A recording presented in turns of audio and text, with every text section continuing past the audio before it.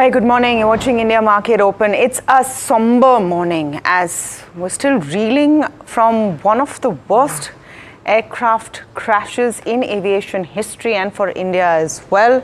241 people dead, one lone survivor, and the implications of this all still working their way through the news cycle. Absolutely. And Tamanna, I mean, this is something which, what is going to be key from here on is to understand where the glitch is, because if things continue like this, I mean, aviation is something which is under a scanner from here on. Yeah. I mean, you have a whistleblower who had already mentioned things like this with regards to Boeing in the past, right? Yeah. So I think things will have to be done because clearly, I mean, a loss of 241 people. That's shocking visuals there.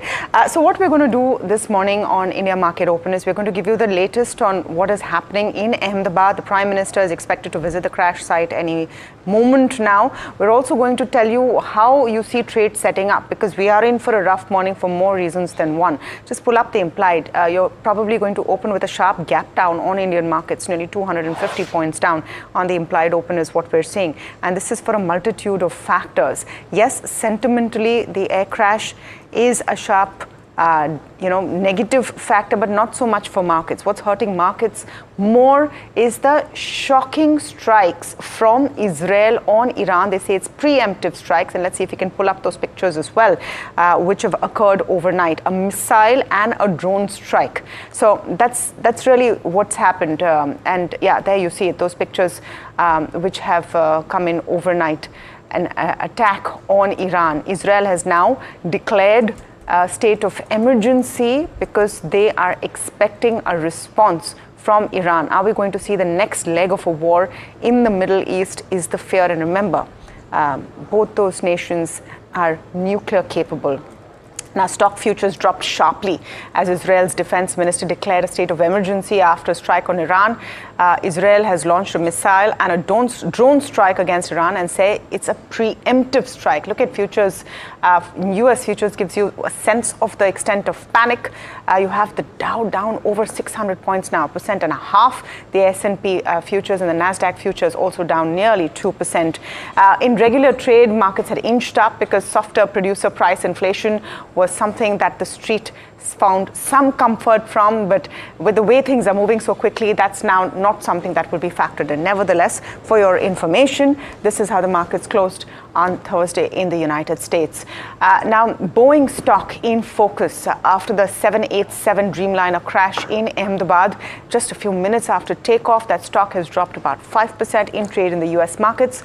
But one focus has been the producer price index. That data, that inflation data, has increased just 0.1% in May versus a forecast of 0.2%.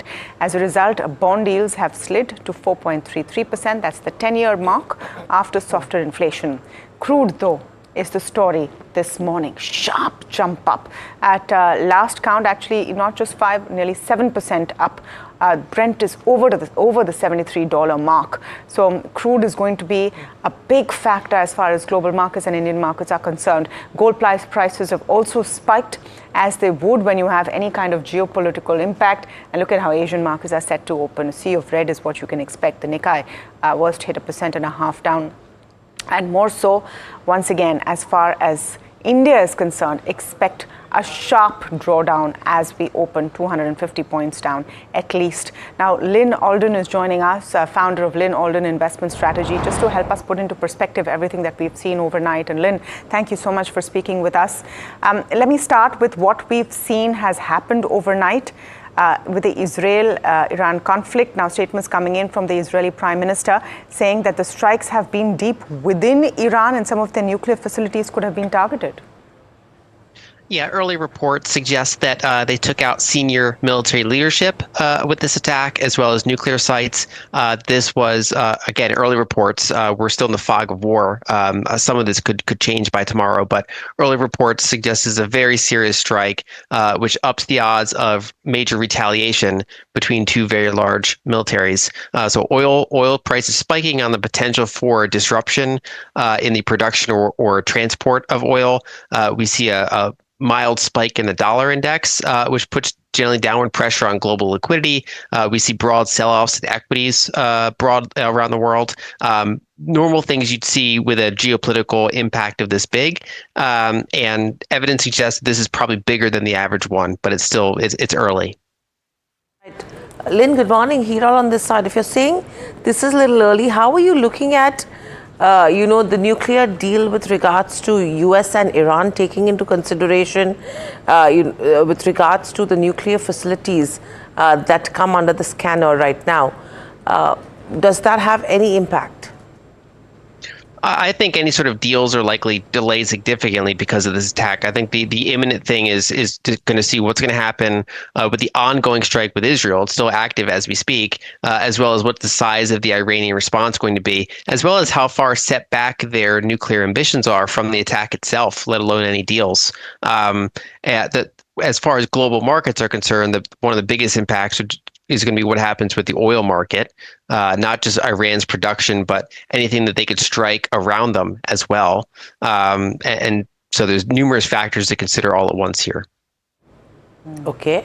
And taking the dynamics into consideration, where are you seeing crude from here on? Because you've seen crude jump from $60 to almost $70 per barrel. But would you say now you will have to look at 70 to 75 for the remainder of the year? Or would it cool off and come down to levels of 60, 65?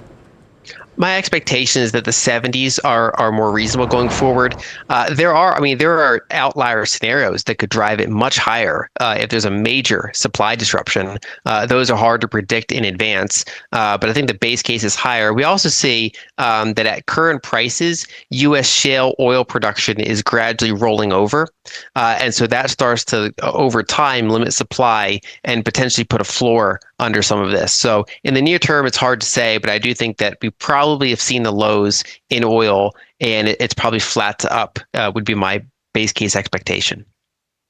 To give you a sense of how global markets are panicking, Brent is now about 9.5% up, at already nudging the $76 mark. So this is only going to get worse before it gets better. Lynn, just to get a sense of the impact that we could continue to see on US markets, if any, and then emerging markets as a fallout of what happens, because we don't know if this is Israel nudging Iran to de-escalate. This is something that the Trump administration wants.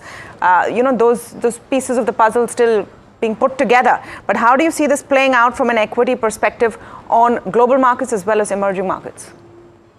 Right. I think you have to consider two different scenarios. The one more probable scenario is hopefully that it remains somewhat contained. The ongoing conflict does not, for example, cut off a vast swath of global oil supply.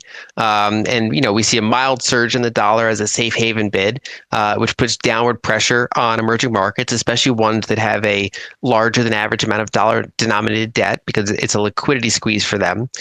So the base case is it's a troubling period for markets, but very much par for the course, just kind of all at once. And then there's a lower probability, but this is still early. It's hard to say what the probability is, but a lower probability scenario that there's more of an outlier scenario that oil could go up $20 or more if there's major supply disruptions as a result of war. And how do you predict ahead of time what war is going to be? So what a lot of the price action is doing is it's pricing it in somewhat like an option. It's basically saying we don't know what's going to happen yet, so jump the price of oil, sell off assets, and then as information comes in, if it's escalating or if it's de-escalating, that'll of course begin to reflect reality. But I think overall, oil was already kind of oversold, and kind of the geopolitical risk premium was taken out of it. This certainly put it back in, and I think this is a more reasonable price range for it than it was in recent weeks. So, Lynn, taking these dynamics in terms of crude into consideration, the impact you're going to see on the dollar index, what levels will you be tracking on that? And in turn, how do you see it impacting emerging markets? So far, the the bid for the dollar is fairly weak considering the magnitude of the issue. And this is after a pretty bearish day in the dollar over the past 24 hours. My expectation is that while the dollar is getting a bid, I would not expect it to be as high as we would normally see in risk-off events. So I think it could go up a few hundred more basis points potentially, but I would generally fade some of the more bullish outcomes on the dollar. And therefore, I think that's not as bad for emerging markets as one might expect. I think that many emerging markets still have very attractive valuations. Many of them are well positioned for a pretty volatile dollar going forward. And so I would be a buyer on dips of emerging markets from this. Wouldn't try to predict what's going to happen the next week or 2 weeks just because it's hard to say at this point what the war is going to do. But certainly major sell-offs in emerging markets, I would generally fade those and I'd be willing to buy those. Okay, thank you so much, Lynn, for giving us that perspective. It's a wait and watch situation for sure. Just a couple of views, brokerage views coming this morning, and it's truly turning into a very tough Friday. This morning, OMC are in focus. MK says oil continues to be volatile, geopolitical risks and trade developments. Because of that, and I mean, in fact, this note, I would say, is not keeping up with what's happening right now because things are moving so fast. But they're talking about the move from 60 to 70. We're now at 76. Let me go across to what CLSA is saying as well. And what their view is, they say India's LNG demand falls in April on elevated prices. Early estimates of power demand in June indicate year-on-year decline in gas demand. Lower gas demand likely to hurt first quarter FY26 volume growth for GAIL, GSPL, Petronet and LNG. Again, this is before everything that's happened on the Iran and Israel front. So we'll wait for more updated views coming in at this point. One more thing, I think we don't have the graphics yet on JP Morgan and oil, where an attack on Iran could spike oil prices to $120 is what they are saying, driving US CPI to 5%. So that, though, you know, in terms of the base case, Tamanna, they are still maintaining low to mid $60 for the rest of 2025 and $50 for rest of 2025 and $60 for 2026. But in the interim, $120 per barrel with US CPI spiking to 5% is going to be a strong number to watch out for. Okay, let's get to what you can expect through the day here. You want to start with the trade recap? Yes, so in terms of trade recap, I think overall it's been an interesting day of trade because you have auto consumption and fertilizers that will be in focus today. But yesterday's session, overall, from a market's perspective, it was a pretty somber trade. We broke those crucial levels as well. 25,000 was the psychological support that the markets were watching out for. But Harsh, in terms of individual stocks, where was the action? Yeah, let me first, in fact, try and sum up the FI-DI numbers as well. The net sell on the FI was 3,831 crore yesterday. So around 3,800 crore was the net sell. The net buy on the DII and some bit of impact even on the back of all the blocks that came on stream, right? So you want to kind of factor that in as well. But the net buy was around 9,400 odd crores. Flows were impacted by block deals both in Asian Paints as well as MapMy India.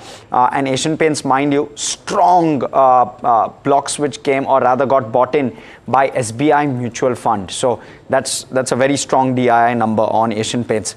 But let me bring in how the markets did. One, it was another difficult expiry day for markets. We slipped over 1% in trade. From the highs of the day, we closed 300 points lower. So that spike that you see at the start of the day, from there till the bottom, we have closed 300 points lower. No big contributors to the fall. There were 43 stocks in the Nifty 50 which declined. So no major movers impacting the Nifty. The breadth on the NSE was also weak. All sectoral indices closed in the red except the healthcare index, which was just about in the green, frankly. The bank Nifty marginally outperformed the benchmark. Realty, financial services, auto, metal were the four indices which faced the most amount of pressure. That's on your screen, including the Nifty India Defence as well. Saw some bit of pressure.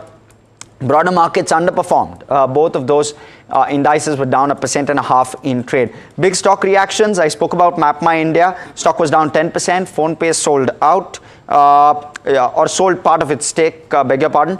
Paytm declined. Finance Ministry clarified on MDR, so a 7% decline. BSE and CDSL further declined 5% odd. Second straight day of losses for the BSE. Tanla gained as they considered, as they are set to consider buyback. You had Sterlite, SCPC gaining on the back of order wins, and you had Asian Paints, which gained as SBI Mutual Fund lapped up a 3.5% stake from Reliance.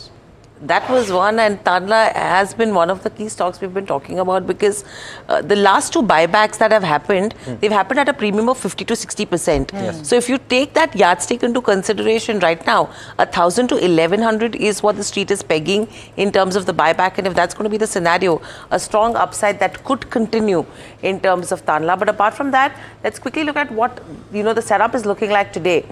We will be watching out for auto consumption and fertilizers. The reason these sectors will be in focus is on the back of the CPI number that has come in at 2.8% in May, which is getting below that 3% mark, and it's the lowest that we've seen since February 2019. Now, this number was led by food, clearly marks in a sign of moderation in inflation as well, and it should give consumption and impetus, and this will be particularly on the rural front. So all your entry levels in terms of automobiles that could be in focus, your consumption pack that will be in focus, and agriculture companies that will be in focus as well in terms of today's session. Overall, taking the weekly expiry into consideration as well, we sharply ended lower by around 1% on Nifty 50. There was profit booking at higher levels, and this was coming in at around levels of around 25,200.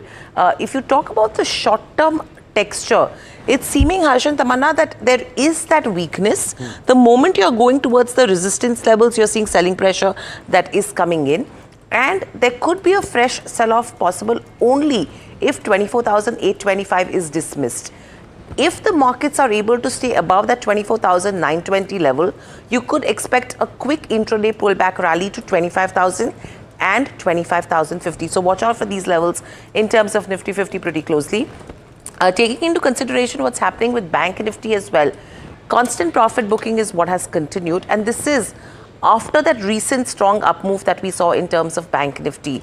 Last 4 sessions, the profit booking has helped the index to cool off from that overbought condition, which is a positive sign for Bank Nifty as well. So from here on, the anticipation is that there could be some bit of buying that could again restart with regards to where the BFSI space goes. So overall, your rural focused consumption names that will be in focus in terms of today's session, and levels we already know what we're watching out for. I'll reiterate those as well, levels that I see, but some of the factors, and Harsh, good to have you on India Market Open on a very somber day. It's really turning into a frightening Friday, frankly, with a whole host of things. You've had the crash yesterday. Yes. The aftermath of that still going over, a conflict in the Middle East that could really blow up. And one freak accident, Sona Comstar chief, Sanjay Kapoor dying at 53 of a heart attack after a bee sting. He had an anaphylactic shock. So just so many factors all coming together. Yeah, it's been a couple of days. In fact, a tough 18 odd hours, frankly, and we'll be curious to obviously know how markets open, even though that's the last thing on our minds, but frankly the show must go on. But that's what we're here for. So these are some of the factors you need to watch out for. I would say the Israel-Iran conflict will become one of the single biggest factors that we're going to be seeing moving the markets today in India as we are over the world. There's already a growing geopolitical uncertainty. So in terms of stocks and spaces and sectors, watch out for OMCs, watch out for paints.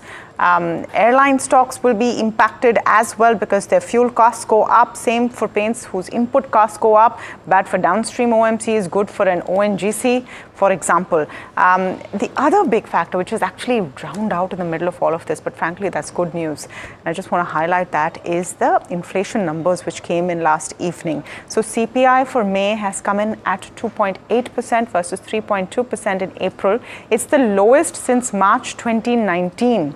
Food inflation has hit a 43-month low of 1% in May, and part of it because of base effect, but nevertheless, it gives comfort on the next policy, also perhaps giving us an interest rate cut, or at least by Q4 we could at least hope for another 25 basis point. Meanwhile, the Nifty snapped a 6-day gaining streak, has closed 1% or 253 points lower. Small and mid caps fall second day in a row, underperformed the benchmarks. All sectoral indices closed in the red. Realty, oil and gas fell the most. Now, Nifty has taken support from a 21-day moving average, fell below the 24,900 mark. For the upcoming session, 25,150 to 25,250 zone will be critical resistance. Though today, I don't know if you'll reach those resistance points, frankly, because fundamental factors are outweighing technicals today. The zone of 24,860 to 24,735 provides near-term support to the index. So 25,220 at the upper end as a resistance, support at 24,700 we can hope for. Then the Bank Nifty, meanwhile, has fallen a third day in a row. PSU banks continue to suffer. Resistance at 56,550 and support at 55,750 is what we could properly see. Right, so let's quickly now look at the F&O highlights for June 12th as well. Now, clearly the traders have added shorts as the index has snapped a 6-day gaining streak, which we already mentioned about. Your Nifty June futures are down almost 1%, and this is coming in at a premium of almost 49 points. Now, let's understand what the FIs are doing at this hour. You have FIs that have remained bearish, and this is indicative from the short positions that they have been adding as well. Overall, if you talk about the positions as of June 12th, 80.5% shorts versus a 19.5% longs, and that's the way the FI positions have been divided so far. Taking into consideration the long-short ratio as well, that is indicating a bearish tone for the markets. The fear gauge, which is the WIX, that has inched up. So if you talk about the levels that you're watching out for in terms of the WIX is also pretty interesting. Yesterday, we're still at around 14. We are below that 15 psychological mark. From here on, does that spike in today's session is what we need to watch out for. In terms of the Nifty levels, 24,500 is the first support. And if that is broken, 24,200 becomes the second support level that you should be watching out for. And on the resistance side, 24,900 is the first resistance that you will see. Apart from that, 25,000 is the second one that you should be watching out for. So, Tamanna, I mean, we are talking about levels right now, but the fear and now Israel, Iran, what it could mean for crude, what it could mean for the dollar index, and then in terms of emerging markets is what we need to watch out for. Yeah, so it's kind of overshadowed everything on the levels. I mean, we're talking about 24,700. I don't know where it's, going to sit. You're probably going to see a bit of a bloodbath today. I mean, Brent, right now, you were talking about 8, 9%, 12% right now. Oh, wow. 12.5, yeah. Oh, wow. So, yeah, that's minute by minute. Even your implied open deepening minute by minute, 300 points down. Brace for impact. Today is going to be a very, very tough morning from an equity perspective. In terms of stocks, one winner that I can see because of high crude prices in Brent with a 12% uptick would be ONGC. Logically, HPCL, BPCL, Asian Paints, Interglobe, all perhaps going to see some pain coming in because their input prices will really, get impacted. You are going to see that across the board in terms of sentiment as well. Yeah, Brent is right now at 78. I mean, the kind of surge that we're seeing in the last few minutes is shocking, nearly 13% up even as we speak. So that's going to be the big story, frankly, all over.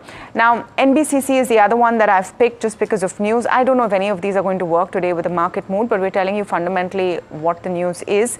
In terms of NBCC, good news for the company. The company received work orders in 4 states. Orders valued at an aggregate of 518 crores. These are for construction of permanent campuses. Order book as on March 2025 is 1,20,000 crores odd.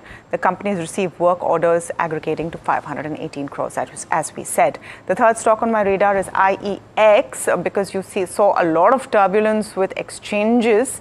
Now, UBS has come out with a note where they've maintained a buy with a price target of 285 rupees. That's a 47% upside. That's why I picked this. I think that's a thumbs up for it. The trigger is that MCX NSE have been given SEBI approval to launch electricity derivatives. They see meaningful potential from additional revenue stream. MCX NSE likely to enter into an agreement with IEX. The revenue share model could be 10% or step up model for a volume range. So benefit IEX is what UBS sees. Right. So apart from these three names, Tamanna, what I'm watching out for today is a Torrent Power, and this is because they've got a 300 megawatt wind project win. This is a significant positive for the company because Torrent Green Energy, they've got the LOA from Solar Energy Corporation of India. Overall, the order is at a tariff of 3.65 rupees per kilowatt, and the project is worth nearly 2,650 odd crores.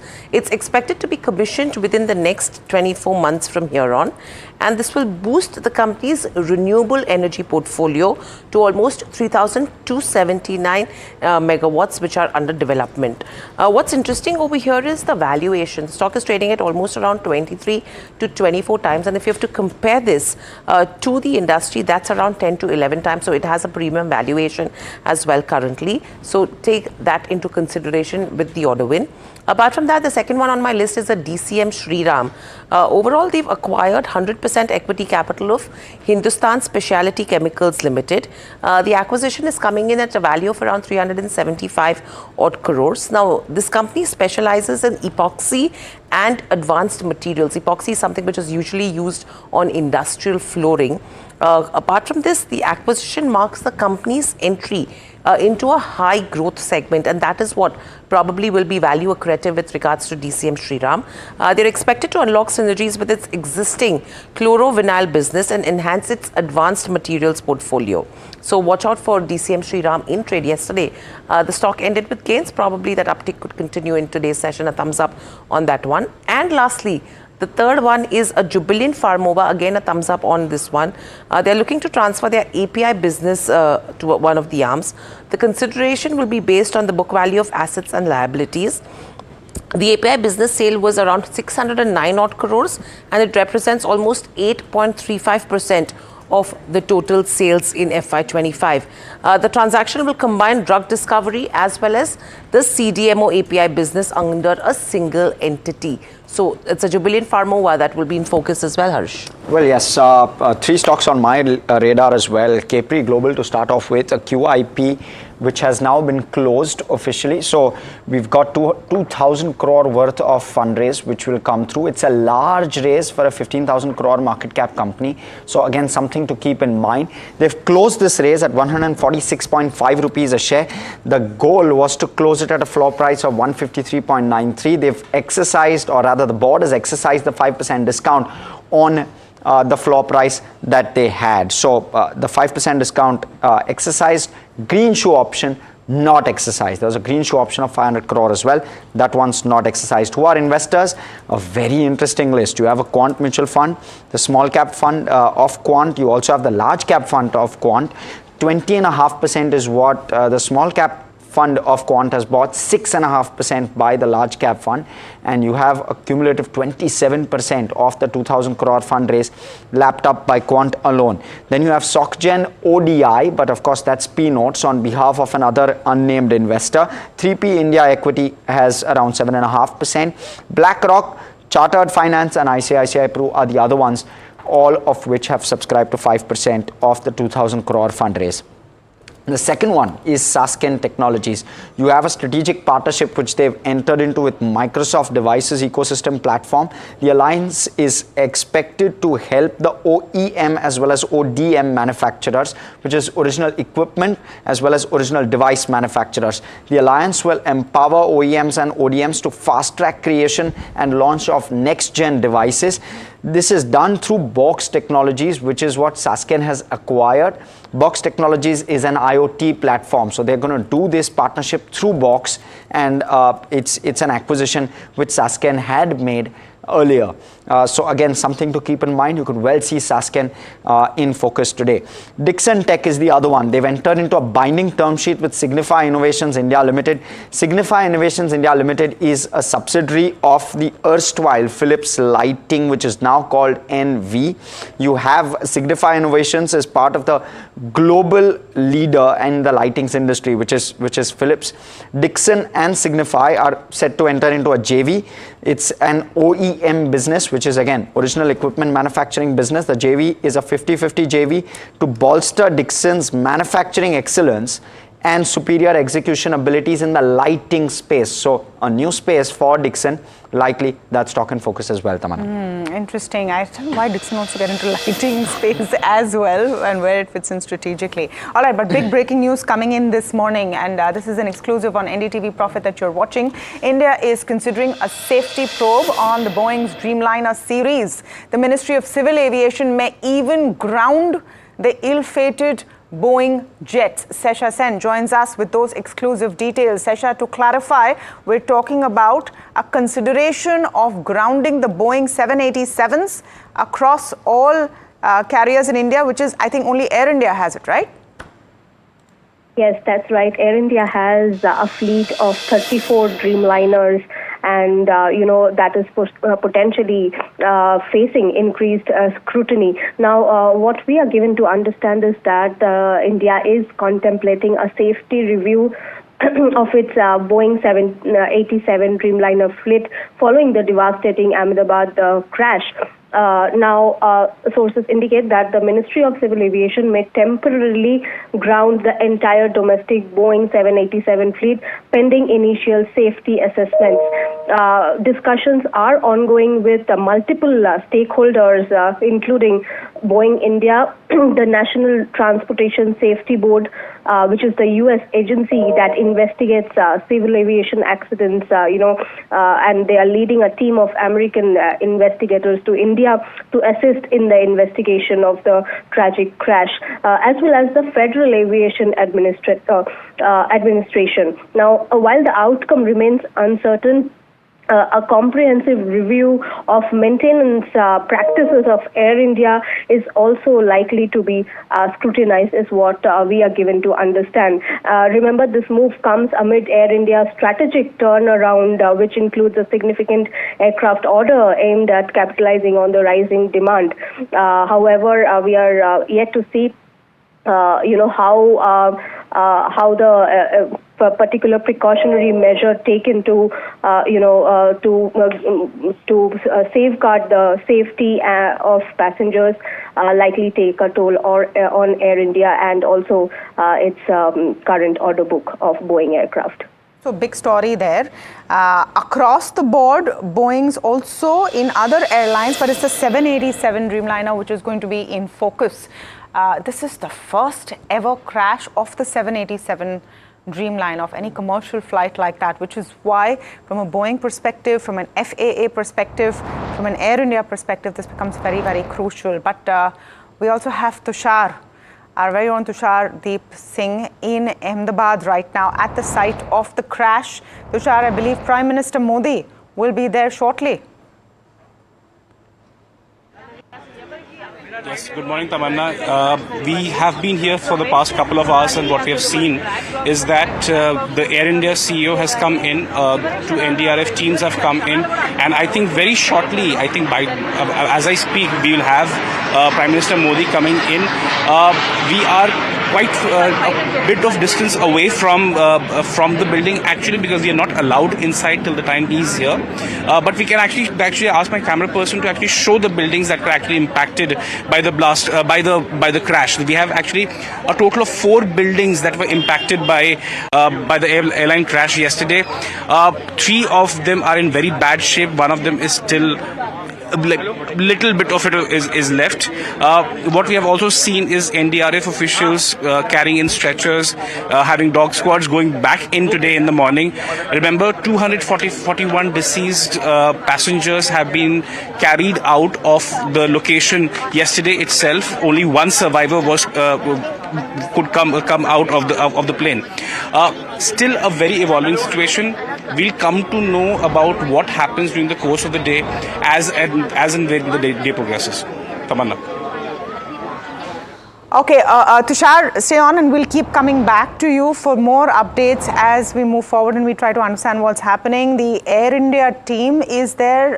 We saw the Air India Chief Wilson Campbell there. We spoke with N. Chandrasekaran, who's the chairman of the group, and he has arrived in Ahmedabad as well. You're just getting a voice who understands the aviation industry very well. Jitendra Bhargav, former ED at Air India, joining in now on the show. Mr. Bhargav, very somber morning, and just horrific what's happened with the crash. I mean, we'll keep the conspiracy theories aside because we're not the experts. We'll wait for the black box and the investigations to go over. The whole world is looking at it. But from the perspective of just faith in a Boeing 787 Dreamliner, for the average passenger, that has been crushed. No, you see, let's put it this way. This aircraft is a modern aircraft, has a good track record, and as you very rightly said, the first instance of the aircraft being involved in an accident. Now, we really can't judge at this stage as to what happened because it was bright visibility, good visibility there yesterday, and the plane, when it took off, couldn't go beyond 675 feet high altitude and then came hurtling down at great speed. Since it was fully fueled to go to Gatwick Airport, naturally it aided the fire that the aircraft was engulfed in. And then, of course, we know about the tragedies on ground because once it fell down and there was nothing open ground where the pilot could have probably steered the aircraft, and that just did not happen. A very, very horrific incident, sad day for Indian aviation, sad day for Air India. And for all of us who have worked for Air India, we also feel very dejected, traumatic about it. Right. Mr. Bhargav, this is Harsh here. There's plenty being spoken about what could have transpired. Do you believe that there is a concern with regard to the way Boeing is currently being governed, and is there justifiability in grounding the entire Boeing fleet at all? You know, Boeing has not covered itself with glory for the last few years. Yes. Particularly with the 737 MAX episode, and earlier the whistleblower had come forward on how they've been getting approval from the FAA, etc., and all the technical issues that they've got. But when you look at the aircraft, it's been flying. And now if we were to take a knee-jerk reaction and say we are going to ground it, what purpose would it serve? If Dreamliner aircraft, similar aircraft are continuing to be flown by other airlines in the world. Clearly, the direction or the advisory must come from Boeing aircraft. And if I can take you back in 1989, early 1990, I would say, when the A320 aircraft crash took place in Bangalore, there was a knee-jerk reaction on grounding of A320s with Indian Airlines. And then we all know what happened, the losses mounted, and et cetera, et cetera. So I would ideally allow Boeing to take a call on it because Boeing has basically interest in all airlines which are operating Dreamliner aircraft rather than DGCA taking a call on it because the expertise needed for taking such a bold decision, such a mega decision, rests with the engineers of Boeing company rather than, I would say, DGCA, which does not have the wherewithal, the expertise to take a call and say it would be a knee-jerk reaction if they say, please ground Air India, ground the aircraft. Indigo, incidentally, has also is ordered on lease 6 Dreamliner aircraft. I don't know the current status, whether some of them have joined the fleet or not, but Dreamliner also has. So it's not going to impact just Air India, but also Indigo's plan for flying globally to European countries. Mr. Bhargav, good morning. Hiral on this side. Taking into consideration history so far and the kind of exposure Air India has to Boeing, how big an impact will it be in terms of Air India's brand? And now that you have Tata that has come in as well, what would you have to say on that bit? You know, every accident is a setback for the airline involved. Because this one-off incident that comes in, sticks in public memory, and because this accident took place in broad daytime, so naturally it's being played out on television, the plane crashing with all the things available, which will leave a mark on the viewers for a long time. But then in aviation industry, we don't look at a one-off incident, but look at the track record that the airline has. For example, accident per million passengers flown or accident per million takeoff and landing that an airline has achieved. So we must look at it, and as we all know, that the investigations have started. There are Boeing is associated, DGCA, then you have the Safety Board of United States, probably UK is sending a team also because there were a whole lot of UK nationals on board the flight. So you will get it. You know, there's a standard operating procedure.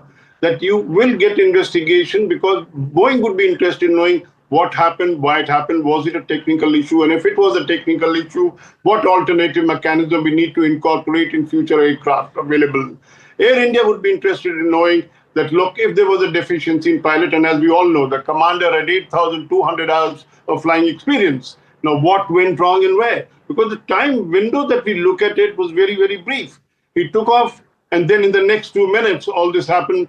So the cockpit voice recorder, the black box, will probably give us an indication of what transpired in the last few seconds or minutes between the pilot, commander, and the co-pilot, and the cockpit crew with the ATC as to what happened. At the moment, we are clueless. Some people are suggesting it's a bird head. Somebody said, look, the engine failure. Some said the flaps did not open, it couldn't take off. But I would, as an former airline person, not hazard a guess or speculate as to what happened. Let investigation get completed. Let investigation get completed. That's important. All right. Meanwhile, there's so many angles to this, and we want to cover all of them. And one of them, thank you so much, Mr. Bhargav, for speaking with us. Pleasure as always. But the other very important part of this is Boeing.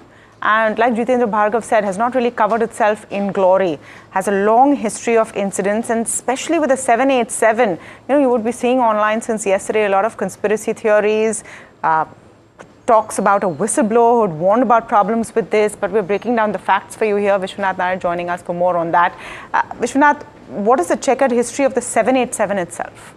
Right, so the 787, which is now nicknamed the Dreamliner, has had a bit of a nightmarish past. If you look at what is available, what the Dreamliner essentially is, it's a wide-body airliner, and it's called the Dreamliner, of course. The 787 has three variants, the 787, 8, 9, and 10.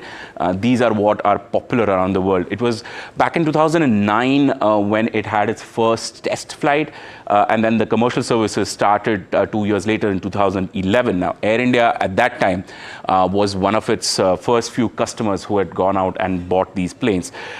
These planes are powered by either a General Electric or a Rolls-Royce engine. In India's case, it's a General Electric engine. And currently, over 1,100 787s are available with companies across the world, aviation companies across the world at this stage. Now, as soon as the 2007 launch happened, then the problem started quite immediately. It was in January of 2013 when Japanese airlines reported that they had two planes which faced sudden electrical fires. In the same month, an empty plane that was owned by United Airlines also reported fire while it was parked. Soon after that, the FAA stepped in because, of course, this is an American company that reported these fires, and the FAA announced that a comprehensive review needs to be taken in this case. They also ordered complete grounding of all Boeing 787s. Soon after FAA's order, other major regulators, including the DGCA, which is the Indian Aviation Regulator, announced that all 787s need to be grounded. This is January of 2013. Boeing at that time also announced that they're going to halt deliveries of the planes because obviously there were a lot of issues, technical issues in the plane. Then comes May 2013, which is when DGCA finally clears the 787 for takeoff. Soon after that, of course, by December of 2013, Air India started reporting multiple issues with the plane. Air India actually reported 136 minor glitches in the plane, and a team from Boeing had to come in and support the maintenance and repair mechanism. Over the years, Boeing's also gone through a bunch of regulatory scrutiny over the 787. In April of 2024, the FAA started investigating whistleblower complaints in this matter. What the FAA said is that over 126 whistleblower complaints had been received against the Boeing 787. One whistleblower specifically spoke about the substandard manufacturing and the maintenance issues in the Dreamliners. And then, soon after that, two whistleblowers ended up being dead while this entire investigation was going on. It's only last evening that the FAA put out they proposed a new airworthiness requirement because of the issue with transponders in the Dreamliner. And I also want to list major incidents that have happened actually as far as the 787 is concerned. Back in March of 2024, a LATAM flight which was flying from Sydney to Auckland reported severe turbulence and then had to land quite immediately. The United Airlines Singapore San Francisco flight in May of 2024 also reported significant issues. You had the Qantas Rome Perth. After that, the American Airlines Tokyo to New York in the November of 2024. And then just a few months ago, in January 2025, Etihad's Melbourne Abu Dhabi plane, the Boeing 787, also reported severe turbulence. Remember, in all of these issues, there has been no loss of life. However, passengers were injured in some of them, and that's a significant number of incidents for one variant of a very popular jetliner. Okay. Thank you for that, Vishy. Now, this tragedy immediately puts a spotlight, of course, on the Boeing 787 Dreamliner involved. Its safety has been under security, especially after the whistleblower, Sam Salehpour, last year publicly alleged serious assembly defects due to the company prioritizing profit over safety. Listen in to what he said then. In a rush to address its bottlenecks in production, Boeing hit problems, pushing pieces together with excessive force to make them appear that the gaps don't exist, even though they exist. The gap didn't actually go away, and this may result in premature fatigue failure. Effectively, they are putting out defective airplanes. I repeatedly produced reports for my supervisors and Boeing management demonstrating that the gaps in the 787 not being properly measured or shimmed in two major joints of the 787. Evaluating from Boeing, I literally saw people jumping on the pieces of the airplane to get them to align. I call it the Tarzan effect, among other improper methods. Again, I raised concerns internally. I was sidelined. I was told to shut up. I received physical threats. My boss said, I would have killed someone who said what you said in a meeting. And then this is not a safety culture when you get threatened by bringing issues of safety concerns. Okay, so this is where it gets a little spooky, to be honest. Now let's look at the Indian Airlines exposure to Boeing. Mahima is in fact joining us with more details. Mahima, across the board, and we're not talking just about the 787 Dreamliner, how many of the Indian carriers are flying Boeings? Right. So to start with, Indigo, they have major exposure for Airbus, but still they hold around 14 Boeing airplanes, out of which two of them are wet lease Boeing 777 and Boeing 737. They hold around 12 aircrafts. For Air India specifically, they hold 27 Dreamliners. In terms of total Boeing aircrafts, that stands at 58, and there's a huge order pipeline also for these Boeing aircrafts. Of course, in October 2012, Air India was the first one to get Boeing aircrafts in India. The fleet includes B787 series, which includes the 7 and 9 series, B777 series, in terms of both 200LR and 300ER. In terms of total order of Boeing aircrafts as of now in Air India, that stands at around 220 out of the total order book of 570 aircrafts. In terms of SpiceJet, that fleet includes around total 32 Boeing aircrafts. The fleet includes counters like Boeing 737-700, 737-700F and 737-800. And lastly, in Akasa, around 29 aircrafts are Boeing aircrafts, and the firm has placed order for 226 Boeing aircraft. So this is the total exposure of Boeing aircrafts in India, of course held by Indian Airlines. Okay, thank you for that. So that's all about Boeing and the aviation sector. But frankly, this morning, the big story as far as the markets are concerned is what's happening with Iran and Israel. And we're learning, as per Bloomberg, that there has been another wave of strikes that Israel has launched on Iran. I just want to pull up the implied open before we take that very short break. Reports are saying Israel has launched another wave of attacks in Iran, nearly 300 points down on the Nifty implied. We're coming right back with more on that. Stay tuned.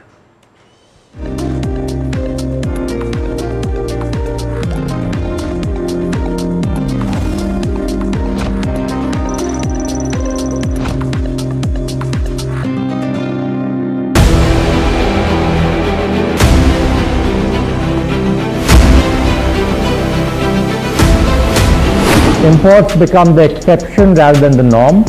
And increasingly we do almost, last year for example, of the contracts that we signed of record 2,09,000 crores, 81% was awarded to the domestic industry.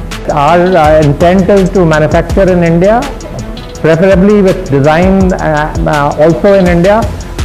I am so elated to be on the same screen as the Defense Secretary, and I get a chance to talk about what he said. In certain areas, like for example, artillery guns and armored vehicles, or in some categories of missiles like the BrahMos and the Akash, we've come of age. What Defense Secretary Sir said is 100% true, and today private industry can really increase their involvement in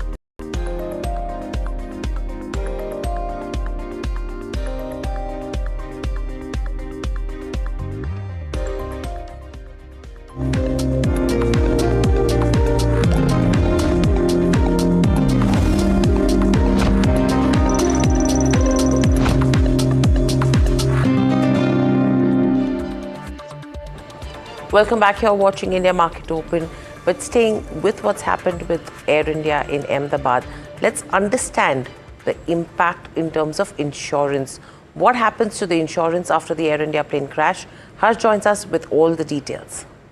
Well, thank you so much. Let me first start off with what could be India's largest expense in terms of aviation insurance claim.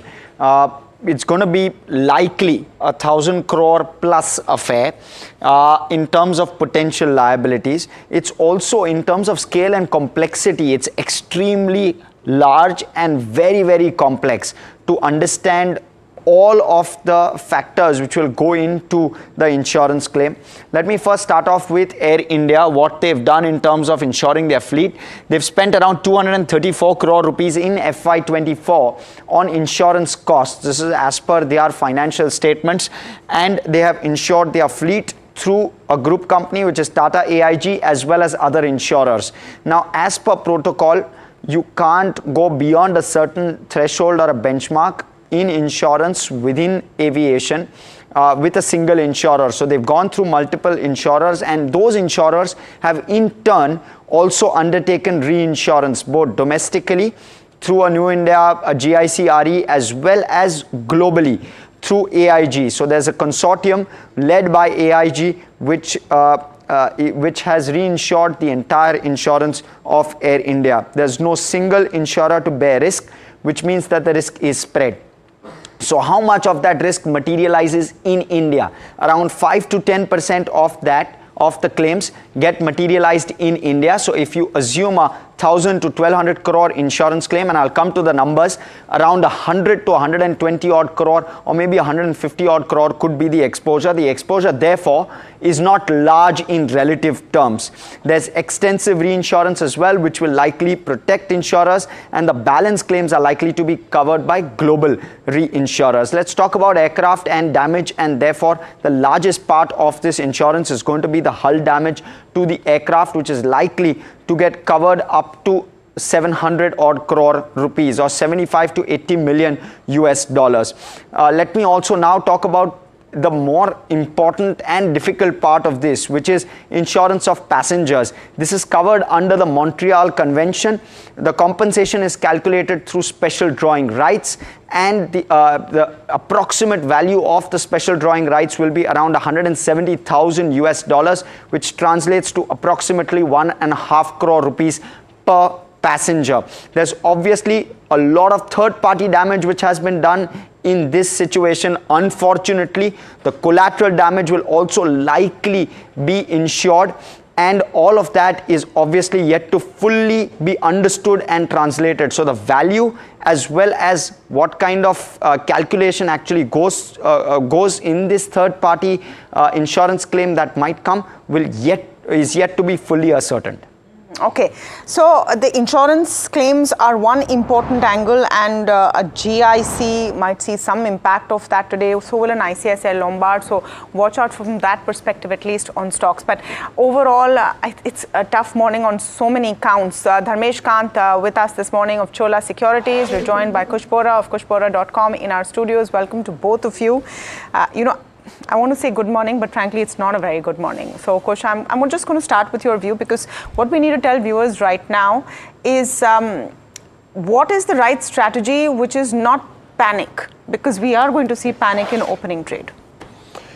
So, just to straight off answer your question, what's the right strategy? Patience and steadfastness. That's the strategy that you have to adopt in a market like this. What a somber end to the week, and the news flow just keeps getting worse, right? And for the more superstitious one, this is Friday the 13th. I think as far as the markets go, the mood and the setup there also remains very somber. I think what's happened is there's been this double whammy. After the RBI bonanza announcement, most of the positives were already factored in. So the upside from there seemed very limited, and now we've had a host of negative news coming in, with the geopolitical tension spiking and the crude price flare up. So I think the negative news is now starting to factor in. We are seeing all of that. Some moves yesterday, and then GIFT Nifty suggesting about a 300-point gap down. So yes, there is going to be pain on the street continuing, but I do see some positives and some silver linings amidst all this as well. First one is that this mid space, which was seeing some overheating, some froth, that is being taken off. I consider that as a healthy sign. Yesterday, the wicks remained close to 14, remains to be seen, where do we open. As long as it remains under that 20 mark, I think we are on fairly okay ground. That should not really set in as much panic. PCR is indicating that it's already in oversold territories at close to 0.68. So any further downside from here will at least bring in a short covering rally. Also, 24,800 was a support zone that we respected yesterday. For the entire month, last 1 month, 24,500 has been the low that was defended. So as long as those support zones are maintained, I think we'll perhaps consolidate. Now the only worry is that in light of no further major good news, at least on the horizon, the recovery might not be a V-shaped one, but as long as we hold some key support zones, I think we are in good stead, and this should be perhaps the base formation for the next up move for the markets. In any case, as I said in the beginning, patience and steadfastness are the cues to, are the ways to go about it. Don't act in panic. But does it make sense to buy at the lowest points? Tamanna, in fact, I will be very watchful for buying at lower levels if the Nifty holds the low that it makes at opening. And I'm not saying that we will see a close in the green, but if we close above the low point of the opening, the bulls will take that as a win, however small that is. So yes, I will in fact be on the lookout for a buy once we open and see where we settle. So yes, I will look for an intraday buying opportunity, on the Nifty, even on the bank Nifty for that matter. That's an interesting one to come in. An intraday buying opportunity at lower levels from a technical perspective. But let's also get in Dharmesh Kant from Chola Securities. Dharmesh, good morning and welcome to the show. As Kush was indicating, that a buy in terms of a dip, if you see finding great opportunities, is what he would be looking out for from a technical perspective. Fundamentally, what is the market telling you, taking into consideration the Iran-Israel issue right now as well, the impact it's having on crude? You have a lot of sectors that get impacted right now.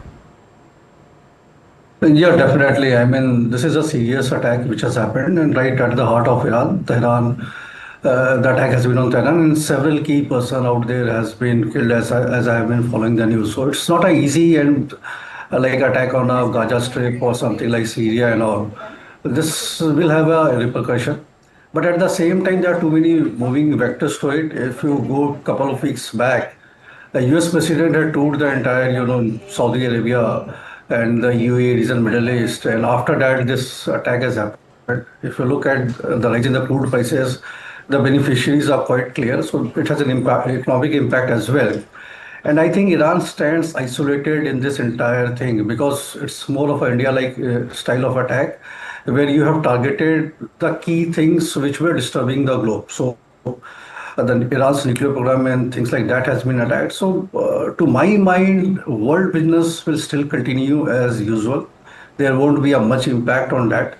And only the oil thing is there, that we have to bear it. But there are too many moving vectors to it. Coming back to our economy, our country, I think this is a very good opportunity to get into quality stocks. If you missed the bus earlier, this is the time to again get back into buying mode, because apart from crude, nothing else disturbs the recent flare up in the crude prices. The economy continues, the valuation fall which was there, which has also pointed out.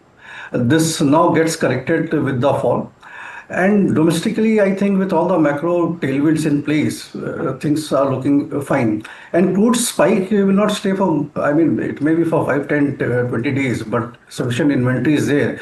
And if you delay your purchases by that, it doesn't move a needle as far as crude prices are concerned for India country as a whole. So these are all speculations in place. The sectors which one should be looking forward is, again, the same: defense, railway, infra, banks, metals. These are front economy facing sectors you should be buying into today. So my suggestion is buy the dip today. Okay, so about, wow, that Nifty implied really dipping over there. What are your picks? Brave man will give picks today. Kush. Or it could also be a short position that you are talking about. It'll be brave to put out a short call as well. Now I have the 300-point gap down, but the show must go on, and dutifully I have picks today as well. One on the long side, one on the short side, so I'm hedging my bets there. Zydus Life, we've seen the healthcare, the pharma pack, hold up, do rather well in this space, in this kind of a volatile time as well. Right now, Zydus is holding above the 200-day moving average. The volumes also had picked up quite a bit in the last 3 to 5 sessions. So with a target of 993 and 1010 with a stop loss around the 965 mark, Zydus is a buy. On the short side, I've got Balkrishna Industries. Again, every rise in this one has been taken as an opportunity to sell. The last 15-day consolidation has also been with a fair degree of negative bias. So on the short side, Balkrishna for targets of 2430 and 2400 with a stop loss around the 2495 mark. Just as a reminder or as a caution, you don't need to act in the first 10, 15, maybe even 30 minutes. Let the market settle, let the prices settle, and then go out and act. And if these levels hold, either the targets or the stop losses are not hit, then perhaps go out and act. But let the market settle and then take a call today. With the kind of gap down opening that if Nifty is suggesting. Yeah, and the pre-open is suggesting this as well. Oh, wow. Just let me quickly pull up ONGC for you. And it's just the first minute of pre-open trade. So all of this will, sort of be very volatile right now. Oil India. Looking at the stocks that are moving up this morning. TBO Tech moving this morning. Ajanta Pharma still showing maybe a defensive play that you could see in Pharma today. Chalet Hotels is moving, but I think ONGC is going to be your top move.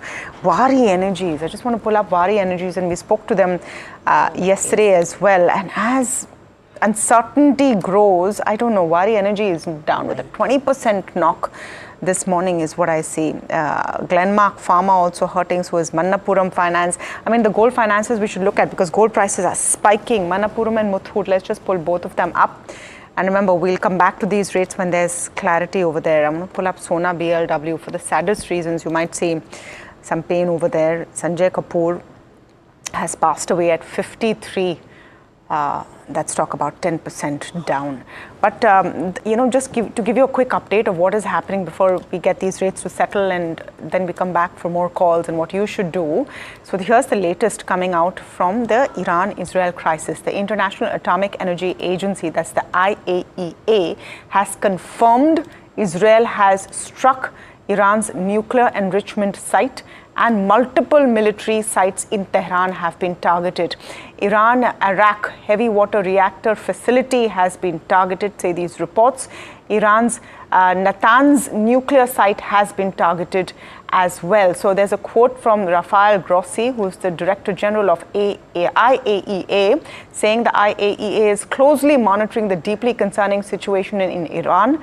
Agency can confirm Natanz site among targets. The agency is in contact with Iranian authorities regarding radiation levels. We're also in contact with our inspectors in the country. So this is turning into a serious situation, and of course the crude prices going up is part of it. I just want to get a quick word from Dharmesh Kant before we get to more analysis from our research team on the show.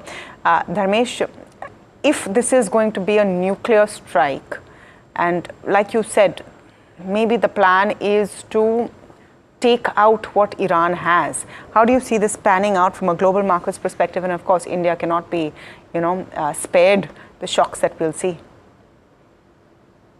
Tamanna, I still believe that this is going to be a more of a polarized and a localized kind of an event, though the repercussions can be very serious in that particular region.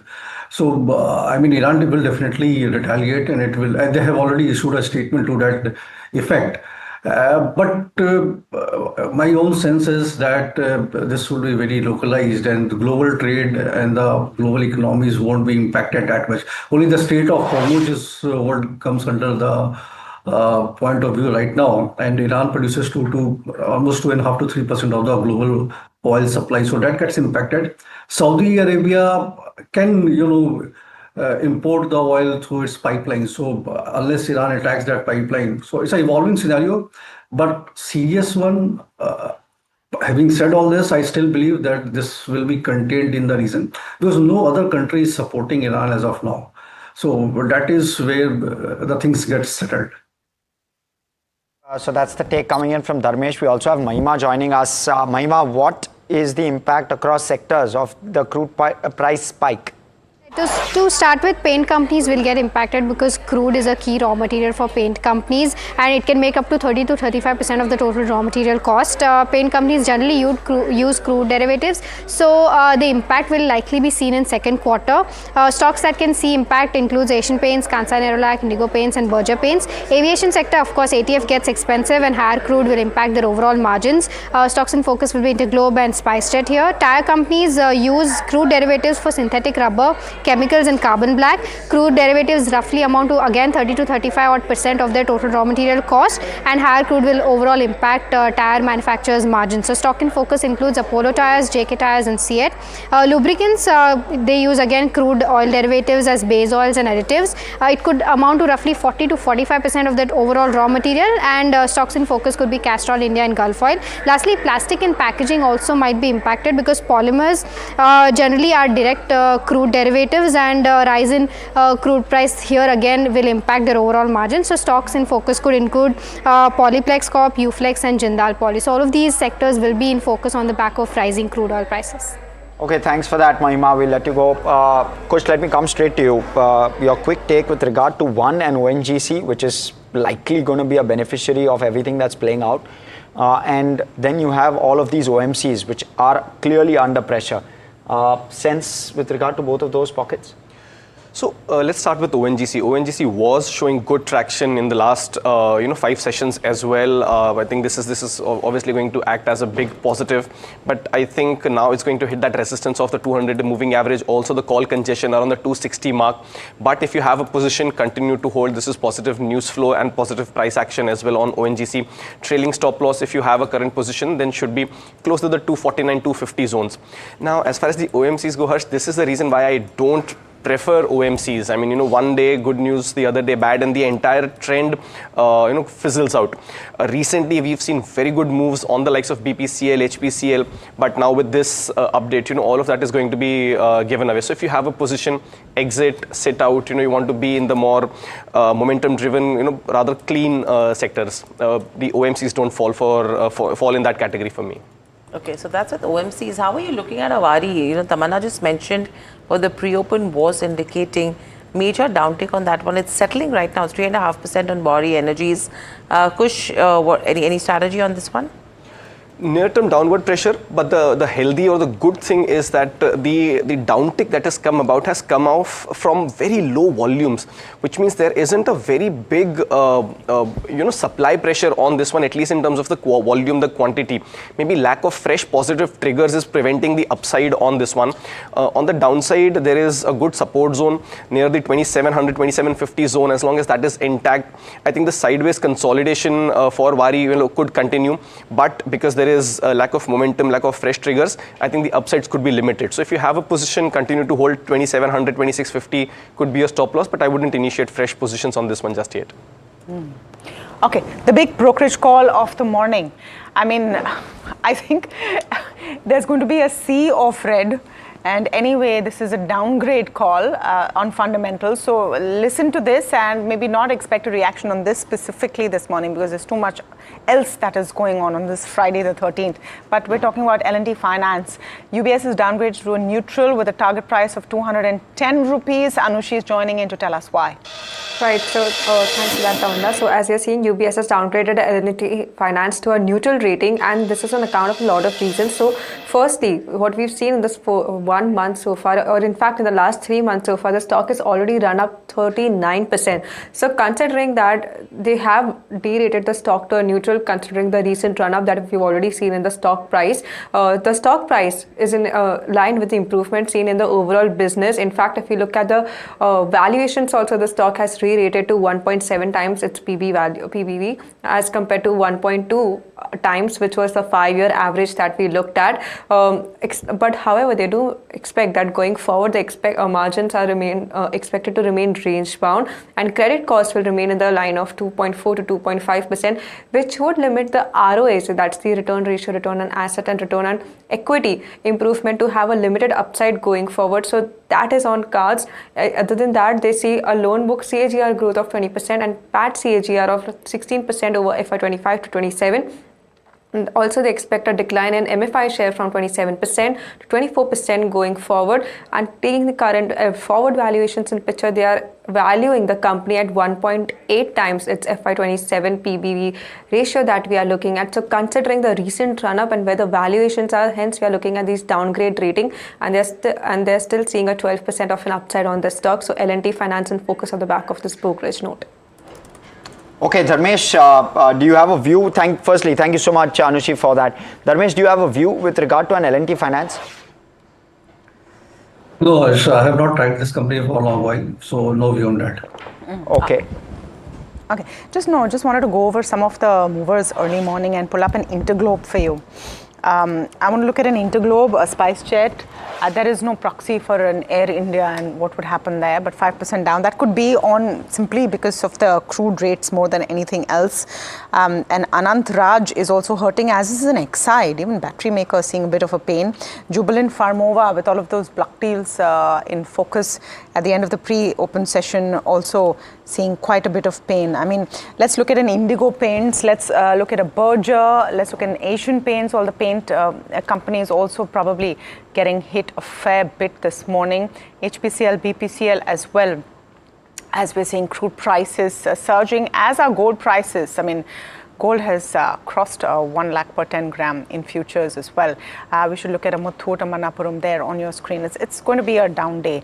I think the only outlier, if at all, is going to be an ONGC and Oil India that could see some kind of reprieve over there as we move ahead. What would be the top call post the pre-open session, Kush? So again, on the buy side, but as I've already mentioned with caution, is Eris Life Sciences. The stocks had a very good run. We did see some cooling off, in line with the markets from the high point of the day. But if you see the overall medium-term structure for this one, very bullish. The volume action yesterday was phenomenal. I mean, there was a very huge jump up in volumes yesterday on Eris. So any kind of a pullback towards the 1700, 1725 mark, if at all it does come to that, should actually be taken as a buying opportunity. We've discussed this multiple times, on the channel as well as a call. So if anyone's holding, you should well continue holding on to this one. So I will look for buying opportunities on Eris Life Sciences on dips. Buying opportunity in terms of Eris, but let's also get in Pulkit Agarwal, Head of India Content, S&P Global Commodity Insights. Pulkit, good morning and welcome to the show. Hiral on the side, and a pleasure to speak to you at NDTV. Taking the Iran-Israel situation into consideration, the kind of impact it's had on crude right now, 12 to 13% up move. We are bracing for almost $80 a barrel right now, it seems. How are you looking at it, and what will be the levels you will be tracking? So yes, there has been a big jump in crude oil prices, on account of these attacks, and there is a large amount of risk premiums currently built into the prices right now. What is being seen on the screens, but the risk premiums could sustain, and that is only if the fighting and the sanctions continues to threaten crude oil exports out of Iran. Iran, as you know, is while it is under sanctions, but there is still a large flow of crude oil that flows out of Iran, mainly into China. So and it stands at about 1.5 million barrels per day, which is quite considerable. And if that is to stop, there is major direct implication on flows. Of course, because of this geopolitical event, there is a regional there is a regional implication as well, and things like freight rates and tanker insurance premiums and all of those things get hit as well, which translates into a broader market impact. Okay, Pulkit, Harsh also joining in. Pulkit, how much can US control in terms of oil price? Because obviously inflation over there is a concern. They will not want any large spikes over prolonged periods of time, right? And hence just trying to understand sustainability from that perspective of the price of oil. Well, that's a broader policy questions, perhaps, which is for the policymakers to answer. An event like this, and this is purely based on the anecdotal frame of references. Such events has a knee-jerk reaction on prices, and prices do jump up quite considerably in the immediate aftermath. But if things de-escalate quickly, the prices also sort of de-escalate quickly. So it's to be seen on how the situation pans out in the next few hours or days, or perhaps weeks. Okay, thank you for that, Pulkit. We'll have to get to the markets opening, and we're bang in time.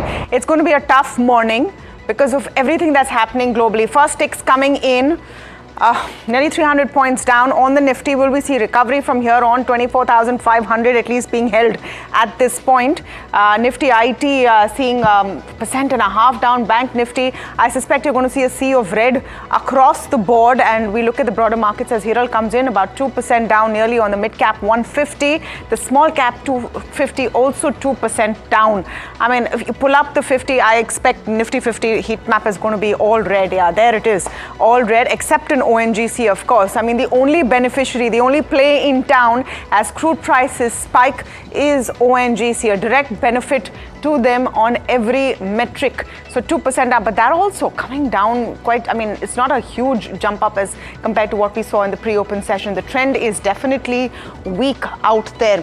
The worst hit over here, L&T, Shriram Finance, M&M, among others. It's going to be an overall down day, but the range you can see is up to a 3% drop. On a day when so many events have taken place, I would say a 3% drop is not necessarily the worst thing.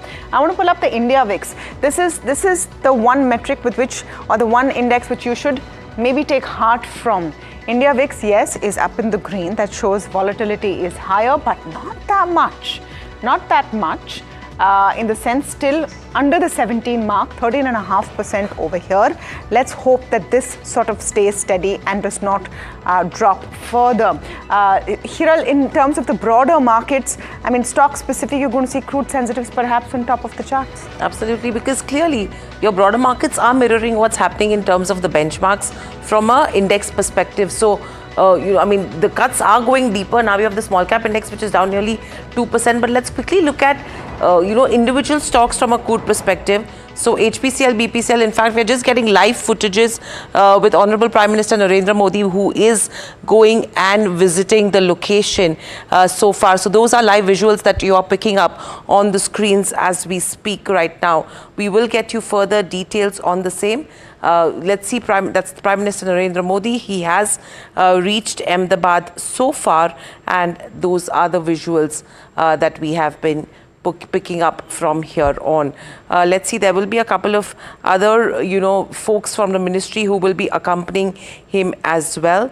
overall, he actually earlier entered the first building of the crash site. That's what we've been picking up from our reporters from there on. And now he's visiting the Air India crash site so far. Those are live visuals that we are picking up right now.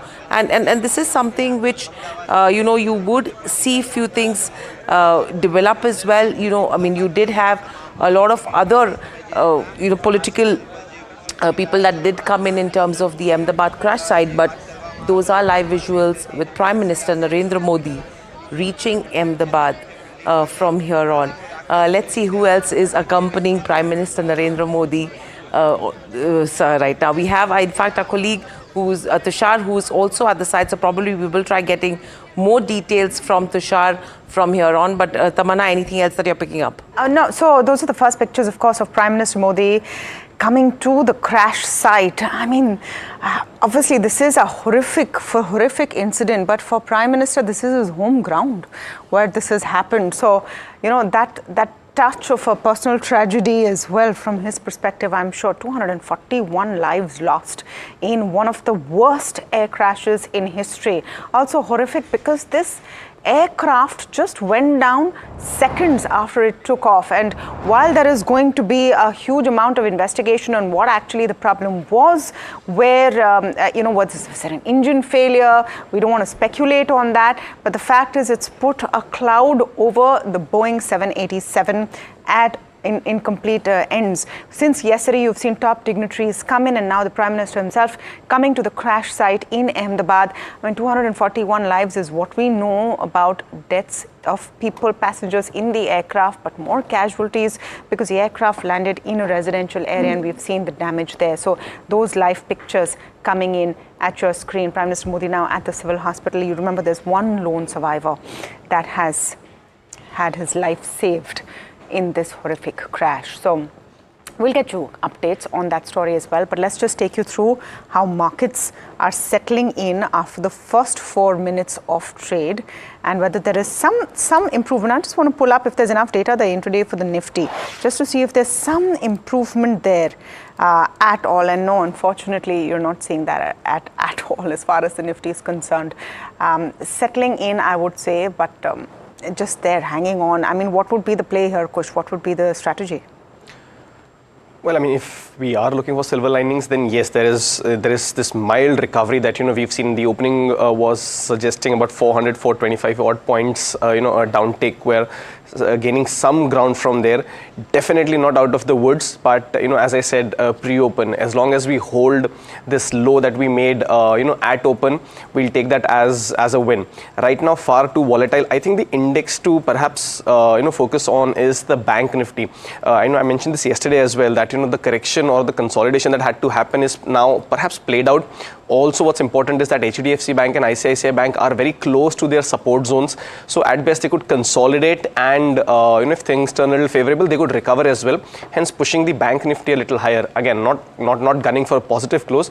Just saying that it could outperform the Nifty today or maybe in the coming week or so as well. So bank Nifty is the index that you want to perhaps keep on your radar for a long play.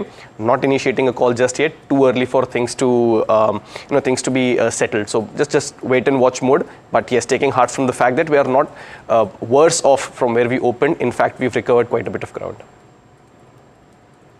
Okay, Dharmesh, your quick take with regard to how we've opened, and of course there's certain pockets which are under pressure, but a mild recovery as well at play. Would you at this point be a buyer in any pocket?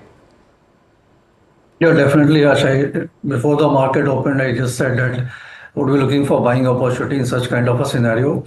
And as Kush also pointed out, banks are the safest play to buy into. I mean, you can have a mix of both public sector and private sector bank, to name a few, like Axis Bank, Bank of India, or Bank of Baroda. As a combination, one can buy into this kind of a market. I don't think it's very negative for Indian market and Indian economy. Whatever is happening, it may have certain, slight, skirmishes around. But sustainability of crude prices for how much period is the point to be answered as of now. and I don't think it's going to last for more than a fortnight. So volatility will be there in the crude prices, and I mean, paint company, tire company, and all, they all have their inventories in place. They won't be buying crude today to get their raw material in place. So that hedging mechanism is always there. When you speak to management, this is what they say.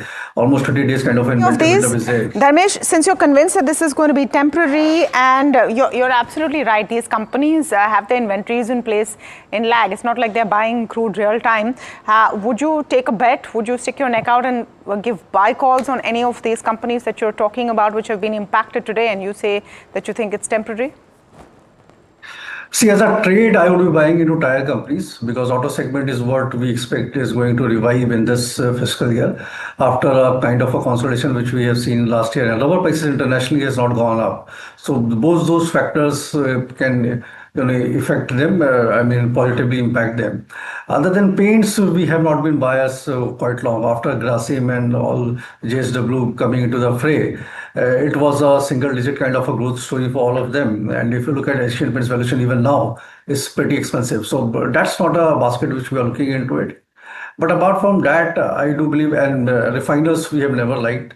So it was always a cyclical trade. ONGC, Oil India, one can still go ahead as a trade for some time, but again, it's a trade. Investment by only tire companies, auto ancillaries, automobiles looks a good bet at this point of time. Even airlines, I mean, today if this fall because of multiple reasons which are surrounding them, one can definitely look into buying into Interglobe Aviation from a long-term perspective. It's certainly placed. I would avoid SpiceJet, but Interglobe Aviation, yes. Would you buy an Interglobe?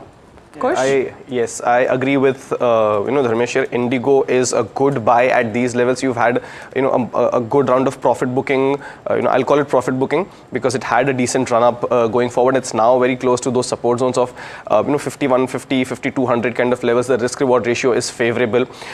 You might not again see a very immediate sort of an uptick on this one, but for let's say a month or maybe slightly longer, this seems like a good bet. As I said, risk reward ratio fairly favorable. 5000 strong support zone. Keep that as your stop loss, and then again on the way up you're looking at 5450 and 5600 as the targets in a month, maybe two. But yes, the risk reward ratio is now favorable. Whatever cooling off had to happen has happened on Indigo, and at these levels it does seem like a decent buy. Kush, you spoke about private sector banks. What about PSU banks? Because that's where the pain seems to be slightly more accentuated. Could that be an opportunity? A Canara Bank is down 5%, for example. So Harsh, that's been the key contention. What's happened is that HDFC and ICICI of the world have had hit resistance zones and then perhaps cooled off from there. But the kicker that had to come from the PSU banks didn't really come about. They had a brief phase where they did have their 15 minutes of fame, and you did see them shining, but the follow through was missing. So I'm a little skeptical on the PSU moves just yet. But within the pack as well, if I were to pick one, I would still go with the SBIs and the Canara banks of the world, these two. Bank of Baroda move, not really too sure. So I would still stick to the private banks. PSU banks, maybe once the trend starts to turn once again, we'll see them as a trend play, as a momentum play. That doesn't seem to be shaping up just yet. So no PSUs as of now. Let's pull up BSE, CDSL, MCX, IEX, all these exchanges that have been in focus over the last couple of trading sessions. You have BSE, which did see a major hit yesterday. CDSL also under pressure. IEX seeing cuts of around 2%. Dharmesh, how would you advise to play this entire exchange play? Though you just have an MCX which is up 1.5% versus the others under pressure today. Yeah, as far as exchange plays are concerned, I think it's time to take profit. Even if you are an investor, I mean, it's run its course. All the valuations are pretty high. But capital market plays are still on. So one should, now be a bit of a differentiation has to be made between capital market plays and exchange plays. So MCX, BSE, IEX should be avoided as a new buying strategy. Trading buys you can still get, but I don't think they are, from here they would be a wealth creator. But one should be looking into, capital broking firms like IIFL, Motilal Oswal, and Nuvama Wealth and all as a aggregate buying opportunity. So that mix is still, workable. Okay. I think Kush has a play in terms of exchange players. Monday, start of the week, we did discuss that, how the entire, exchange play, be it ICX, MCX or BSE, was overheated and was due for a profit booking. We saw that for the last 3 sessions. BSE looked good around the 2600 mark, be it for a very brief while, but, that was the low that it hit, 2650 thereabouts today. So now I think it's shaping up for, the next up move from here on. Although I do agree with Dharmesh that, they tend to get overheated very soon. But I think the cooling off has happened, the profit booking has happened, and dare I say that this could well be the theme for the markets as well in general, and this mid space in particular. Considering that we are in a bull run, the profit booking sessions and the downtick sessions could be sharp, but could be shallow, and we might recover from there. Some signs already on stocks like BSE and MCX and Nifty also right now gaining some more ground. So yes, I do believe that there is a profit booking around the corner which is happening, but it could be sharp and shallow. Yeah, in fact, a good point on the Nifty. Not looking half bad, a bit of recovery from where we opened, and that's the point you made before the open, that if the Nifty recovers from its lows and closes, of course we'll wait to see what happens by closing above its lows, then you are in a position to perhaps go long. Absolutely, and some pockets, like we've already discussed, the pharma space was anyway doing well, but now I get more constructive on the banking and the financial space. LTF, I was a little surprised to see, a neutral or a sell call. Perhaps I don't recall exactly, but LTF is shaping rather nicely. It's had a good run over the last week or so. This is profit booking. So AB Capitals of the world, LTFs, these are some of the stocks that you want to put on your radar in terms of a buy. The entire space could do well, even if Bank Nifty and the banking stocks consolidate. I think the NBFC space is where you could see some more traction. So these are some of the stocks that you want to buy, on declines like these. Okay. Yatra online under pressure last 5 days, 4 to 5% is the kind of cuts that you've seen. Is my trip as well, which is down in trade today. That has been slightly resilient over the last 5 trading sessions. Kush, between Yatra and Easy Trip planners, anything that you would like to pick? Between the two, I would actually go out and book a holiday. Okay. None of the two stocks are doing well. You're seeing selling pressures. Ease My Trip hasn't really been on anyone's radar for a buy for a very long time. Certainly not been on mine. Nothing that has happened over the last month, perhaps even 3, that's changed my perspective on that. Yatra, yes, it did see some recovery, but 200-day moving average resistance coming in, sell off from there. But it's not really in that momentum or in that zone, where you could perhaps say that this is just profit booking and things will turn from here on. So yes, I remain more constructive on the other spaces, as I mentioned earlier, like the healthcare space, the NBFCs of the world. Yatra, Easy Trip for now are a very clear avoid for me. Now, the silver lining clearly seems to be that we're off the day's low. 24,473 was the day's low that we've logged. We're currently sitting at 24,620. So 150-point recovery is what we've seen from the day's low. It's a sharp recovery in a matter of 15 minutes. I want to quickly cull that out. I want to also try and pull up the Nifty India Defense Index. I'm not sure if it's in the green, but I want to quickly check. There you go. The Nifty India Defense Index from the low has made a phenomenal recovery, a 1% recovery. Any stocks on your radar, Kush, from the defense space, and what's happening in this one? 1% higher. Yeah, again, short, sharp, these are the kind of falls that you're expecting. I will still, Harsh, be a little skeptical on the defense play. Yes, we are seeing that strength today. We are seeing that recovery today. But I think these stocks had run up quite a bit. So, you might want to wait up just a little more before you buy. I would like to initiate a buy call on BEL. The issue is that, that stock never corrected meaningfully. So if you have, you could continue to hold. But for a buy, I would actually focus on something like an HAL. The downtick on this one close to the 4900, 4850 mark, that's the medium term support zone for this one, is recovering from there. A breakout above 5100 will put it in good state. So I'm actually waiting for a breakout above the 5100 mark for an HAL. GRSE, Cochin Shipyard, some of these names corrected sharply over the last 5 sessions, seeing some recovery, but I will hold my horses, perhaps give it a day more. If this recovery sustains for the day, then yes, they turn into buy for the next week. But for now, the defense space, I'm being very selective, and perhaps an HAL above the 5100 mark makes a good buy. Okay. Defense is actually buzzing today, and what happens when there's geopolitics and that kind of crisis on the anvil.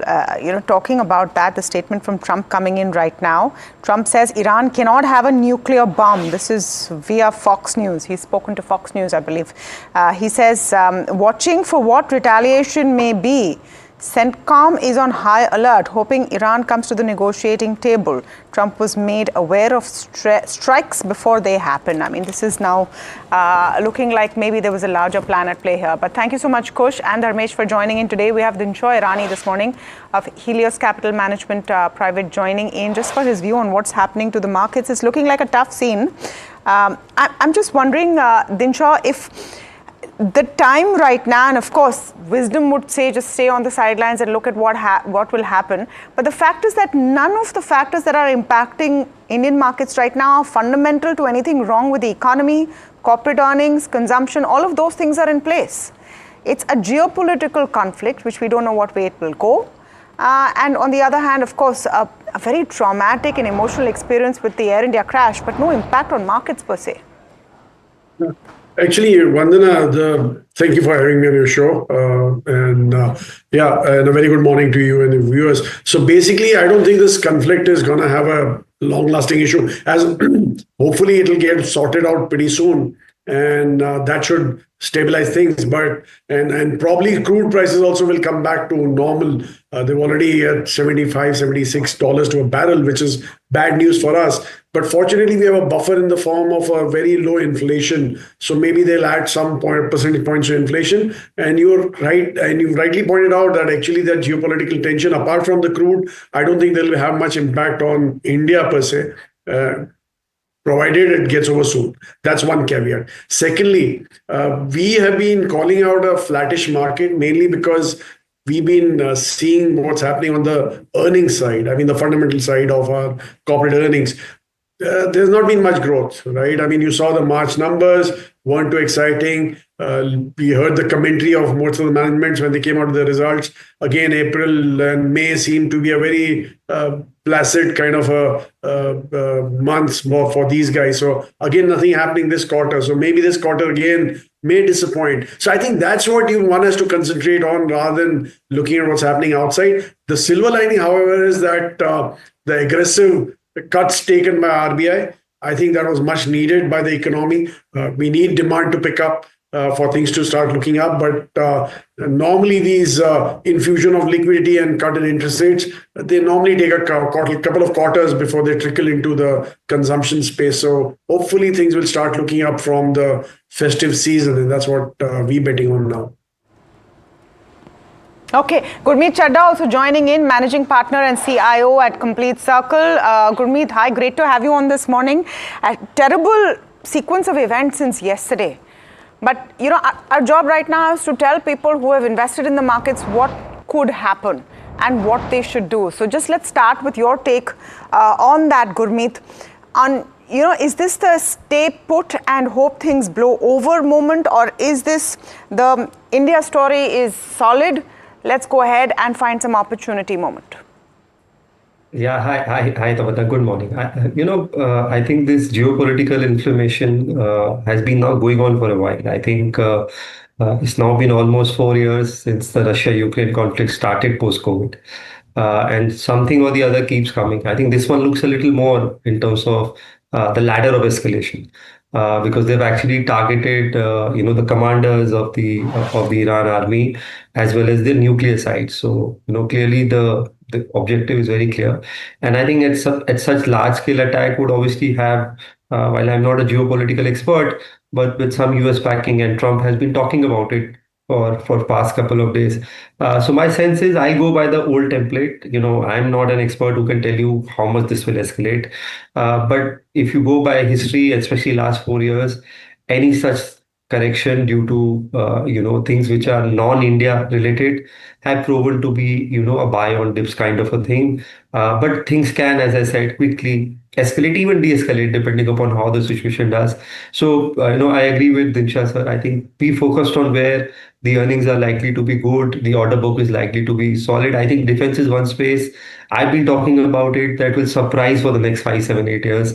I think the export numbers, the kind of level of indigenization we are doing, There was another weapon we tested yesterday on the loitering ammunition side, which had vertical launch, which is called VTOL, which can vertically go up and then land. And that's something which is another thing we have added to the arsenal.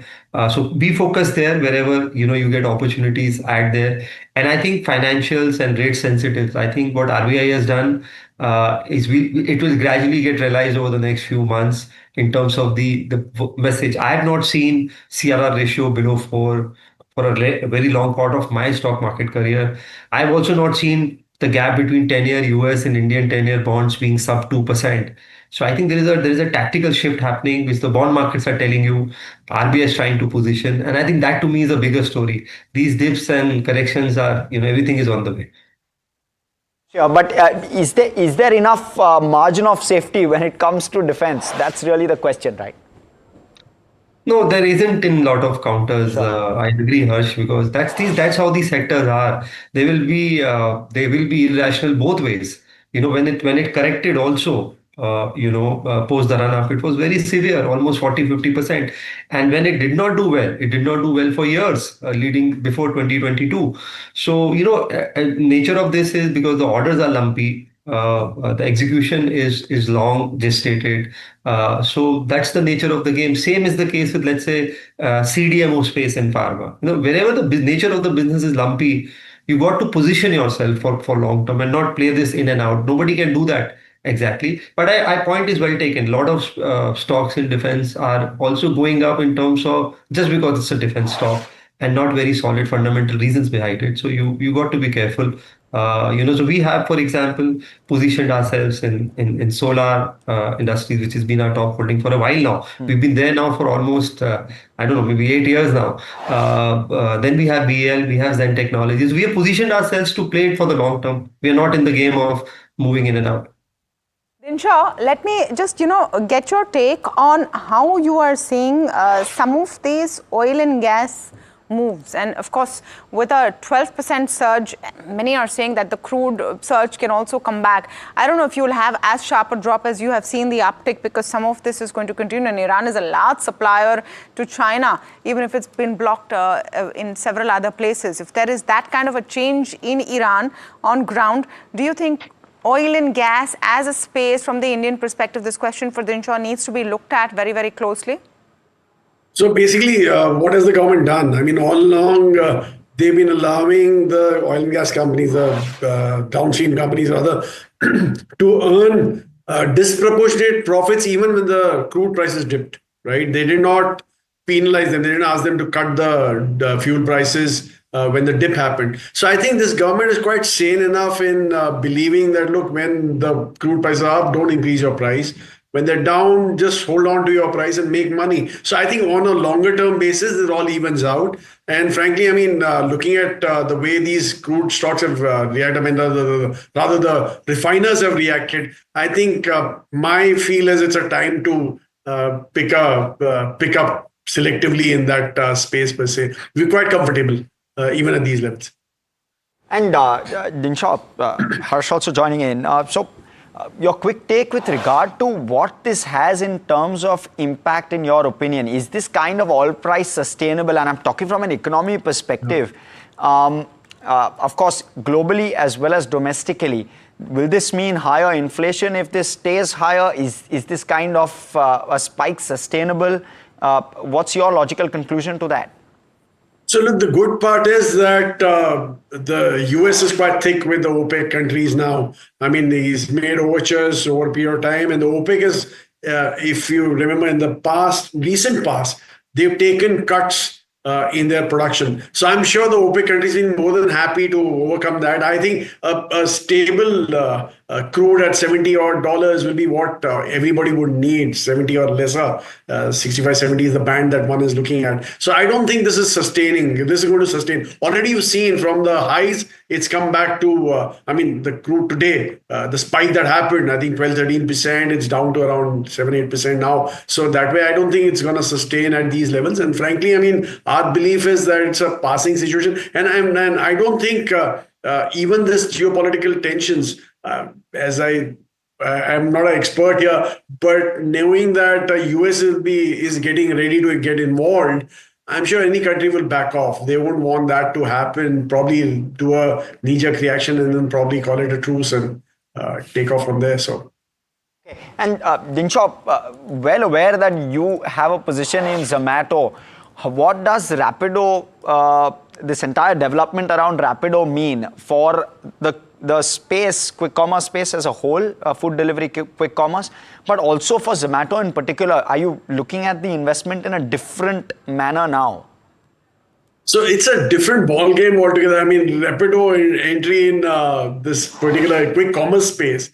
If you remember, Uber tried they do that in US, but India, they failed miserably in the food delivery space. So I don't know how far a quick commerce will work for a kind of Rapido. I mean, they have probably logistics, but what about the kind of dark stores that are needed and stuff like that? I don't think it's going to work out, frankly. I mean, even if you see the board has allowed them only, I think something like $5 million to be burnt, which can be burnt over a few days. I mean, that's the kind of business that these guys are trying to get into. And frankly, I mean, I don't think it's going to be a major challenger.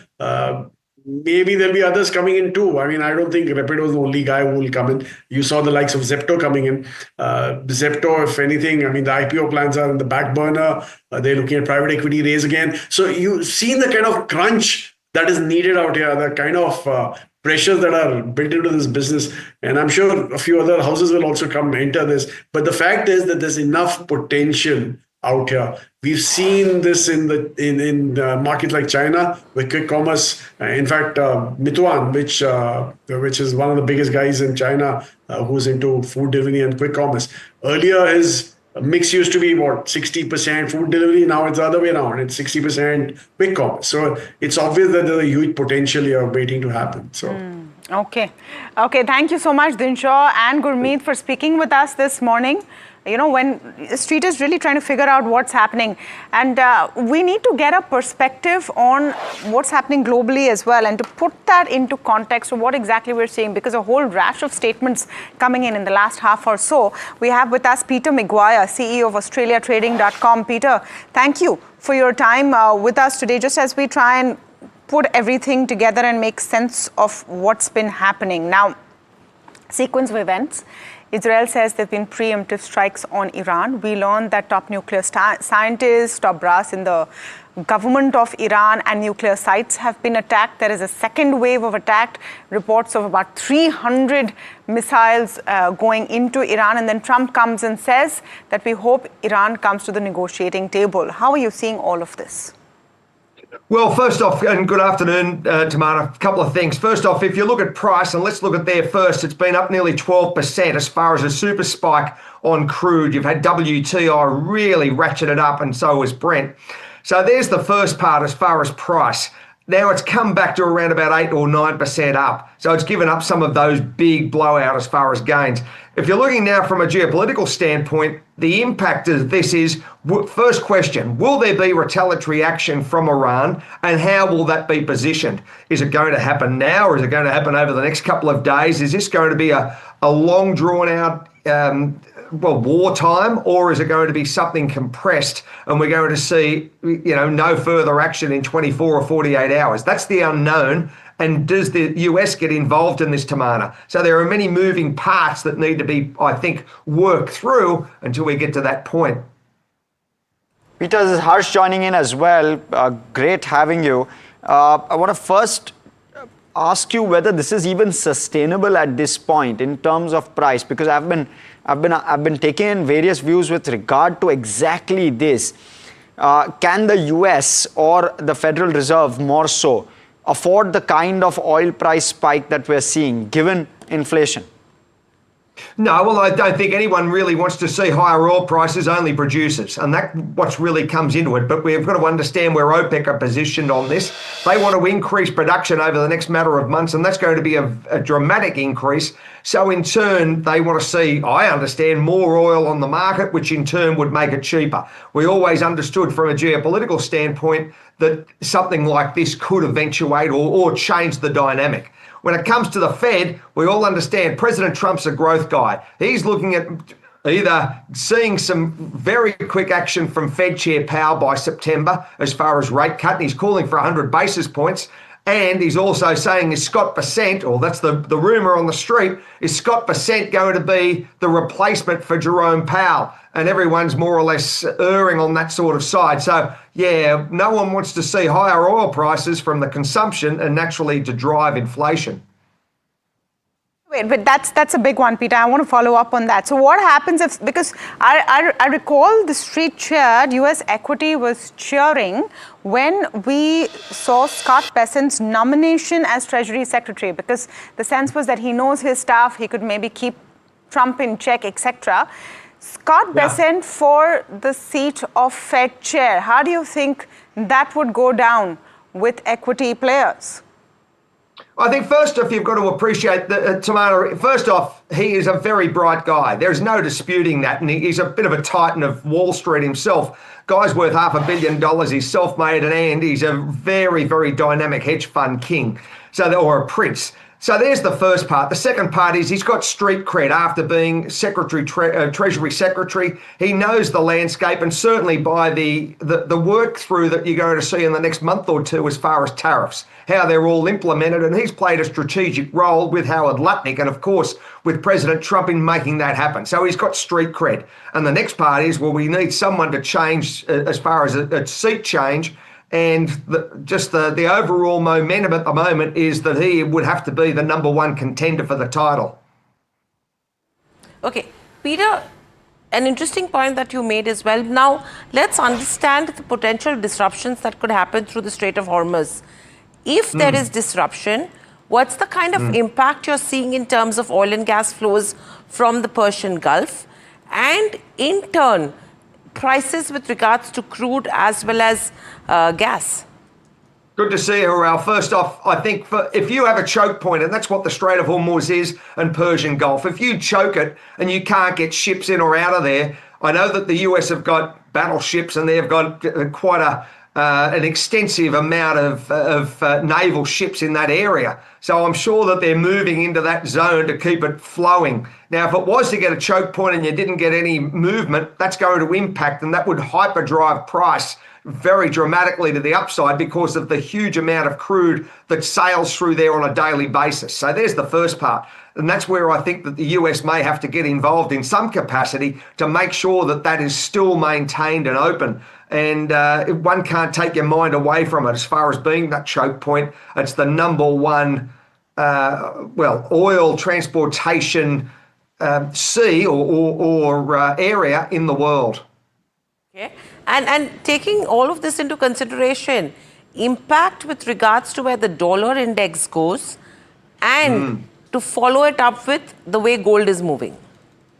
Well, first off, if you look at the 5-year, it's been crunched down a little bit further. You're around that 4.33, 4.4 sort of yield. The US dollar index has had a big hit to the downside, now at 98 or 98.10. So in a situation like this, Harel, I would have thought that the US dollar may have taken a little bit of a bounce to the upside. Let's see what happens as far as the rest of this trading day, and then it moves into Europe and India and Europe and then UK and US. So there might be a little bit of an uptick as far as US dollar if this was to, certainly if it gains traction, US dollar will be a flight to safety, and gold to some extent. So that seems to be where it's going. But the US dollar certainly had a grind down, and I think that you might see a bounce up if this was a protracted military experience. So much, Peter, for joining in, and good to know your perspective at a time when geopolitics is also taking center stage. All right, back to markets. Peter Maguire there, of course, CEO AustraliaTrading.com. Back to markets, Nifty down about 1%, but I think it's safe to say that the panic is waning. You are off the low point of the day. You're definitely, and you've seen a gain of about 156 points from the low point of the day, which is, I would say, heartening to say the least. I'll see if we can pull up Nifty contributors. Just want to see what's giving some strength to the key index this morning, if at all, and it's all defense. ONGC BEL, and Dr. Reddy's, if you look at it as a defensive play, is the only thing keeping things together at this point. I want to pull up the advanced decline ratio before we get into that break, just to see what the market breadth is looking like at 9:51 this morning, and that gap is widening. It's improved in the last couple of minutes a bit, but really can't say either there or here. This is a bearish morning, a Friday the 13th kind of morning for the markets, but things could change quickly. Stay tuned. We're coming back right after this very short break.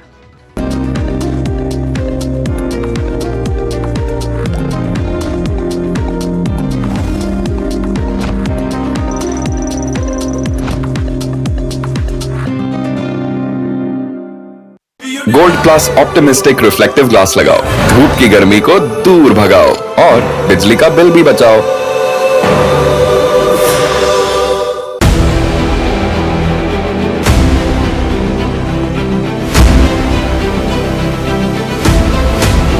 Imports become the exception rather than the norm, and increasingly we do almost last year, for example, of the contracts that we signed of record 2,09,000 crores, 81% was awarded to the domestic industry.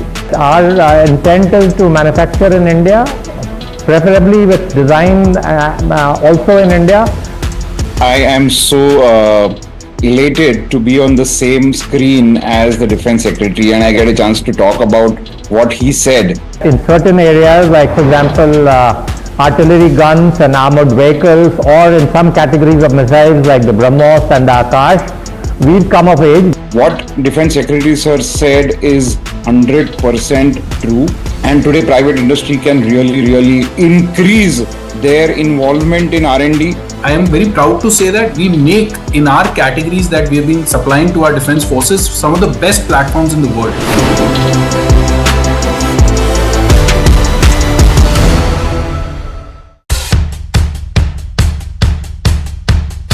The markets move fast. And so should your portfolio. Expert insights, real-time stock picks. Do I buy Ola? Should I hold CDSL for the long term? Buy.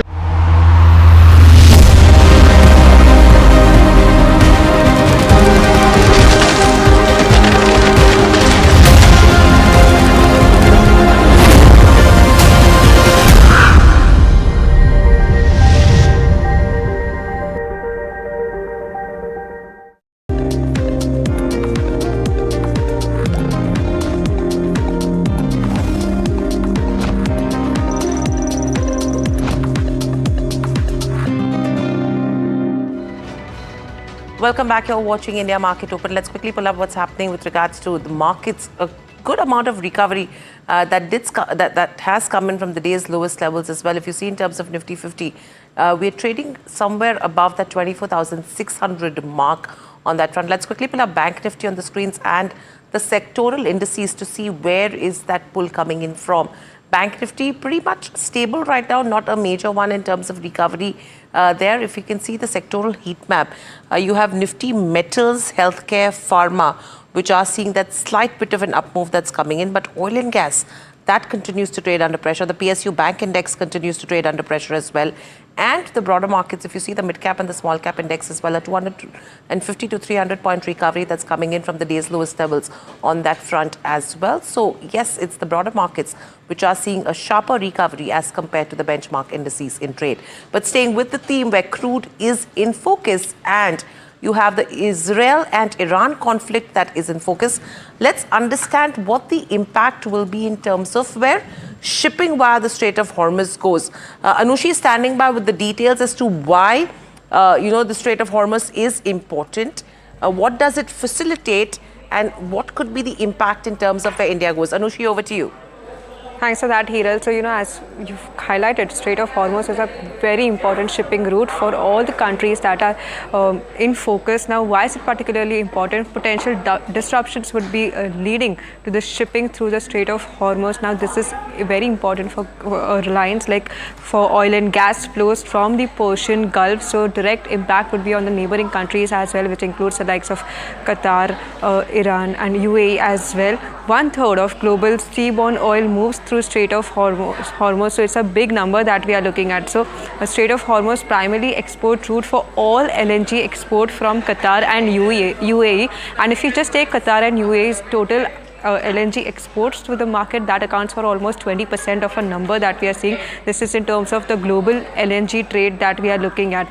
2/3 of India's oil and half of its LNG imports flows via this route. So this would have a direct impact on India as well. India will then have to source its imports from alternative countries and shipping routes via other routes that we are looking at. So that would lead to an increase in shipping cost as well. So how this impact of shutdown, even if this low risk event does happen, how it would impact India? Firstly, the crude oil prices are expected to increase significantly. We just saw the JP Morgan note coming in the morning where they see that despite the low risk event happening, the crude prices may move to the levels of $120 a barrel. So that's a significant upside that we are looking at. Shipping companies may also see higher shipping costs, and this could also be in terms of the insurance costs also, which may see an uptick due to this conflict impacting shipping costs once again. Now, just on that note, what has already been happening is OPEC plus crude output. Now, OPEC countries did agree to hike crude output in July, and Saudi seeks further output increase in August. So, a volatility in crude oil prices is something that we can see. But which companies would be impacted on the back of this? LNG, IGL, and MGL. Now, these are three companies wherein negative impact would be seen in terms of the price increases are concerned, which would directly have a hit on their margin. So, that is something that we should be keeping an eye out for. Shipping companies we should continue to track, like counters like GE Shipping, because that is also under focus. Current impact, however, remains uncertain over it. So we still have to ascertain how this would impact other Indian companies out there. But this is the overall picture. That is what we are looking at, and how this is an important shipping route for India as well. Well, thanks so much for that, Anushi, for all of those details. Also want to quickly look at how markets are doing before we get perspective. The Nifty is now flatlined at around 1% or 250 points shaved since the morning. So not looking as bad as we were seeing in pre-open for sure. Let's look at the advanced decline as well, not just on the Nifty 50, but also on, so there you go. The NSE stats still looking slightly bleak, right, in terms of the breadth, Hiral, in just the way in which the breadth is shaping up. Absolutely. In fact, let's just quickly look at the broader market stocks. We'll just address a few of them which are moving in trade right now. Jubilant, Ingrevia on the back of that block is up around 6 to 7%. Idea Forge. HOEC again on the back of the way crude has been panning out, 4 to 5%. SCI, Shipping Corp of India is another one, 4.5% up to coming in that one. SEPC again seeing profit booking today after the order win yesterday. Indigo, 3.5% down, take Harsh. So you're going to see a lot of action there. Anirudh Sarkar with us now. He's CIO and Portfolio Manager at Quest Investment Advisors. Anirudh, great to have you. And your view on a day when there is a lot of concern and confusion. How are you looking at the events that we've seen in the last 24 hours or so? And I'll start with your view on the Israel-Iran escalation that we've seen. We've seen one side of the story. If there is a response from Iran, do you see the whole situation spiraling? And then what happens from an emerging market perspective?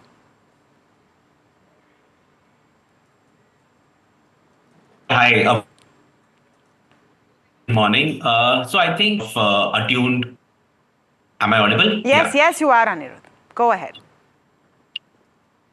Yeah, hi. So I was saying over the last couple of years, I think, one thing which we have as investors, all of us been attuned to is, with the type of the geopolitical events which has been happening. And fortunately, what we are seeing in the markets, even as of today, if you see, markets don't react to that extent what they would have done in the past, purely because most of these conflicts have become very, I would say the impact on the economics has been much less compared to what they used to be in the past. Even if it happens, the impact does not last for long. Having said that, I think the biggest issue with the conflict which has just begun, Israel-Iran conflict, I think is all about oil. So I think that is one big factor which could drive world economies and markets, because oil prices over the last 1 year has been, I would say, much below what used to be earlier. But now with the conflict going up and Iran being a major kind of supplier in the market, I think you could see oil prices going up much higher from where we have been used to over the last 1 year. So oil price going up is going to be a major factor, especially for emerging country like India, which is a major importer of oil. So from an Indian perspective, I mean, crude now back at 75, 76 is not something that has been penciled in for any of these companies, right? I mean, say when ONGC, bad news for everyone, economy, consumption, inflation, all of that goes out for a whack. Is your sense, Anirudh, that this might not be a long-lasting trend? Because you've seen crude hover around the early 60s mark, Brent at least, for the better part of over a year. Absolutely. I think, as I mentioned, that's the reason the markets are also not overreacting, for a simple reason that most of these conflicts have been very fast and very short-lived. I would say, except for the Ukraine-Russia war, which has been going on for ages, I think most of the other conflicts did not have much of an impact on any of the commodities or any of the economies, purely because it has been intense and very short-lived. Even for the matter of fact, if I see what news has come up over the night, I think Israel attack has been able to kind of, been very impactful, with one of the chiefs of Iran's the rebellion army being executed. So I think it could be short-lived, but yes, there will be a major kind of a retaliation. But yes, we'll have to wait and watch how things escalate. But oil prices, I think as long as we are below 80, 85, I think we are fine. Only once it crosses 85, that is wherein I think, we have to worry about. Right. Anirudh, you've been a buyer in terms of the broader markets. You've been vouching for them over the last couple of quarters. Taking into consideration the corrections that we are seeing currently, would you say buy on dips should be the strategy in terms of broader markets? And if so, which are the sectors that you would be looking at? No, absolutely. I think, over the last couple of months, we have been buyers. We have been telling investors, ever since the decline in the market happened in January and Feb, the first 2 months of this year, we have been telling investors that, use this correction to buy. I think, we have been remaining invested as we stand. We are 95% invested with just around 5 to 6% of the cash in the portfolio. Having said that, I would say that definitely this is a market for investors to selectively pick sectors, selectively pick companies, because that is where the returns are going to be made. It's not going to be a broad-based market return over the next 1 year. It will be very specific to sectors, very specific to companies, and that is where I would say investors need to focus on. Just to give a hint, one space wherein we have been very bullish on is the whole industrials and the capex. And if I look at the data which has come out for FY25, I think the private capex has outpaced the government capex after a long time. And I think these are indicators that, you need to bet on sectors, you need to bet on companies where growth is going to unfold and where growth is happening as we speak. Everything does not get impacted with the wars. There are sectors which are doing well, and that is where the focus is. This is Harsh also joining in. The first part of my question is, do you typically sit on a 5 to 6% cash, or would you be looking to deploy any part of that anytime quickly? So on an average, I keep around 5% cash, because my reasoning is that, if your remaining 95% can't act, then I think even that extra 5% deployment won't help. So 5% cash typically is what I keep, purely because if there are opportunities on days like this, you would want to go and buy something. And if you're fully invested, then you can't take that action. But yes, once you're fully deployed, or maybe around 97, 98% deployed, still I would always keep some cash. Having said that, I do take cash calls at times when things look overheated, when things look that, you are not getting much investable ideas, you're finding almost everything expensive. I don't mind going up to 10, 12% cash also. Highest cash in my history I would have gone up to around is 18, 20%, but not beyond that. But yes, 5% cash is an average level. Sure. And Aniruddha, if you are deploying today, what is it that you're deploying into? See, I continue to bet on industrials and capex, and within that, energy and power is my biggest bet. Purely because if I look at the capex numbers, also if you break down the capex numbers, you would see out of the major capex which has happened, the biggest capex is happening in the energy and the power space. The whole energy and power space is one area where the highest capex has happened. And interestingly, if you look at the breakdown of the capex, it's been very broad-based this time around, unlike the earlier, I would say, the capex cycle, where it used to be focused on a few large companies. So I think this is one area where I would focus on. Domestic manufacturing of defense is very interesting, and I think we always find the defense stocks going up whenever we find any news of the war and the conflicts. But unfortunately, valuations is something which always keeps us on the back foot and wait for better levels to enter. But yes, defense stocks for a medium to long term is definitely something one should look at. Seeing valuations in the comfort zone for you, Anirudh. Interested to understand that, because there has been a fair bit of correction in certain pockets, and definitely not defense.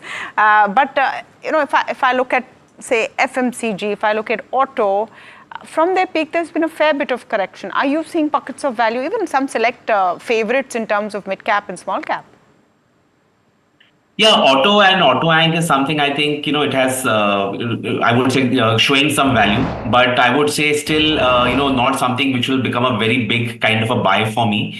FMCG, I'm still avoiding purely because I think valuations, though they have corrected from the peak, but when I look at the broader market, so if I'm looking at valuations, I'll typically look at a price to earnings, the growth ratio, which is the PEG ratio. On a PEG ratio basis, I still find FMCG companies not giving me that comfort compared to many other I would say sectors out there. So though FMCG valuations have corrected from the peak, but on a PEG basis, they are not giving the comfort. When I talk about PEG, it's about getting comfort on the earnings growth. The earnings growth is still not giving you that comfort that you would want to bet on the FMCG.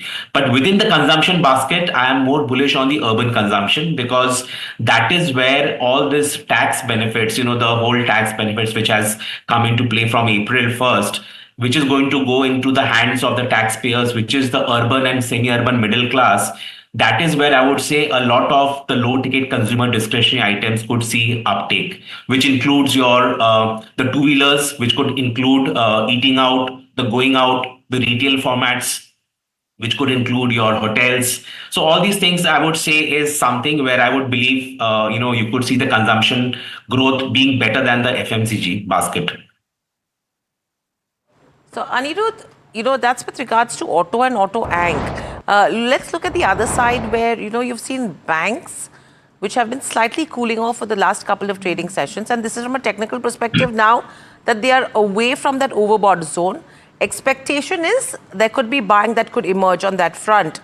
Fundamental perspective, would you say it's best to start looking at the mid-cap and small-cap PSU banks or private banks? See, overall on banks, I'm a bit underweight purely for a factor that now with the rate cycle going down, I think, you will find a bit of a compression on the NIMs. And last 1 year, the private banks have outperformed the PSU banks. So hence, if you ask me between private and PSU, definitely private banks look more expensive than the PSU banks as we stand. Having said that, I typically don't bet into the mid-sized PSU banks. And to be honest, the ideal exposure for any investor to take a bet on PSU banks should be buying the PSU bank ETF, because that gives you an exposure to a basket of the PSU banks without taking any direct call on any single PSU bank. Because as we know, accidents do happen in PSU banks. So having said that, I would say valuation wise, I find the PSU banks much better than the private banks. But yes, again, it's a big factor that overall banking, I'm not very bullish, because I think the NIM contraction is something which is here to be there.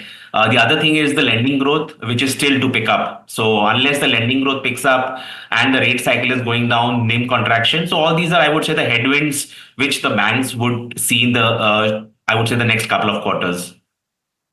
Understand, Anirudh, in that whole BFSI space, and you talked about PSU banks and private banks, are NBFCs looking like they are in a sweet spot? Because all your loan quality, asset quality, and especially microfinance asset quality concerns are beginning to wane. Yeah, I think if you ask me, compared to the banks, I would put my I would put my investments on the NBFCs, because I think, as you rightly mentioned, I think the pain is behind us for the sector, and most of the NPAs, or I would say the worry on the microfinance space, which was there, I think that is now behind us. Valuations are also not very expensive over there, and I would say they are in a better shape. And within NBFCs, I would say those having exposure to housing finance could also be kind of the good bet. So I would say overall, between banks and NBFCs, more bullish on the NBFCs. Within BFSI, I'm quite bullish on the whole equity market play, which includes your platform businesses, which includes your exchanges, which includes your asset management companies, wealth management companies.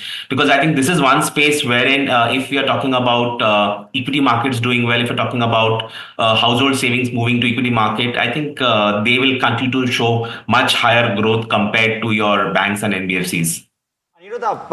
Where within that pocket are you finding interest? Is it the exchanges? Because we've seen substantial run up in terms of the way exchanges are currently valued, both unlisted as well as listed. So curious to know that specifically. But even outside of that, what's the preference within that pocket?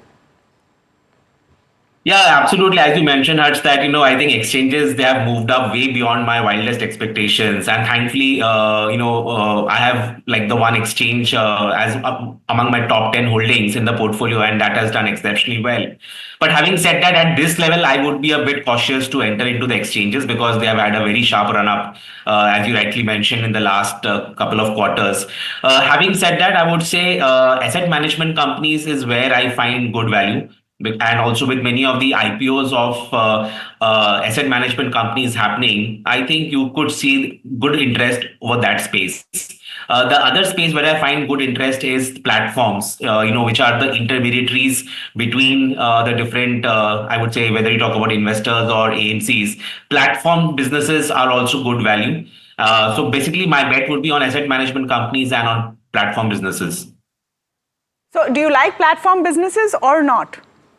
Yeah, I like platform businesses. Okay, even as competition heats up, even as cash burn will continue, even as there's regulatory issues with the quality of dark stores, etc., all of that is not concerning you, and valuations, of course.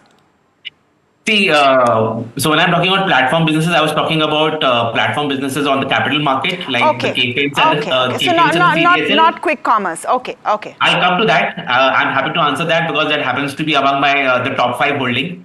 So when it comes to the quick commerce, I think whatever news we had over the last couple of weeks with the different government checks and the food inspections, I think this is something which makes them much better in the sense that they would be required to take care of the quality issues. Broadly, the quick commerce is something which is here to stay. It has changed the behavior of the end consumers like you and me. We are not going to go back to the old thing of taking your car out and going and doing a shopping, or going to a big bazaar on a weekend and doing a shopping. I think this is the way whole of India is getting transformed. And as of today, if I see the quick commerce business, its share in the overall the consumption basket is the low single digits, which means it has a long kind of a runway to expand. And taking, the last report that we saw from one of the brokerage houses yesterday was in terms of the capex.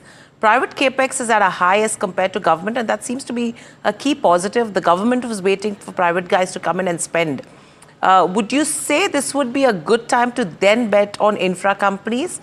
And if so, which segment would you prefer? Yeah, absolutely. I know, as I mentioned initially, I think this is the first time after a long time that we are seeing the private capex actually outpacing the government capex in absolute terms. In percentage growth, it is still the government capex which has grown much higher compared to the private capex on a Y&Y basis. But in absolute terms, private capex has picked up. Now, the good part is that most of the private capex which has happened over the last 1 year, I would say a large part of it has come from the internal cash flows. Hence, the lending growth has not been high. But the good part is that the cash flow as a percentage of the capex has gone down, which means now as more and more capex will happen, you will see the bank lending also going up, which once that happens, you will see a good uptake in the banks. But we are yet to see when that happens.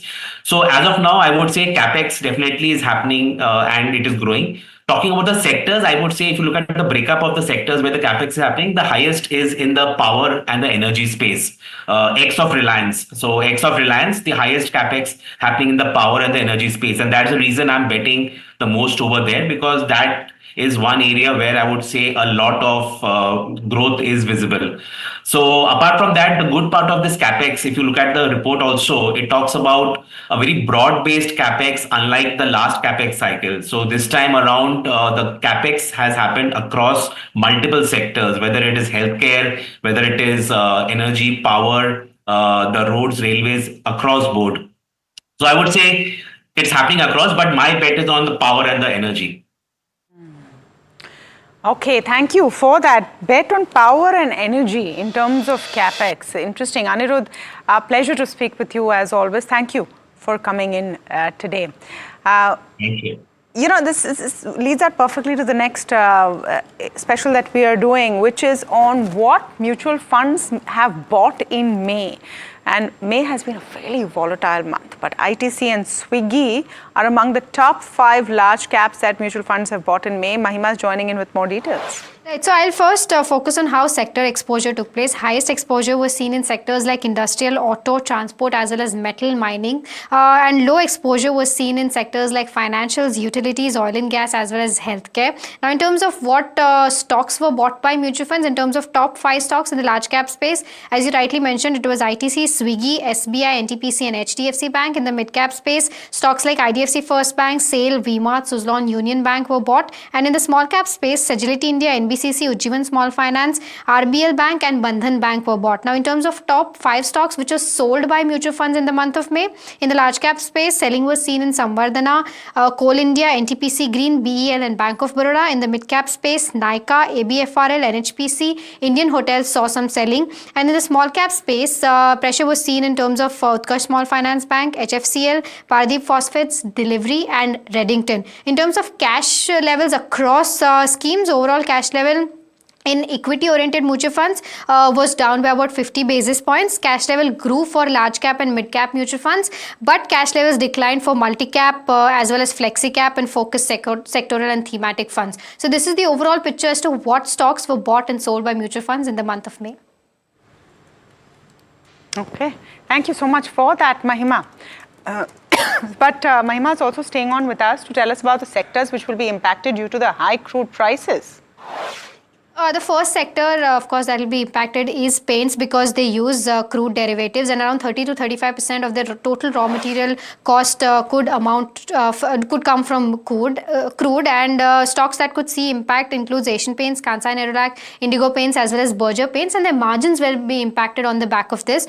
The second one is aviation, of course, because ATF will get expensive, and Interglobe and SpiceJet could see that pressure coming in. Tire stocks will also be impacted because crude derivatives are used in raw materials like synthetic rubber, chemicals, and carbon black, and they amount to roughly 30 to 35% of their overall raw material cost, and this will again impact their overall margins. Stocks in focus could include Apollo Tires, JK Tires, as well as Seat.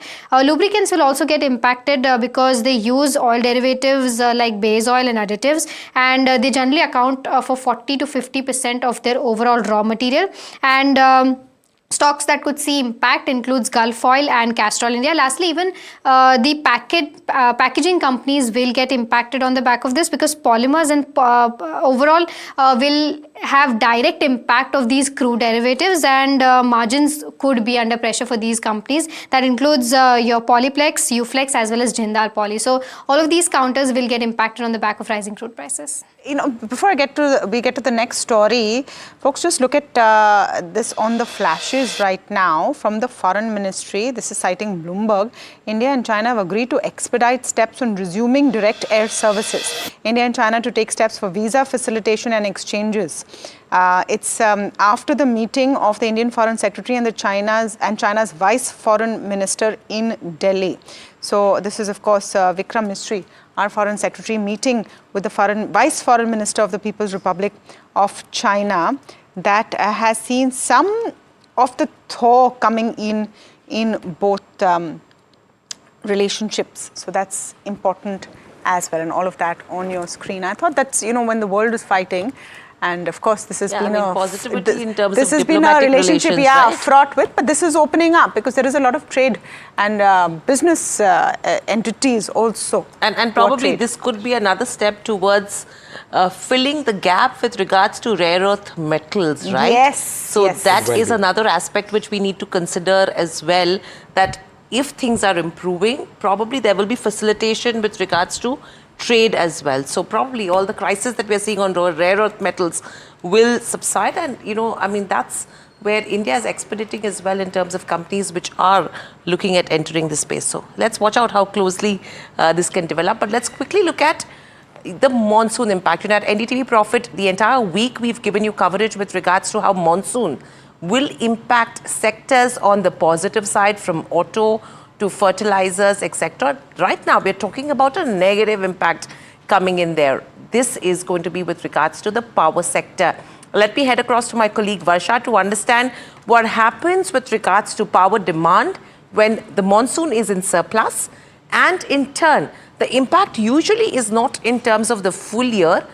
It's the first quarter of that financial year which sees the financial impact as well. But Varsha will decode this for us very quickly. Varsha, over to you. Well, thank you so much for that. Generally good monsoon is considered super for the economy, but we'll see how surplus monsoon can actually lead to slowdown in power and affect power companies, because the need of cooling appliances diminishes. Now, as you can see from the data here, power demand growth trends to slow down significantly during years with a surplus monsoon. Now, for example, take 2020, for instance, a surplus year where you have seen a substantial, almost 15% decline in the demand. Conversely, if you see in years like 2021 and 2023, which experienced deficit rainfall, show much higher demand of power. Now, this seasonality is a crucial factor for the sector. Moving on, the correlation is straightforward. The lower power demand directly translate to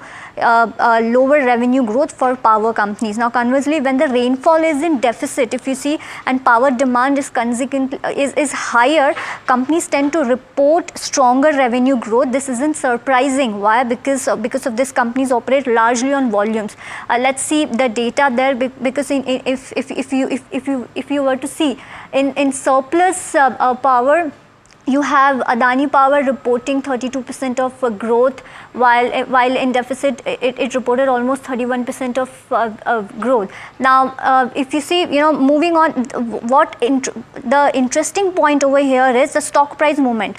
Now, one might expect share prices to reflect the lower revenue growth, but here we find a disconnect there because of the capacity expansion these companies are doing, and also the business model that these companies has. For instance, if you see Adani Green Energy and Suzlon Energy, so incredibly higher average share price changes in surplus here, which could be attributed to the specific business model and the capacity expansion that they are going. However, traditional players like NTPC or Power Grid, the differences between surplus and deficit years in stock performance are less pronounced or even inverse, reinforcing that the impact isn't uniform across the sector. Now, if I want to talk about the revenue growth overall for Q1 FY26, what the street is estimating. So they're expecting overall revenue growth to range from 7 to 42%. Now, companies like Adani Green Energy, JSW Energy and Tata Power are projected to lead the top line growth, driven by their ongoing capacity addition and the diversified portfolio that these companies has. In contrast, estimates suggest a more muted top line growth for traditional players like NTPC and Power Grid Corporation during this period. Now, we'll just talk about the valuation of all these companies. We'll compare the price to earning ratio, that is current price to earning ratio versus 5-year average that these companies have commanded. You'll notice that many companies are trading above their 5-year average P, suggesting the market might be factoring in the future growth or a premium for the specific business model. Finally, if if you look at the street view, what analysts are expecting, this gives a data of how the broader market and research community view these stocks. If you see, we'll see a range of return potential with NTPC showing a healthy 25% of potential return and Adani Energy Solution giving almost 43% of return potential. Interestingly, some companies like Torrent Power show a negative return potential. So overall, this presentation summarizes the market's current expectation, how the revenue and stock price movement have been, delivered when it comes to surplus and deficit power. All right, thank you for that. So power demand, from the perspective of power demand, monsoon is perhaps a bit of an issue. Varsha there with all of those details. Okay, so we've been telling you about how Ahmedabad's air crash tragedy may be India's most expensive aviation claim, with potential liabilities translating to upward of 2,000 crore rupees. My colleague Pallavi joins us with more details. So that's right, Tamanna. Yesterday's tragedy can very well turn into India's most expensive aviation claim, and we're already looking at estimates of potential liabilities going upwards of 2,000 crore rupees. Let me break this down a little bit for you. Now, typically an airline's fleet insurance policy covers its parts such as the hull, spare parts, as well as the liabilities to passengers as well as third parties. Now, yesterday's incident will mean that it will trigger claims under both the hull and the liability sections because of the total loss of the aircraft and the fatalities over and above. Now, aircraft damage will be covered under the aviation hull all risk section, which ensures the current valuation of the aircraft. Looking at the details we have regarding the model of the aircraft, this can range alone anywhere between $200 million and $280 million. The figure, of course, depends on how much the company has insured the aircraft for. Now, coming to the liability section, that could very well be an even more significant component of this loss and could amount further to millions of dollars. This will cover the airline's legal liability to passengers and third parties, and this will include medical expenses, cargo and baggage losses. Now, over and above, the airline did crash into a civilian compound and will result in substantial third-party claims as well. What we should remember though is such losses generally affect multiple insurers and reinsurers, as typically what airline fleet policies do is they're placed on a facultative basis and involve multiple participants. So this is some of what we've been picking up speaking to industry experts, but let's remember these are estimates, but given the quantum of loss involved both in terms of material as well as lives, these numbers could very well be anywhere upwards of even what we're talking about. Thank you so much for that, Pallavi. Quickly trying to mark a few stocks. We have the Baltic Dry Index, which has risen 10%. It's a measure of the cost of transportation of dry bulk commodities, and it tracks dry bulk carrier rates, and this doesn't look too good, right, from an export perspective or from an import perspective. It's an indicator of global trade, and typically when it spikes, costs have actually gone up. That's what it typically signifies. Sectors reliant on transport from India and to India will likely be impacted. I want to quickly mark out some stocks on the back of this. You have something like a GE Shipping. Let's pull that one up, 2.5% higher. Shipping Corp of India is also up around 6% and you have maybe some of the smaller names as well as CMEC, which is up around 1.4%. So maybe that's a space. Logistic ones, probably a Blue Dart, who I don't know. All of these could be in focus as well on the back of this. That could well get impacted. Some chemical companies as well, which rely on import of certain raw materials, will also margins likely will be under pressure. Yeah. So and we have to see how this pairs out. I think it all depends on how long. Correct. And what the retaliation is, because Israel has gone ahead with these aggressive strikes and then told its people to hunker down. So what is going to come from the other side is what remains to be seen. Meanwhile, we're wrapping up on India Market Open. It's been an action-packed morning, but the news continues. We'll be back on the other side with Ask Profit, where we address your specific questions on your stocks. Stay tuned.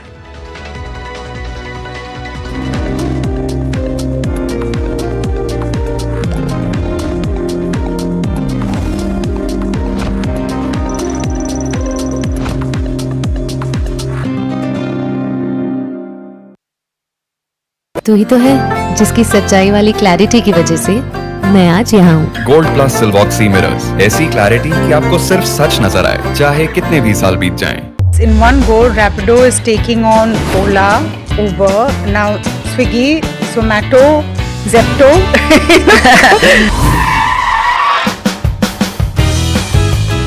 अब कोई soft spoken तो है?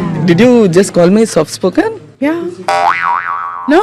No, I should just record this and let my team hear it. I think what changed the game was bringing two-wheelers into the picture, bikes, right? Yes. India has always been the land of two-wheelers. Why don't we leverage this existing infrastructure to create a commute? Now you've entered a space which is all about, cash up in films. You want to get into delivery and quick commerce. Entry into this was more a strategic move. For us, our simple motto is this. How can I ensure that this captain who's coming on my platform earn more? But you even ended up learning Korean. How do you use those skills now? I've actually quit my job while I was on a business trip in Korea. How did you say I quit in Korean? Nakuman desaya.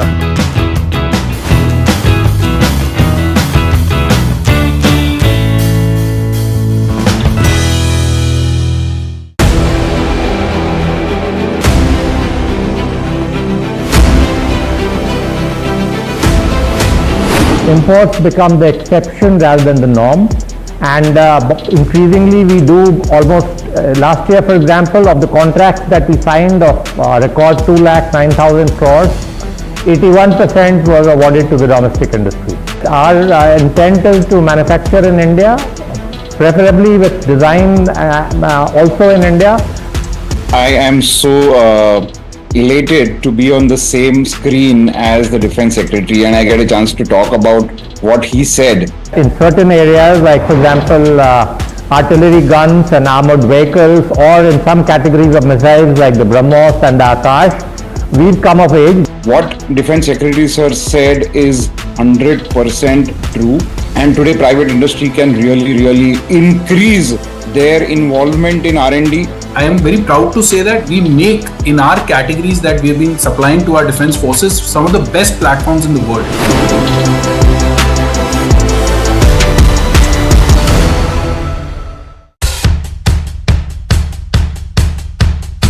The markets move fast. And so should your portfolio. Expert insights, real-time stock picks. Do I buy Ola? Should I hold CDSL for the long term? Buy, sell or hold. The answers you need, straight from the experts. Callers from India and across the world. Connect live, ask, decide and invest wisely. Your portfolio, your future. Ask Profit.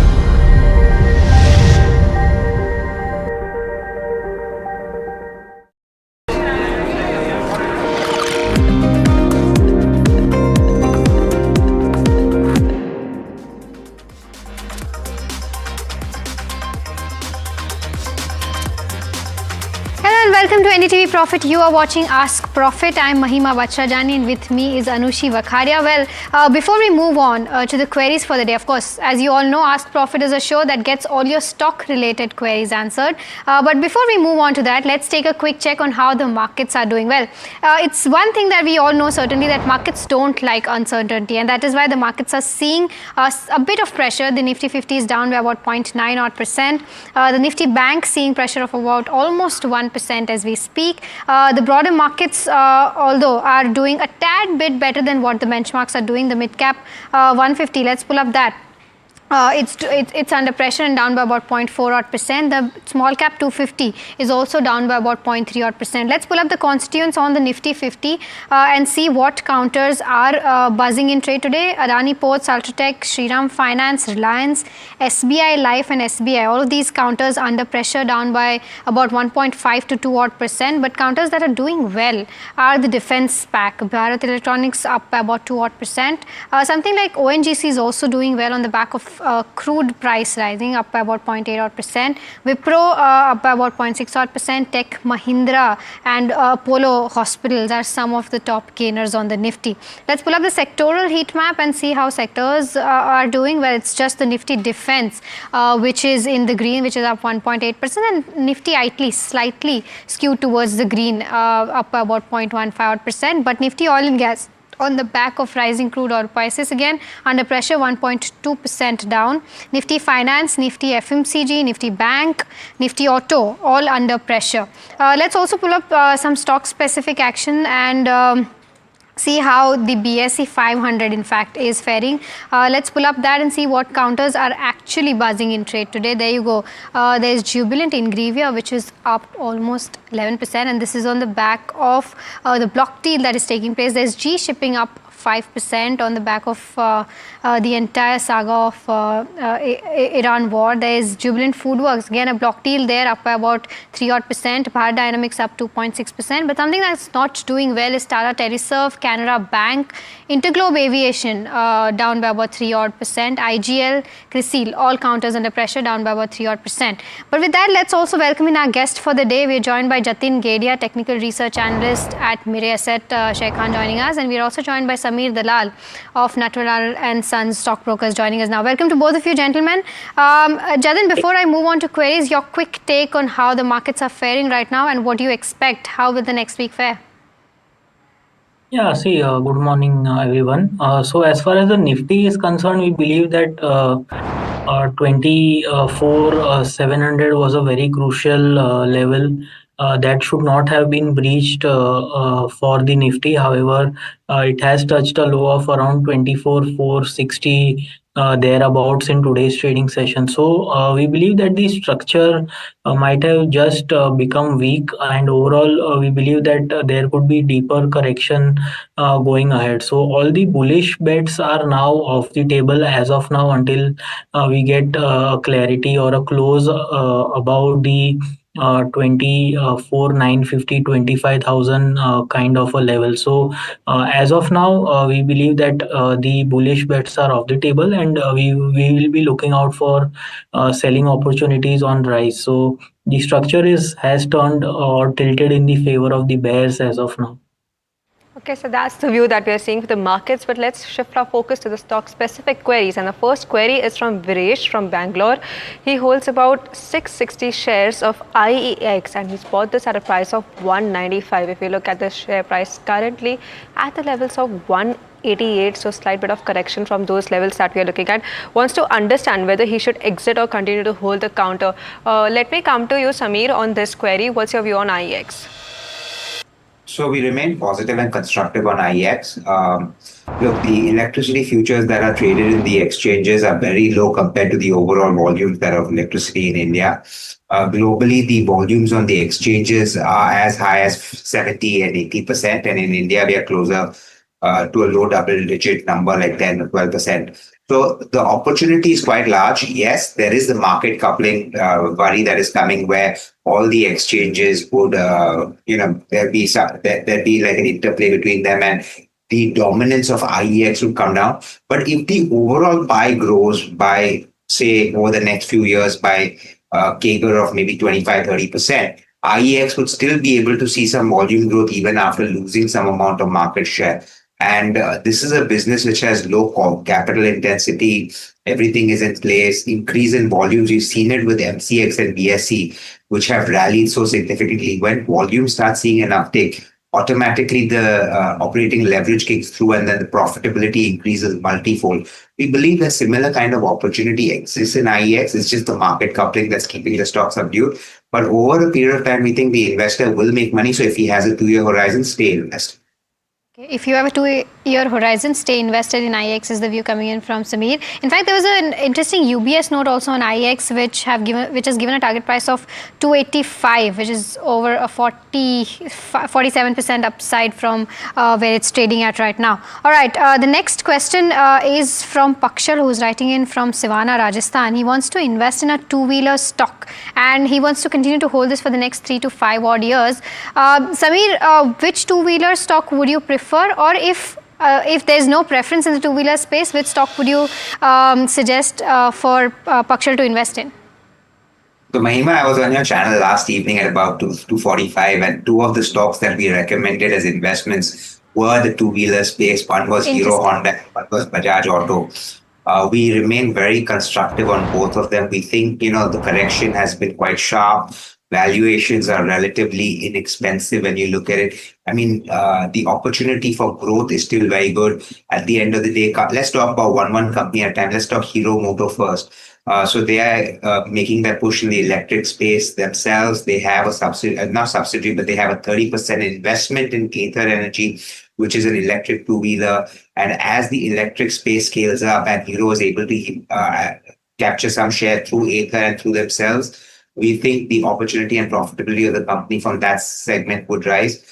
Then you have the export market, which Hero is catering to also and looking to expand its presence in. As that sees more traction, we believe that also will lead to growth in earnings. So we think Hero is looking attractive at this point. That would be our top pick. Second in line is Bajaj Auto, also very constructive on them.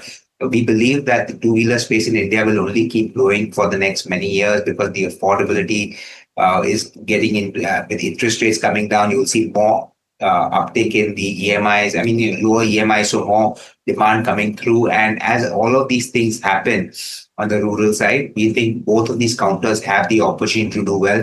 Bajaj Auto, I'd like to also add one more thing. They did a buyback at 10,000 rupees about a year plus ago, and you're getting it at 8,400 odd levels. So you're getting it at a 15% discount to what the management, the promoters of the company bought it. So that gives me a very clear indication that there is room for support on the downside and the stock can move up. So Hero is a top pick, Bajaj is second. All right. So those are the topics in the two-wheeler space. And thank you for that comprehensive answer, Samir. All right. Our first caller for the day, Harish is calling in from Chennai. Harish, a very good morning to you. How can we help you today? Yeah, good morning. I'm holding shares of Varun Beverages. Okay. So I hold 2,000 shares at 488. Okay. So I just wanted to know how will it look for the short term? Okay. How's the short term trend? Okay. Got your question, Harish. I'll take this up with Jatin. Jatin, I'll come to you. In terms of the overall performance in FY25, the Varun Beverages has not performed, very badly. It's been a good year per se for Varun Beverages, but early monsoons could be a bad indicator for Q1 performance. But with respect to where charts are concerned, how are the charts faring for Varun Beverages? Yeah, see, in the case of Varun Beverages, the overall trend is still bullish. We believe that the recent price action has been subdued. It has been consolidating between 490 and 460. However, in terms of pattern, it's forming an ending diagonal pattern. So that indicates that a trend reversal is around the corner. So now I'll be expecting the stock to, continue to outperform towards the level of 500, 520 on the upside. And on the downside, the crucial support is placed at 450. So considering that the investor has bought it around 488, I suppose he should continue to hold with a stop loss at 450 and expect a target of 520 on the upside.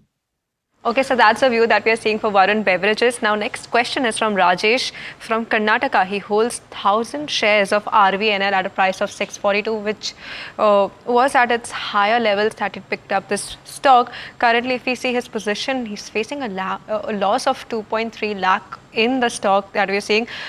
Despite the correction that we've seen, he has missed out on those opportunities in averaging out the stock price. Wants to understand whether he should continue to hold the stock or whether he should sell this without making any further losses on this counter. Samir, let me come to you on this. Overall outlook on the railway space and what's your view for RVNL in particular? So we are quite positive on railway stocks at the end of the day from the point of view that, opportunity is good.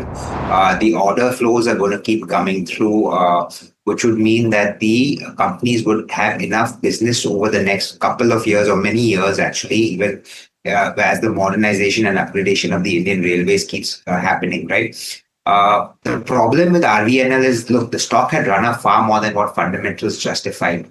The stock, even after the sharp correction, still trades at expensive valuations.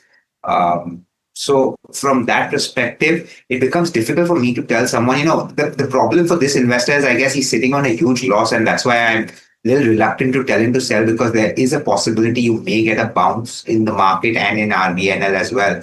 But if I were an investor, RVNL would definitely not be the top pick of mine in the space. It's something I wouldn't invest in actually at this point, but just given his loss, I say stay a little bit invested. When it bounces up a bit, maybe a 7-8% rise, get out of the stock and find something better in railway. For me, IRCTC is an excellent investment. Look, as the ticketing opportunities continue to, as more tickets get sold, IRCTC will continue to do well. Apart from that, what we've also discussed once on your channel before, IRCTC is getting into these curated travel plans. It's like a travel agency making a plan for you. And as that part of the business scales up, I think the profitability of IRCTC can continue to increase. Of course, we know the food side of the business also has a great opportunity to grow operating leverage and profit. So IRCTC being a monopoly is a better bet to be invested, even though valuations are expensive compared to an RVNL. But wait for a bounce before you exit. IRCTC a preferred bet over RVNL is the view coming in from Samir. All right, our next caller, Raj, is calling in from Bengaluru. Raj, a very good morning to you. How can we help you today? Hi, good morning, Mahima. This is Raj here. See, I was planning to invest in Balu Forge. Okay. I had a copper source around 1 lakh. I was planning that much of investment in a staggered way. Right. And I also see, I don't see any reason, but today I see that there is a fall. Right. So I just wanted to, inquire about this. How is the company? Can I have done a little bit of study, but they are now entering into defense also, right, a little bit, and so just wanted to know, is it a good time to staggerly invest in this? Can I go ahead and invest, or should I see any other company? Right, got your question, Raj. I think you've done your research well, so I'll take this up with Samir quickly. Samir, he's saying that since Balu Forge is down almost 12% as we speak right now, do you think this is the right time to make an entry? And he wants to invest 1 lakh rupees. So you may also suggest if, he should not invest the entire amount in Balu Forge itself. So first up, I don't have coverage on Balu Forge. So for me, commenting on that one is impossible. Okay. Coming to the second part of the question, which you posted, not him, that whether he should put 1 lakh in one individual stock. Well, if he has other investments, then yes, he can take a call of 1 lakh in one particular stock. But if this is his only investment in the market, Balu Forge may not be the right company for him to put all of his eggs into. I think there are stocks in the forging space, Bharat Forge, for example, which is already in the defense space, which has a good amount of traction there. That might make more sense for him to invest in. The promoters are strong. They have a lot of legacy history with them. They in the forging business, there for the trucking in the US, all of that, they're doing quite well. The defense will only see more acceleration. So if I was the person and I had only 1 lakh invested in the market, I would rather spread it amongst 4 to 5 stocks if I could. And Bharat Forge, if you want forging, would be the stock to invest in. And like I said, I don't have Balu Forge under coverage, so I really don't know much about it. Got your point, Samir. Jadin, I'll take this up with you then. Balu Forge, what are the charts indicating? See, now if the person wants to invest, then 587 to 600 is a very crucial support, wherein we have the 20 and the 40 week averages placed. So I think during this phase of correction or the dip that the stock sees, there is a possibility that it might slip towards those levels, and that would be a good entry point for this investment. As rightly pointed out, it should be done in a proportionate manner, not all in one stock. Okay, thanks for that view for Balu Forge and overall forging space that we are looking at. But next we have a caller joining us, and this is Snigdha calling us from Hyderabad. Hi Snigdha, how can we help you on the show today? Hi, hello everyone. So I have a corpus of 6 lakhs and I need few stock recommendations for short term, that is 1 to 2 months, and I need it from both the arena, if it is possible. So Snigdha, when you're planning to build this corpus, I'm assuming that there should be diversification, long-term as well as short-term outlook. Give us more perspective in terms of how you're planning to build this corpus that you're looking at. I just told you, right? I want it for 1 to 2 months, that is short term. Okay, only for 1 to 2 months that you're Building on. Okay. Jatin, let me come to you on this query. It's a overall 6 lakh of a portfolio size that we are looking at. 1 to 2 months is the period of investment. For that in mind, do you have any stock recommendations? Yeah, so we have a couple of them. So one of them is Bharti Airtel. So if I look at the short-term charts, then this indicates a range-bound consolidation between 1800 and 1900. So despite all the correction that we are seeing in the markets, this stock has held on to its range. So whenever this up move begins, then Bharti Airtel would be one stock that would be on my radar to invest. So Bharti is one of them. If I have to pick one from the IT pack, then it would be the frontline IT company, that is TCS.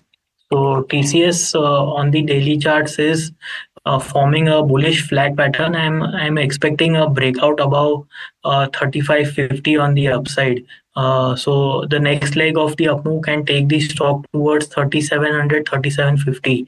So I would stick to the frontline names rather than investing in the mid and small cap space at this point of time. And the preferred picks would be Bharti and TCS. And TCS are the picks that Jatin has. All right, and sticking with what he mentioned about IT as well, the next question is from Gautam, who's writing in from Mumbai. He's got 7,000 odd shares of Wipro, bought at 262 a piece, and wants to know whether he can hold, sell at the moment, and wants to know if this is the right stock to keep holding for the next 12 to 18 odd months. Samir, I'll come to you on this one. Wipro, of course, one aspect, the entire view on Wipro, and of course your take on the entire IT space, considering how Q4 has fared and how FY26 outlook stands. Okay, so again, yesterday we had the same discussion on your channel where I was quite clear when I said that, I believe that the IT space has limited room on the upside when it comes to stock performance over the next 2 years. And I'll give you my reasonings why. The first is that these are companies that are growing anywhere between 4 to 8% on the top line, especially the larger players. And operating leverage to whatever extent has already played out, and now EBITDA margin increases are going to be very limited. Meaning profits may grow anywhere between 8 to 10% at best. Now, when you have companies which are growing at 8 to 10% on the profitability side, and these stocks are trading at Wipro is at a lower level, but you have TCS, Infosys, HCL Tech, all trading anywhere between 25 to 30 times earnings, it leads to a PEG of 2.5 to 3. So re-rating on the valuation upside, especially in a B2B business model, which these guys are, is very, very limited. So now you're playing purely on the growth side. And if you believe that the stock is going to grow its profit by 10% and no re-rating in profit, re-rating in valuations happening, you're talking of a maximum 10% decrease in profits. I don't think I want to invest in companies which are going to maybe give me a 10% CAGR return over a 2-year period of time when I'm taking risk of equity, when I can invest in debt and earn maybe 7.5%, or even a hybrid fund of sort and earn maybe 7.5%, 8%. So 2% extra premium to take a risk for equity investments is something I don't agree with. Now, coming to Wipro in specific, Wipro is actually one of the slowest growers in the entire IT space and has been for a while. It's been kind of a laggard when you come to IT. And from that perspective, I think, growth for them has always been a challenge and will remain a challenge. So even if the sector sees a slight bit of improvement, Wipro's performance improvement is not going to be significant. And from that perspective, I think there's very limited upside. So I would personally not be looking to make any fresh investments in IT. And for Wipro, I would advise, if he doesn't have a view of being stuck in IT, take your money out from IT and find some other sectors, NBFCs, consumer discretionaries, auto sector, which we discussed, the two-wheelers, engineering and construction goods. Those might be better opportunities to invest where you can make better returns over the next 3 years. Thank you for that comprehensive view. So not so bullish on the IT sector. Well, that's the view coming in. But moving to the next caller, we have Murli calling us from Bengaluru. Hi, Murli. How can we help you on the show? Good morning, madam. Good morning. Thank you very much for taking up my query. Please state your query. Yeah. Our heartfelt condolences to air crash victims. I hope all of you are fine there. And my query is on Gabriel India. Okay. I bought 1,100 shares of Gabriel India at the rate of 633.55 after the recent results. I'm a fundamental. I want a view from the fundamental investor. I'm willing to hold for at least 15 to 1 year, 15 to 2 years, 15 months to 21 months. Okay, 15 months to 2 years is the timeline that you're looking. Also, just want to understand, in the results that you've seen, when you like the company, what were the particular takeaways that resulted in you investing in this company? One is it is a very old company in the field, a very established company with a low debt equity, almost nil debt, and with a good return on equity of around 20-21%. And a lot of things are lined up with the new products also in the offering. And they are doing a very slow and steady growth, and things to be, the best is yet to come. That's what my view that time. Okay. Okay, let me take this across to Samir. Samir, what's your view on Gabriel India? Now, as Murli was just pointing out on the key reasons as to why he likes Gabriel. Do you have a similar view? What's your overall stance on this company? So sadly, again, this is a stock that we don't have under coverage, and I don't want to comment on something we don't cover in detail. Okay, no problem. Jatin, let me take this across to you. Jatin, what's your view on Gabriel India?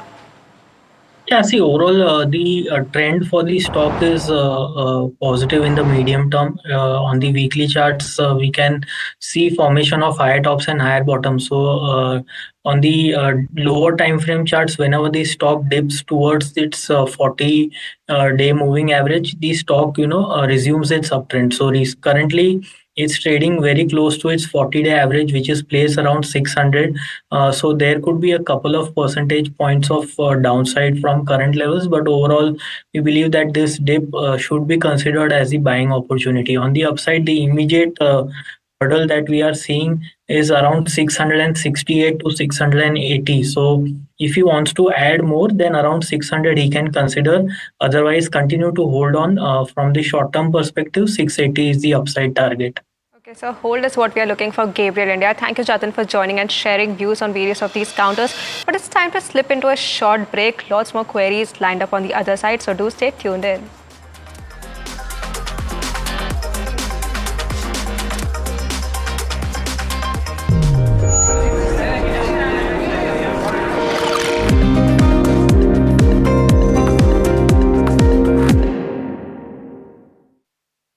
That's huge.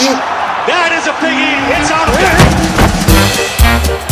Gold glass clear glass पार हो या near सब कुछ दिखे clear. In one go, Rapido is taking on Ola, Uber, now Swiggy, Zomato, Zepto.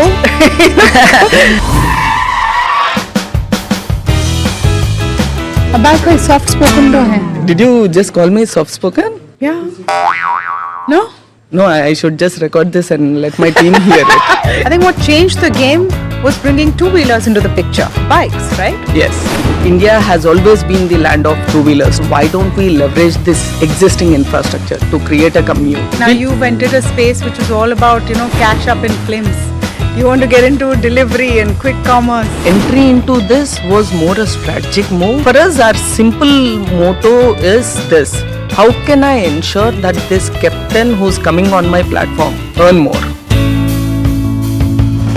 You even ended up learning Korean. How do you use those skills now? I've actually quit my job while I was on a business trip in Korea. How did you say I quit in Korean?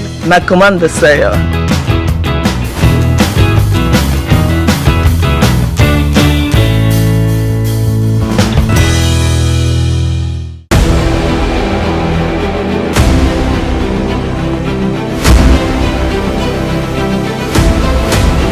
Imports become the exception rather than the norm, and increasingly we do almost, last year for example, of the contracts that we signed of record 2,09,000 crores, 81% was awarded to the domestic industry.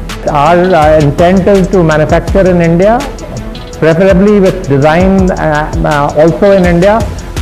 I am so elated to be on the same screen as the Defense Secretary, and I get a chance to talk about what he said. In certain areas, like for example, artillery guns and armored vehicles, or in some categories of missiles like the BrahMos and the Akash, we've come of age. What Defense Secretary Sir said is 100% true, and today private industry can really increase their involvement in R&D.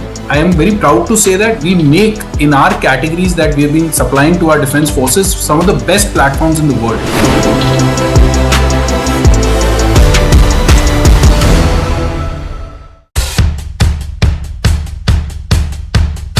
The markets move fast. And so should your portfolio. Expert insights, real-time stock picks. Do I buy Ola? Should I hold CDSL for the long term? Buy, sell or hold. The answers you need, straight from the experts. Callers from India and across the world. Connect live, ask, decide and invest wisely. Your portfolio, your future. Ask Profit.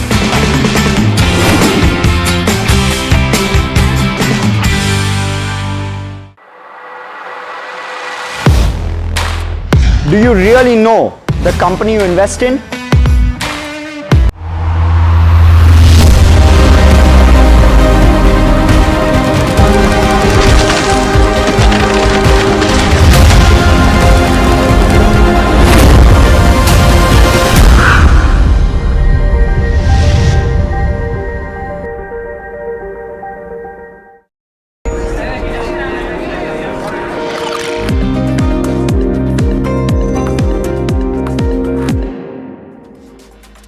Welcome back. You're watching Ask Profit, a show that gets all your stock related queries answered. For viewers who are just tuning in, you can either call us or WhatsApp us on the numbers that are flashing on your screen right now. Alright, the next question is from Surendra, who's writing in from Chennai, and he wants to make a fresh entry in HDFC Bank at current prices. He wants to know as to what should be the outlook for this. Samir, I'll come to you on this one. I know that you like banks, but do you think this is the right time to make an entry in HDFC Bank?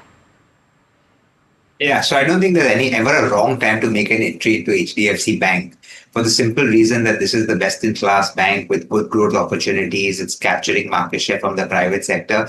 It's been a little slow over the last year and a half, for the simple reason of the merger, where they've had to raise their deposits kind of more aggressively and not lend as aggressively, for the simple reason that they want to kind of replace their high-cost borrowings, which they got from the erstwhile HDFC Limited. But we believe they will be back on track very soon for growth as the entire economy sees an uptick. Valuations are not as challenging. This is a bank that used to trade at 4.5 times price to book. It's trading at 2.5 times price to book right now. Well, it may have moved up to about 2.8 right now, but in the rally. But any small corrections closer to 1800 would be a great buying opportunity. Even now, it's a good time to buy. I have no problems. And yes, I am very constructive on the banking space over the long term. HDFC in the large cap private would probably be the top pick. But I sometimes like to say that it makes more sense if you want faster growth and more stock appreciation with a little higher risk to go into smaller banks, where IDFC First Bank is our top preference. We believe all the pain for them is more or less over. We believe valuations are very attractive, and the bank is set for the next round of growth over the next 3 years without requiring any further capital after the last round they've done. So if you want to buy only HDFC, it's a great time, you can buy it. But if you want to venture out in a slightly higher risk, high return kind of strategy, you can look at IDFC First Bank. Okay, very positive on banks as the view, especially HDFC Bank. But next we have a caller joining us, and this is Geeta calling us from Karnataka. Hi Geeta, morning. How can we help you? Good morning, ma'am. Thank you for taking my queries. I bought 20 shares of Lux Industries Limited from 1920. Okay, and you want a long-term or a short-term view on the stock? Short-term view. Short-term view on the stock. Okay, Jatin, let me come to you for this. What's your view on Lux Industries currently? If you compare Geeta's price from there on, it has corrected quite a bit. So just want to understand your view on this one. Yeah, see, recently during the month of April and May, we got a pullback towards it 40 average, which is placed around 1570, 1600. From thereafter, again, it has resumed its downtrend. Overall, the trend for the stock from a short and a medium term perspective is negative. So I believe that the investor should consider exiting even at a minor loss because currently the stock is in a downtrend. We are expecting a dip towards 1200 from a short-term perspective. So I think better off to exit the trade as of now. That's it with regards to where Lux Industries stand. Our next question is from Ranjana, who's writing in from Bengaluru. She's holding 50 odd shares of Bajaj Finserv, bought at 2001 a piece, and wants to know a short-term view on this one. Jatin, I'll stick with you for this one. Bajaj Finserv, what are the charts indicating? Yeah, see, in the case of Bajaj Finserv, there is a strong support around 1950, 1940, which is the 20-week average. So recently, it has been consolidating within this range of 1900 to 2050 on the upside. We believe that the overall trend is still positive and the investor can continue to hold on to his investment in Bajaj Finserv. On the upside, we are expecting 2100, 2150 from a short-term perspective.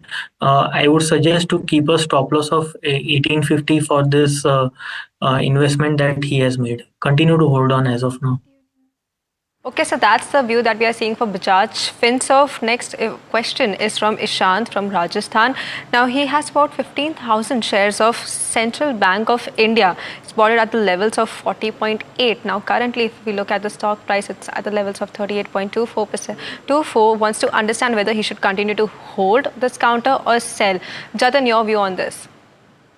Yeah, see, in the case of Central Bank, again, this stock did witness a bounce back from 32 to 41 or 42 odd levels. However, post that, the price action has not been encouraging. In fact, today it has dipped below its short-term support of the 20 and the 40-day average. So yes, there is a weakness from a short-term perspective, and we are expecting 32 levels to be retested that were the lows it touched in the month of May. So I believe that there's a decent downside even from current levels. Better to exit at a loss and wait on the sidelines before the trend reverses. Okay, so that's the view with regards to where Central Bank stands. Our next question is from Jay, who's calling in from Pune. Jay, very good morning to you. How can we help you today? Yeah, hi, good morning. I'm Jay here from Pune. First of all, I regularly watch this program and quite informative and helps to take call. Thank you so much. My question is about GICRE. Okay. I have 150 shares bought at 400 last September. So I would like to know, should I be holding this or exiting? Basically, the stock, trades between 400 to 500 range regularly. Correct. And, whenever it reaches that upper limit, again, it comes back and I haven't been able to make any good profit. So, sorry, I should be booking profit at upper ranges and entering again at the lower ranges, or how I should be dealing with this stock. Right, so you've basically seen the charts while studying this company, correct? Yes. All right. I can hold it for longer term also. Okay. If I can hold it for a longer period, that is also fine with me. All right. Okay, Jay. Then I'll take this up with Samir then. Samir, GIC is the counter. What's the view like? So what he rightfully said, the stock has been stuck in a range for a very long time. And one of the reasons the stock has been stuck in this range is, look, at the end of the day, the government still owns 89% of the stock. And every time it rallies, there's a fear that the OFS will come and then the sell-off happens, right? Fundamentally, nothing wrong with the earnings. We believe the reinsurance space in India is going to keep happening. Of course, they don't only reinsure from India, they reinsure from overseas as well. So we're not too perturbed when it comes to the earnings and the fundamentals of the company. It's just the OFS that is the overhead. Until that remains, you're always going to have these kind of ranges. So what he's suggesting of buying at 400 and 500 might make more sense, and Jatin could probably give more of a detailed of where the actual supports and resistances are. But yes, even if he holds for 2 years, is he expecting like a multi-bagger return? I'm very unlikely. I mean, it's very unlikely, I would say that. So it'd be more for trading stock at this point. Okay. Okay, so that's the view that we are seeing for GIC. But the next question is from Venkat from Andhra Pradesh. This is an interesting query that we are seeing. He has about 7.78 lakh shares of SCPC, and this is at an average price of 13.78. That we are looking at. Average horizon period is about 1 to 2 years. Currently facing a loss of almost 2 lakhs on this counter. This stock also is 15% of his overall portfolio. Wants to understand the long-term picture on this. Samir, let me come to you for SCPC. Now, the stock has also been under focus on the back of multiple order wins from the UAE, Middle East side as well. Can you share your outlook whether you have the stock under coverage? So we don't have it under active coverage, but I have studied this company. And one thing I would like to say to the investors, if he's bought it before the rights issue shares have come, then he's getting the rights at $10. He can probably sell a few of his existing stocks and invest in the rights. He'll get a cost saving of 3 rupees per share, if he wants to keep his equity at the same level. Now you're right that the SEPC has been getting a lot of orders, and because of which the operations should see an uptick. But the problem is this company is going through a lot of pain points and they're barely coming out of it. The equity base has become so large because of even this further rights. The equity is kind of constantly growing. For them to service that large of an equity will need huge order inflow with high operating margins, and the construction activity in general, the margins are never that great. So it's going to be a while before you see drastic turnaround. The stock has corrected from 30 to 13 all the way. So it's a huge correction. I'm not denying the fact that can it move up to 20 again? Probably can, because of liquidity, because of the kind of buoyant markets that we have. But as a fundamental analyst, I'm not able to justify a buy. Hence, we do not have coverage on the stock, but we have studied the stock. And that's why I can tell you that I am not of the opinion that you should buy, but can it give a rally up to 15, 16? It can. And at that point, I would advise you take your money off the table. There are better investments in the construction space that you can make.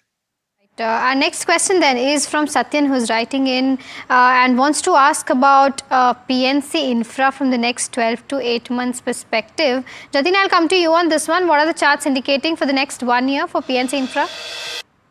See, the stock has witnessed a trend reversal after you can say a 50% correction from the highs of 560. It corrected towards 240. So that's a decent amount of correction. Now the stock has reversed its trend, and I'm expecting this upward to continue towards 360, 375 on the upside. It's currently trading at a crucial support of its 20-day average. So now this becomes a good buy on dip kind of an opportunity for PNC Infra.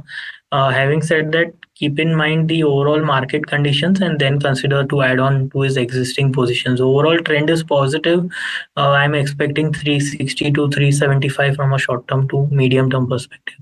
Okay, so that's with regards to where charts are concerned for PNC Infra. Our next caller, Jitendra, is calling in from Hyderabad. Jitendra, very good morning to you. I believe you have a question on Scient DLM. Yes, madam. Good morning to all. And madam, I'm searching for multi-baggers and I'm having 1,06,000, and I have been doing my homework on this stock to find them. Will this stock be a good bet for me for long term? And I want overall outlook, fundamentals and technical analysis. Please tell me, madam. Sorry, can you tell me the stock name again? CYIEND, Scient DLM. Okay, got your question, Jitendra. I'll take this up with Samir quickly. Samir, I think we've discussed this before also, but do you think this is the right time to make an entry in Scient DLM? So like I told you, I'm not very positive on that space overall. I think there are better opportunities, and Scient DLM as a stock we don't have under active coverage, but like I said, in the entire space there, I'm not very. All right, so that's with regards to where Cyan DLM stands, and it's not something that Samir would suggest. All right, the next question though is on Titagarh, and Sivateja from Bengaluru is writing in and wants to know if he can continue to invest in this counter and make an entry right now. He's already holding 30 odd shares at 853 a piece. Jatin, I'll come to you on this one. Do you think the levels are right to make an entry in Titagarh?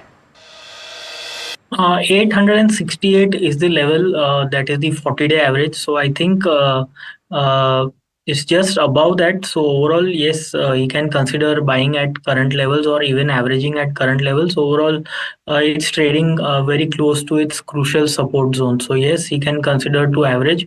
On the upside, the immediate targets that we are seeing is around 1000, 1020 on the upside, which coincides with the 40-week average. So yes, continue to hold or even average is suggested.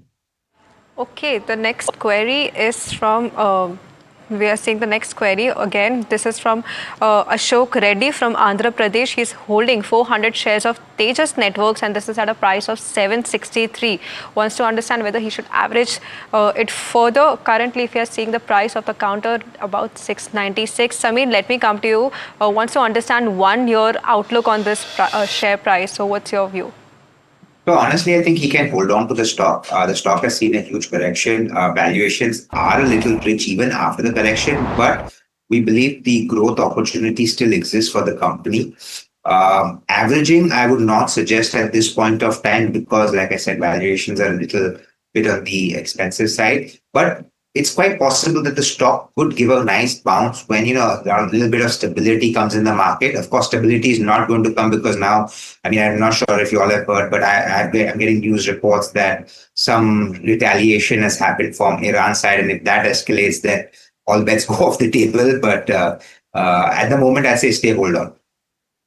On Tejas Networks is the view coming in from Samir. Well, now, taking a slight detour, and we've all been talking about the Air India crash in Ahmedabad since morning, and it's been a mayday for sure because of this reason. And we have the first interview with the lone miraculous survivor from the Air India crash. Let's hear in as to what he has to say.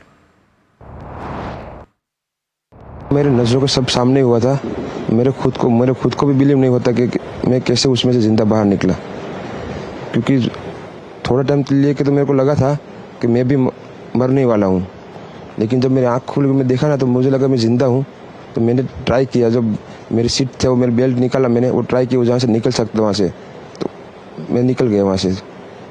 मेरे नज़रों के सामने air hostel और दूसरे aunty uncle सभी उसमें miss हो गए थे सभी. अच्छा, थोड़ा सा बता पाएं, जब जैसे ही टेक ऑफ हुई फ्लाइट क्या हुआ था और अचानक से कैसे हादसा हुआ? टेक ऑफ के बाद 1 मिनट के अंदर ही जब टेक ऑफ हुआ ना तो सडनली 5-10 सेकंड कैसे लगा जैसे स्ट्रक हो गया वो. बाद में से मेरे को लगा कि कुछ हुआ. बाद में प्लेन में लाइट ऑन हो गई, ग्रीन और वाइट. बाद में वो पता नहीं वो प्लेन टेक ऑफ ज़्यादा करने के लिए वो रेस बोलते हैं क्या, रेस दिया होगा ऐसा कुछ, और सीधा स्पीड में ही घुस गया जहाँ वो क्या था वो हॉस्टल था, एक हॉस्पिटल का. हाँ, हॉस्टल में. और सब सामने सब हुआ. ये जब फ्लाइट जब क्रैश हुई उस समय हॉस्टल पे लैंड की थी, उसी समय आप बाहर निकले थे? नहीं, क्योंकि आई थिंक मेरे को जब मैं जो साइड पे था ना, वो साइड हॉस्टल पे नहीं लैंड हुई थी. हॉस्टल के जो ग्राउंड फ्लोर है ना, जैसे नीचे वहाँ लैंड हुई थी. तो मुझे दूसरे के बारे में मेरे को पता नहीं, लेकिन मैं जहाँ लैंड हुआ था ना वो नीचे की साइड थी. तो जब वहाँ थोड़ा पेस भी था प्लेन के जब बाहर, तो जब जैसे मेरा डोर टूटा ना सब, तो मैंने देखा ना जब सामने कि थोड़ा इधर पेस है, मैं ट्राई कर सकता हूँ निकलने के लिए. तो मैंने ट्राई किया निकलने के लिए, तो फिर मैं निकल गया उधर, क्योंकि अपोजिट साइड पे थे ना वो बिल्डिंग का वो था ना दीवार, तो उधर से कोई शायद नहीं निकल सका होगा, क्योंकि उधर पूरा उधर ही क्रैश हुआ था. मैं जो जहाँ था वहाँ ही थोड़ा पेस था. फिर भी मेरे पता नहीं मैं कैसे बचा हूँ, क्योंकि मेरे नज़र के सामने ही सब 2 एयर होस्टल वो अंकल आंटी सब उधर ही सब. आप पैदल चल के आए वहाँ से निकल के? हाँ. और थोड़ा जब आग लगी ना मेरा लेफ्ट हैंड भी जल गया थोड़ा. फिर एम्बुलेंस मेरे को उठा लेके इधर आया हॉस्पिटल में. Alright, right. So as you heard and saw, that's the last survivor, Anushi, of that entire flight crash. And I mean, I cannot even imagine as to what would be going on in his mind right now. The visuals that he's seeing. It's a big tragedy that we are seeing. 242 people and only one survivor from there. It's just weird how lives work. I know, exactly. And it's just God's grace that has saved him, and hopefully he shall recover, both mentally and physically from this entire tragedy. All right, again, moving back to Ask Profit, our next question is from Dr. Sunil Kumar. BK is holding around 1,160 shares of Ujjivan Small Finance Bank at 28 and wants to increase the number of shares to average out for a longer term perspective. Samir, I'll come to you on this one. Do you think that's the right thing to do? So Ujjivan is also a good bank. At the end of the day, they have applied now for their the comprehensive banking license, and once they get that, I think obviously they will be able to scale that business up and grow quite well, because we think the opportunity in the banking space is quite good. But if there's no specific reason to only add Ujjivan, barring him averaging, I think there are other stocks which could probably give him more upside in the quicker, maybe in the next 2 years, than probably Ujjivan could. You can look at Industrial, you can look at an IDFC First Bank, you can look at an RBL Bank. You can look at some PSUs like the Canara Bank, which have corrected a bit today, Bank of Baroda, which have corrected today. So I think there are other banks, not specifically that you should only buy Ujjivan. It's of course not our top pick. Valuations, again, not challenging there, but they focus a lot on the lower segment, the microfinance and the micro housing and all of that segment, where NPAs have been relatively higher, and because of which the provisions have been increased over the last year, because of which profitabilities have come down from, I think, almost 1,200 to about 700 crores or something around those levels. I don't remember the numbers exactly, but they've come down quite a bit. And that probably could remain for one more year. So there are other banking spaces, but even Ujjivan over a 3-year period, I'm sure it'll be decent returns.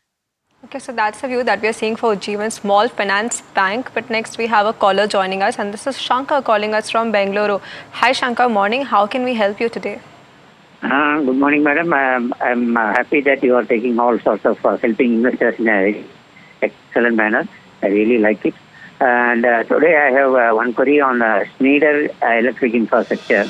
I'm holding 30 shares at 760. And today some correction is there. But considering the last 3-4 years performance of the company, I have invested now. So is it right time to buy, or we have to wait for the quarterly results and then proceed ahead? I'm a long-term investor. Okay, Shankar, first of all, thank you for the compliments. Just want to understand your overall perspective on the stock. Whether you're waiting for the long-term approach, whether you're seeing for more 1 year or so. What's your position? You want to continue to hold this? Long-term investor only, madam. Okay, long-term. Samir, let me come to you for this one. Schneider Electric is the counter which is in focus. Wants to understand the overall picture and what's going on. He's also waiting for the results for more clarity. What's your stance on this company? Sadly, today I've had a few companies ask me where I don't have coverage. So Schneider, unfortunately, is also one of them. So let Jatin please take this one. Okay, Jatin, let me come to you then for this one. What's your view on Schneider Electric?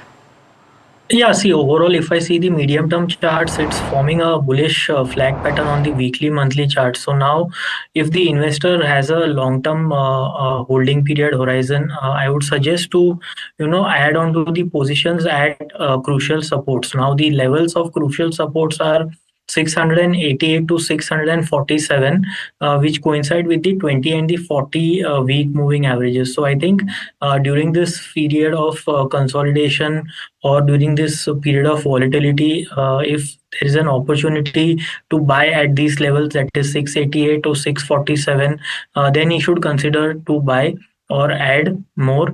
And overall, the structure is still positive, and we are expecting a move towards the all-time high of 900, 950 from a 1 to 2 year kind of a perspective. So continue to hold and add at 688 to 647.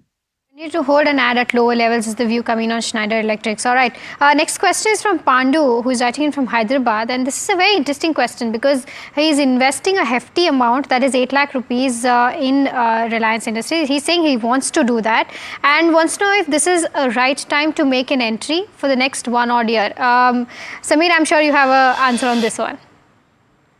So if it's all your money in Reliance Industries, I'll say you got to diversify. But if you have other investments and Reliance is something you want to add on to, I think Reliance is a great investment from a longer term perspective. Okay, I'll give you three reasons why I'm very bullish. First, the the IPO. So the telecom IPO. I think there will be value unlocking that comes through that, which will automatically drive the stock a little bit higher.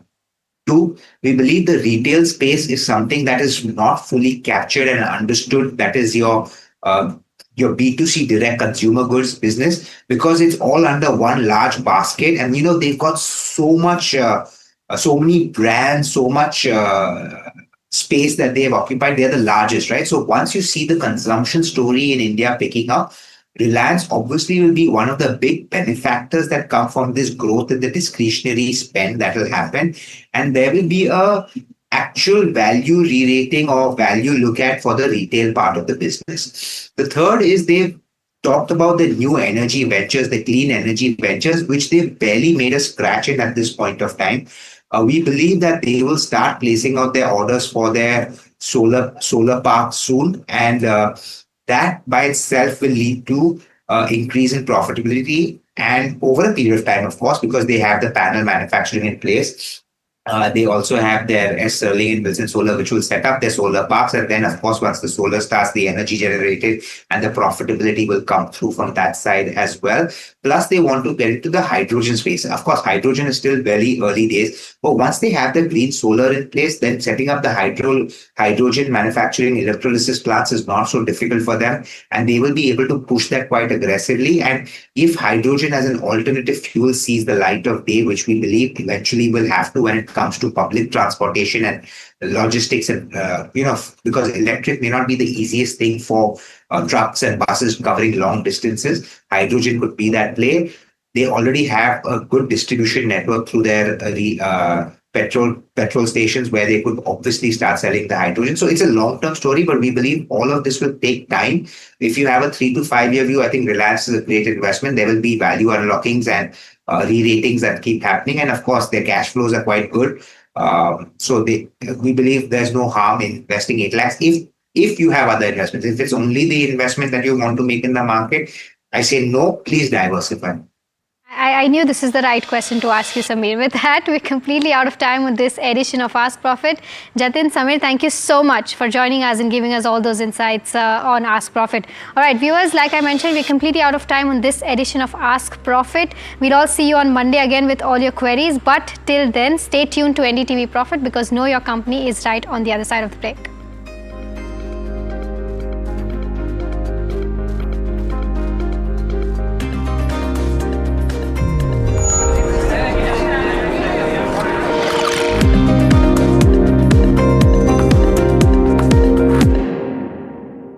Gold class optimistic reflective glass लगाओ, धूप की गर्मी को दूर भगाओ और बिजली का बिल भी बचाओ. In one go, Rapido is taking on Ola, Uber, now Swiggy, Zomato, Zepto.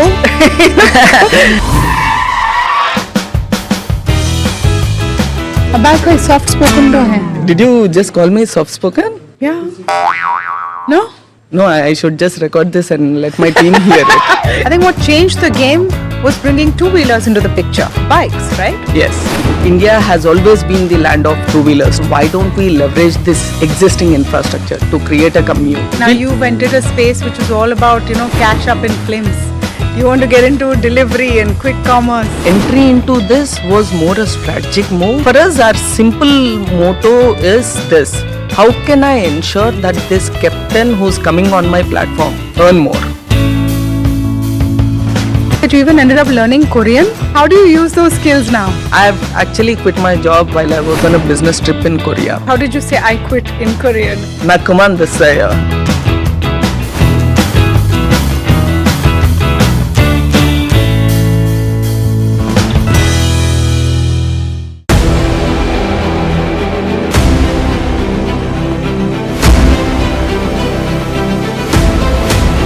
Imports become the exception rather than the norm, and increasingly we do almost last year, for example, of the contracts that we signed of record 2,09,000 crores, 81% was awarded to the domestic industry.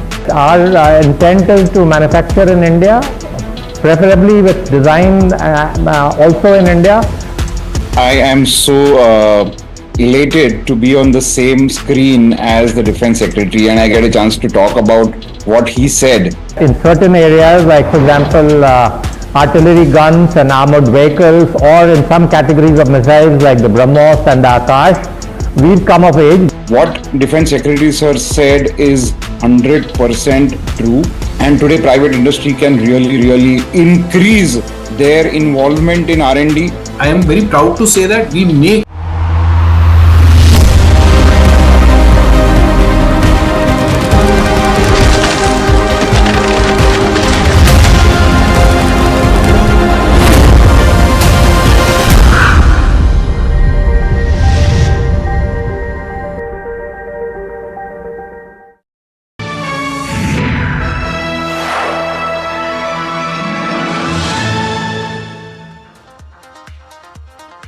Hello and welcome. You're watching KYC. I'm Harsh Saita. We'll today look at City Union Bank, and what I want to really know within this mid to small cap banking space is 3-4 things key which stand out for me when it comes to a City Union Bank. One, what's their growth strategy? Growth has been muted, has been weak. Last 3-4 years have been a bit of a drag, but does that change going forward? They've guided for decent growth. How sustainable, how long is really the question. The second one is they have a large geographic concentration, whether that is expected to change short term and more so long term. Is there a thought process behind changing that? Third piece is with regard to recovery pipeline. They've spoken a lot in their calls about how recoveries is going to outstrip slippages. What is the recovery pipeline? Their PCR has gone up, so where should your provisioning coverage ratio go?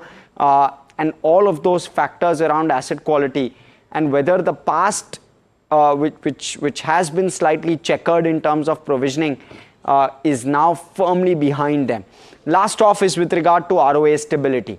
Can they maintain that ROA at 1.5, and is there any upside potential to that ROA number? So all of that and more as we speak about City Union Bank. But first off, I want to quickly talk about the company and quickly get you perspective on where this company is from.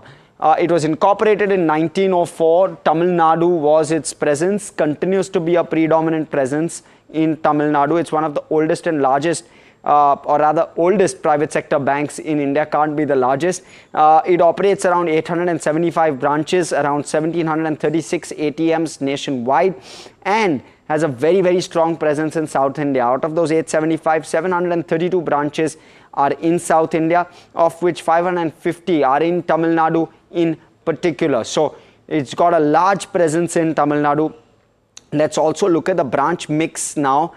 Before we go to the exact states in which they have branches, I want to look and give you perspective on each of these. Rural is the lowest focus for this one, around 171 branches in rural. Metro is around 203, semi-urban is 215, and urban is 286. So a large part of where their presence lies is beyond tier 2 and beyond rather. Metro is something which they have the least presence in after rural. So that's broadly the mix, but it's a decent mix, to be frank. With an 875 branch count, that mix seems to be well shaped.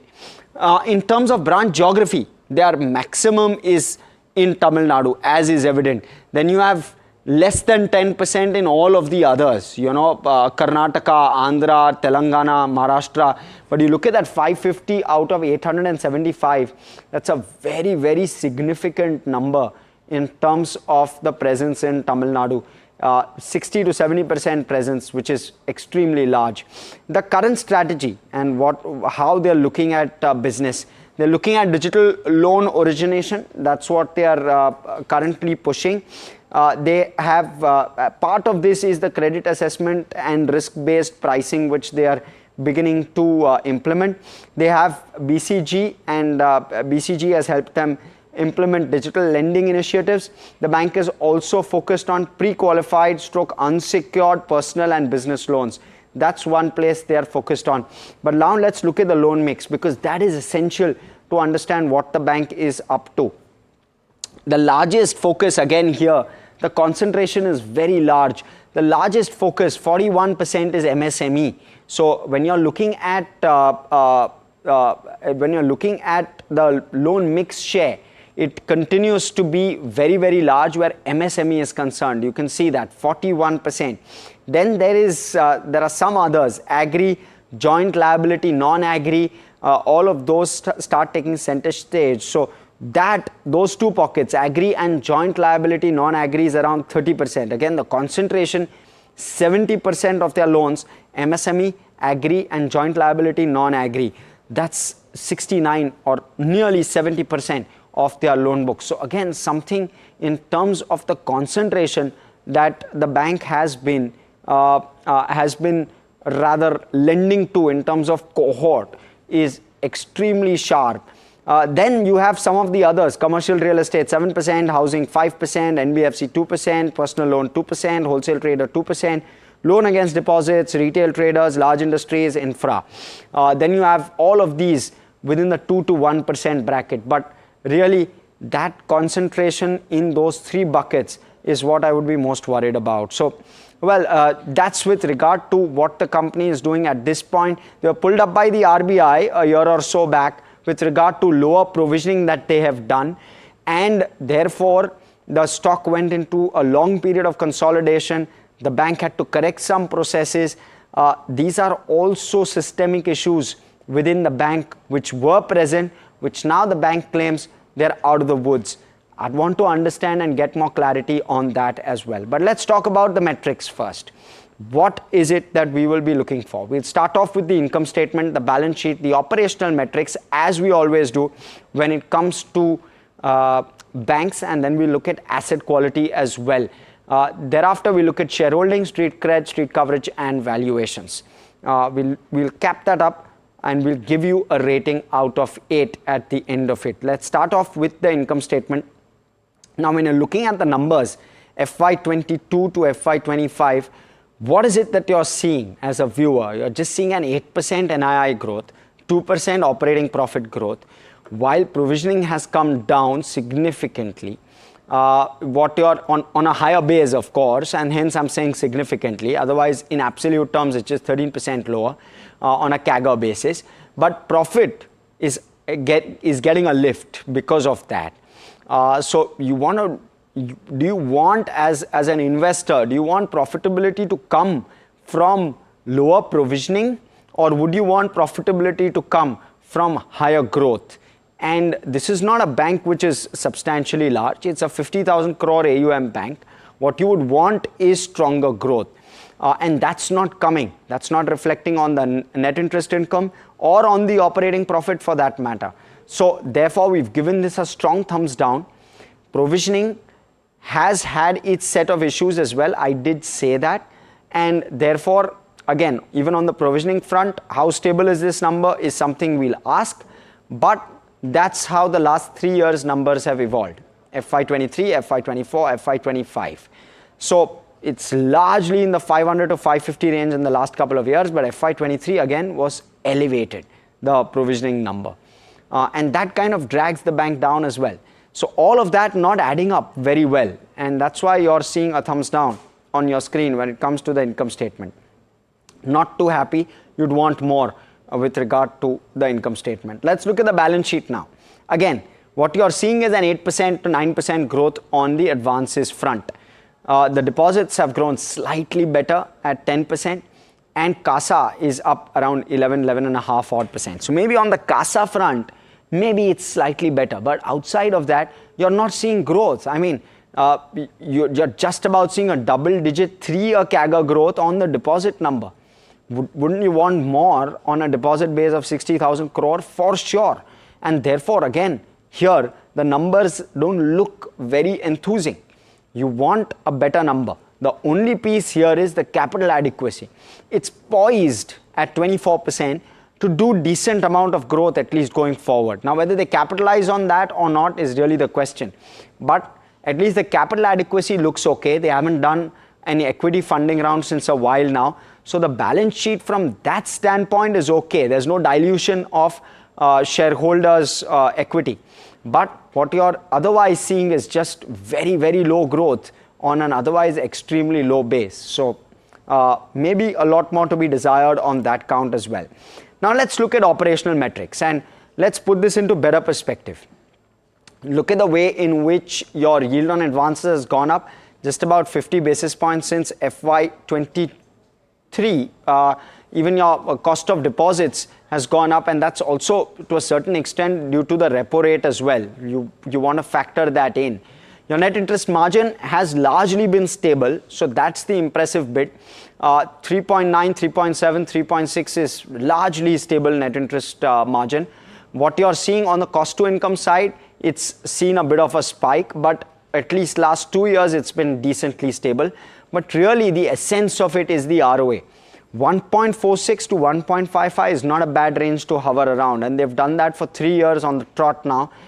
Mind you, FY23 was a year in which provisioning was elevated as well. So despite that, the ROA number doesn't look too bad per se. So it's been a steady kind of a number on the ROA count as well. Largely, we'd see this number as a steady number, and therefore we've given this a neutral rating where the operational metrics are concerned. Now let's talk about asset quality. This is where you start to see a little bit of improvement of a high base. 4.4% GNPA in FY23. FY24 it tapers down to 4. FY25 it tapers down to 3.1. So you're seeing that improvement year on year on the GNPA number. Clearly a thumbs up. You look at the NNPA number as well. It's largely in that kind of a bracket. And the NNPA number has come down from 2.4 to 2 to 1.3, as you can see on your screen. So a thumbs up when it comes to the GNPA and NNPA. I also want to quickly zoom in. Q2, the GNPA number was 3.5%. Q3, it was 3.36%. Q4, it's 3.1%. So you're seeing steady improvement even when I'm looking at the last 3 quarters in terms of GNPA. NNPA also very similar trajectory, 1.62, 1.42, 1.25.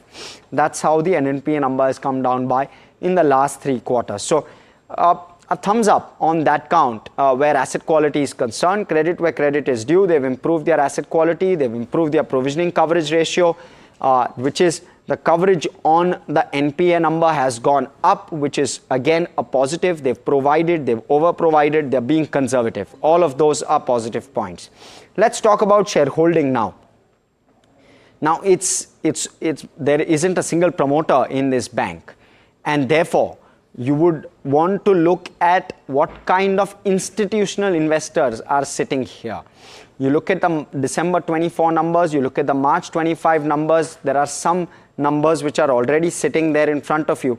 But let me quickly read out some numbers on an annual basis. FIIs originally were holding around 20 to 21% of the share capital in FY20, came down to 18% by FY22 and has risen back to 28% by FY25. So steep FII interest that we've seen over the last couple of years. DIIs on the contrary used to hold 30 to 35%. Holdings inched up in FY22 to 40%, and now they've tapered back down towards the 29 to 33% kind of band. As usual, the tug of war between FIIs and DIIs seems to be evident here in the shareholding.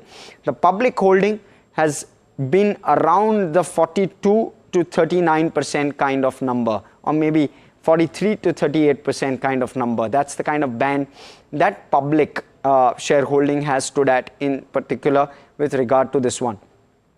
I want to also try and point out that there are some very interesting institutional investors sitting here. Let's pull out that list and we'll get perspective. There you go. And HDFC AMC holds around 9% and SBI AMC 8%.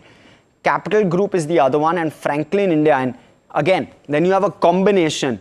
You have Axis, ICICI, all of those mutual funds, AMCs holding roughly 8 to 9%, including a Kotak AMC holding around 8 to 9%. stake in this one. So you've got these clutch of investors and AMCs which really seem to like the stock and therefore have decent amount of holding in it, which kind of gives you some bit of comfort, right? That you've got these large institutional investors which are holding large stakes. Not that it doesn't mean that they will exit at some point. They might. But what I'm saying is it gives you comfort. It lends comfort that there are several of these large ones, and therefore there's something that they are seeing in terms of positivity with regard to the bank, and therefore we've given this one a thumbs up because of the uniqueness of the way in which this is structured. Let's look at Street Cred now. Again, an interesting picture. You look at the 1 month returns, it's up 1.5%, 3 months it's up 16%, 6 months it's up 6%, and 1 year it's up 31%. All of this looks good till you zoom out and look at the 5-year picture. That's where the problem lies. 43% returns in the last 5 years is a far cry from satisfying, and therefore again you want to see more with regard to the performance over the longer period, and hence we've given this one a neutral. Now let's look at the Street Cred. What is it, the Street Coverage. What is it that the analysts are suggesting? There's only one sell call, the 26 buy calls, and the average upside is just 10%. Again, we'll give this a neutral because what you want to see is more. Have you already seen a larger part of the rally having been done or not is really the question. While there are 26 buy calls for sure, the upside is not as compelling at this point. I want to also look at the valuation picture because that will also give us a clearer picture as to how this is stacking up in terms of peers. You look at City Union versus some of the others. Now I understand that the ROA picture for some of the others may be different, and that's something that you must also note. But the price to book at 1.5 times and the recent stock rally, again, the valuations will likely price in a decentish growth and a 1.5 to 1.6% ROA. Can it beat some of those expectations will be the question. And before I go across to N. Kamakodi, who's joining us, who's the CEO at City Union Bank, who's joining us, before I go across to him, let's quickly stack up the KYC ratings in front of us for our perspective. The income statement and the balance sheet are a thumbs down. You want more with regard to growth. Operational metrics are a neutral. Asset quality is a thumbs up. Let's look at shareholding, Street Cred, Street Coverage, and valuations. All of that stacks up to a 4 out of 8 on our KYC ratings for a City Union Bank. Now let's go across to N. Kamakodi, who's joining us. Mr. Kamakodi, always good speaking with you. Good morning. I want to start off by asking you that you've guided for around a 200 to 300 basis points higher growth than industry. What's capping your growth at this point? I mean, you're well capitalized, your PCR has gone up, you should be happy with the way asset quality metrics are evolving. So what's capping and what's keeping you cautious with regard to growth on a loan book which is 50,000 crore? See, if you look into any bank, the actual mistakes are made in good times. So we had always maintained, like say, we are test match players. We are not a short-term player, like where we want to have, like say, a 10% over and above the industry and take it and all. We take a cautious, like say, a treaded path, where like say our growth rate almost like say a few percentage point over and above the growth rate of the industry, so that like say we have a total comfort over the risk metrics and also on the growth per se. So this had all along been our practice. This is how the bank had stayed profitable and efficient for 120 years over the since it was like say started. So we continue with the basics, so that like say we take a growth like say about 2 to 3% over and above that of the industry. But what will help you grow faster, or will you just avoid growing faster just because you're being cautious? Other banks have proven that they can grow faster along with being cautious with regard to asset quality. So what's stopping you from doing that? Because you've already ironed out some processes as well within the bank. See, basically, all the banks which you say, like say they had their growth for like say 2 decades or 3 decades. But particularly when a bank has a larger, like say time horizon to take care, you might have already seen all the traditional banks which tried to accelerate the growth, the experience had not been that good. So it will be a measured growth over and above that of the industry. That's why we survived without any issue during the your AQR period or during the asset quality cycle of your corporate consortium lending or your infrastructure lending period and things like that. You had a period when the maximum growth happened through the unsecured segment, which we have kept ourselves away. So we will continue with our long-term proven strategy of, and we don't burn the capital also unnecessarily. So we take a decent return both in terms of ROA and ROE. Measure the growth, like say slightly above that of the industries. We take a relatively cautious path, which has been a proven thing, and this is our strategy, which is we have demonstrated and communicated in no uncertain terms. Sure. So a steady growth that you will likely see. Will it be a consistent growth as well? Are you expecting to see a 13 to 15% kind of growth clip continue for the next 5 years, and therefore will you double your advances book in the next 5 years? Is that the way to look at this one? Yeah, we had been that doing that way till the COVID. After that, we had a round of like say some setbacks in between. After that, we are getting back to that rhythm, and this is how we are doing. Like say, if you had a chance to look into our number up to 2020, that is how we had built up our franchise. Across all matrices, we had that 15% plus growth for about 15 years continuously. Okay. When I'm looking at the other piece that kind of draws my attention is concentration, both in geography as well as in loan mix. Is there a thought process to diversify from that, and how quickly can you do that? How do you say on loan mix? So MSME and MSME agri are a predominant part of your loan mix. You also have joint liability, non-agri, which is 12%. So when I'm combining those three, it's amounting to 70%. Do you believe that that's too concentrated, or you feel that you're comfortable with that?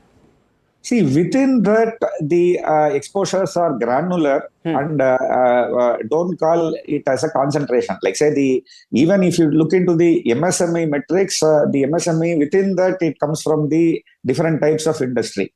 So I don't agree with that point of view of, like say, viewing it as a concentration. But yes, we had been a traditional Tamil Nadu-based bank.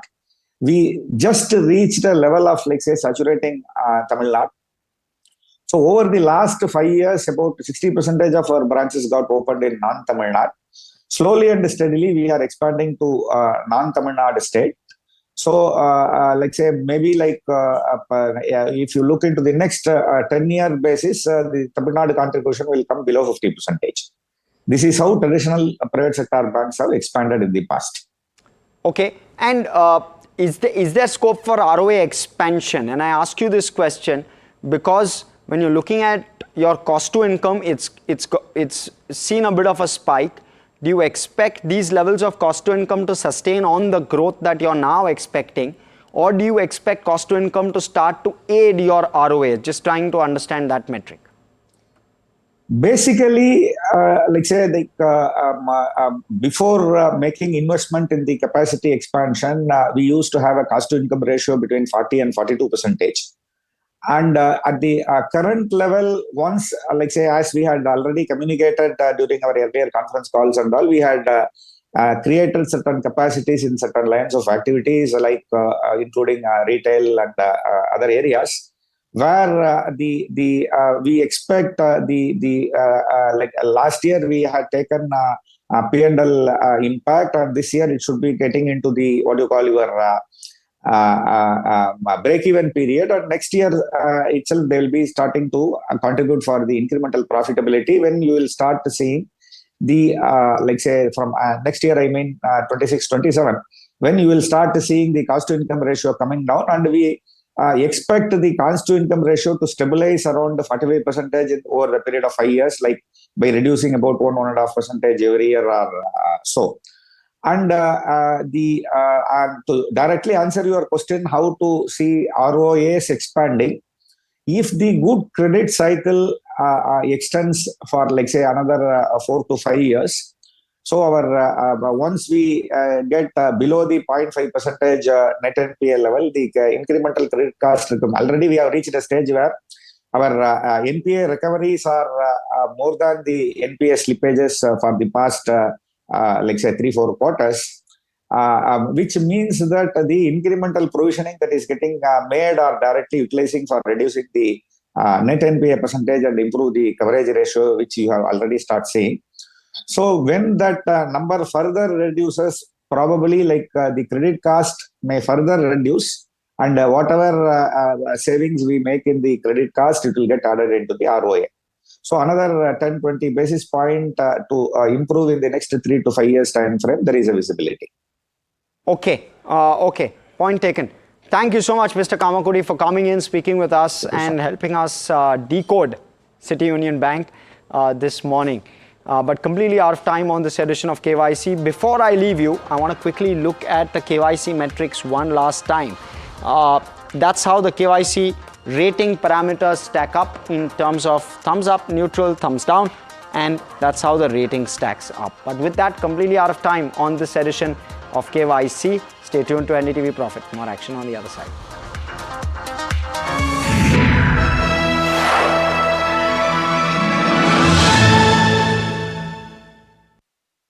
तू ही तो है जिसकी सच्चाई वाली clarity की वजह से मैं आज यहाँ हूँ। गोल्ड प्लस सिल्वॉक्सी मिरर्स, ऐसी क्लैरिटी कि आपको सिर्फ सच नजर आए, चाहे कितने भी साल बीत जाएं। In one go, Rapido is taking on Ola, Uber, now Swiggy, Zomato, Zepto.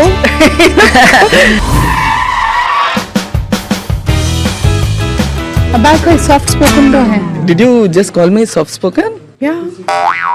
No? No, I should just record this and let my team hear it. I think what changed the game was bringing two-wheelers into the picture. Bikes, right? Yes. India has always been the land of two-wheelers. Why don't we leverage this existing infrastructure to create a commute? Now you've entered a space which is all about, catch up in films. You want to get into delivery and quick commerce. Entry into this was more a strategic move. For us, our simple motto is this: how can I ensure that this captain who's coming on my platform earn more? You even ended up learning Korean. How do you use those skills now? I've actually quit my job while I was on a business trip in Korea. How did you say I quit in Korean? Nakuman desaya.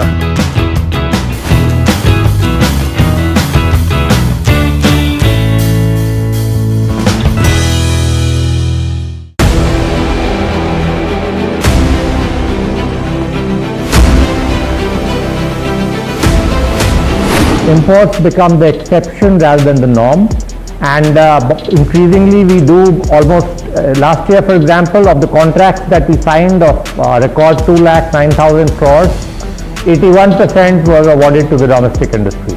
Our intent is to manufacture in India, preferably with design also in India. I am so elated to be on the same screen as the Defense Secretary, and I get a chance to talk about what he said. In certain areas, like for example, artillery guns and armored vehicles, or in some categories of missiles like the BrahMos and the Akash, we've come of age. What Defense Secretary Sir said is 100% true, and today private industry can really increase their involvement in R&D. I am very proud to say that we make, in our categories that we have been supplying to our defense forces, some of the best platforms in the world.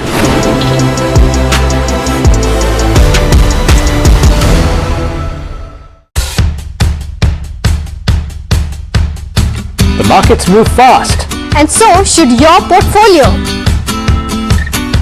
Expert insights, real-time stock picks. Do I buy Ola? Should I or hold buy time to ICICI? invest?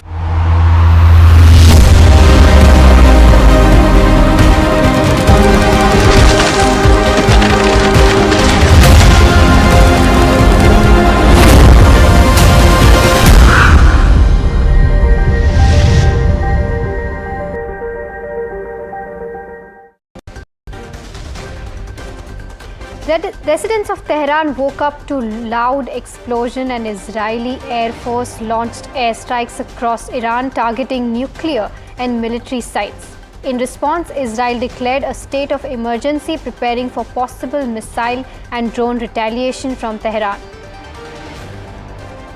Oil prices surged over 13% following Israeli airstrikes on Iran, sparking fears of supply disruptions amidst escalating Middle East tension back home. Barring ONGC, all oil-related stocks are trading with cuts.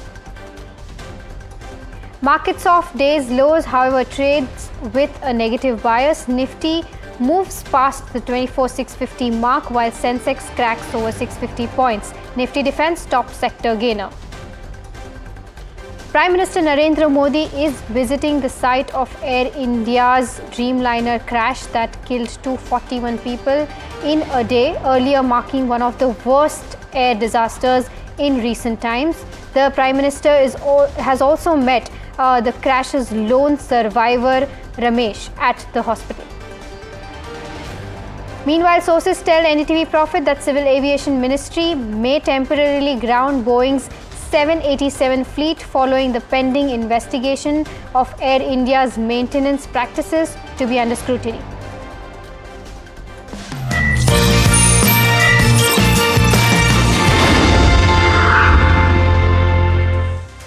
Hello and welcome to Markets at 12. I'm your host Mahima Vachajani, and before we move on with the show, let's take a quick look as to how the markets are doing. Well, the markets certainly don't like uncertainty, of course, but markets are off from its day's lows. Let's pull up the Nifty 50. It's trading about 0.8% lower. The chart of the Nifty 50 is almost flat since the start of the trade. Let's pull up Sensex as well. Sensex also trading with cuts of about 600 odd points, over 600 odd points, down by about 0.81%. Let's pull up the Nifty Bank and see how that's doing in trade today. It's almost down by about 1%, down by about 600 odd points. Let's also pull up the broader markets, how they are faring. The broader markets are slightly doing better than that of benchmark indices. The mid cap 150 seeing cuts of about 0.5 odd percent. Small cap 250 also seeing cuts of about 0.5 odd percent. Let's pull up the Nifty 50 constituents and see what counters are in pressure and what counters are doing well. Well, some counters that are under pressure includes your Shriram Finance, SBI,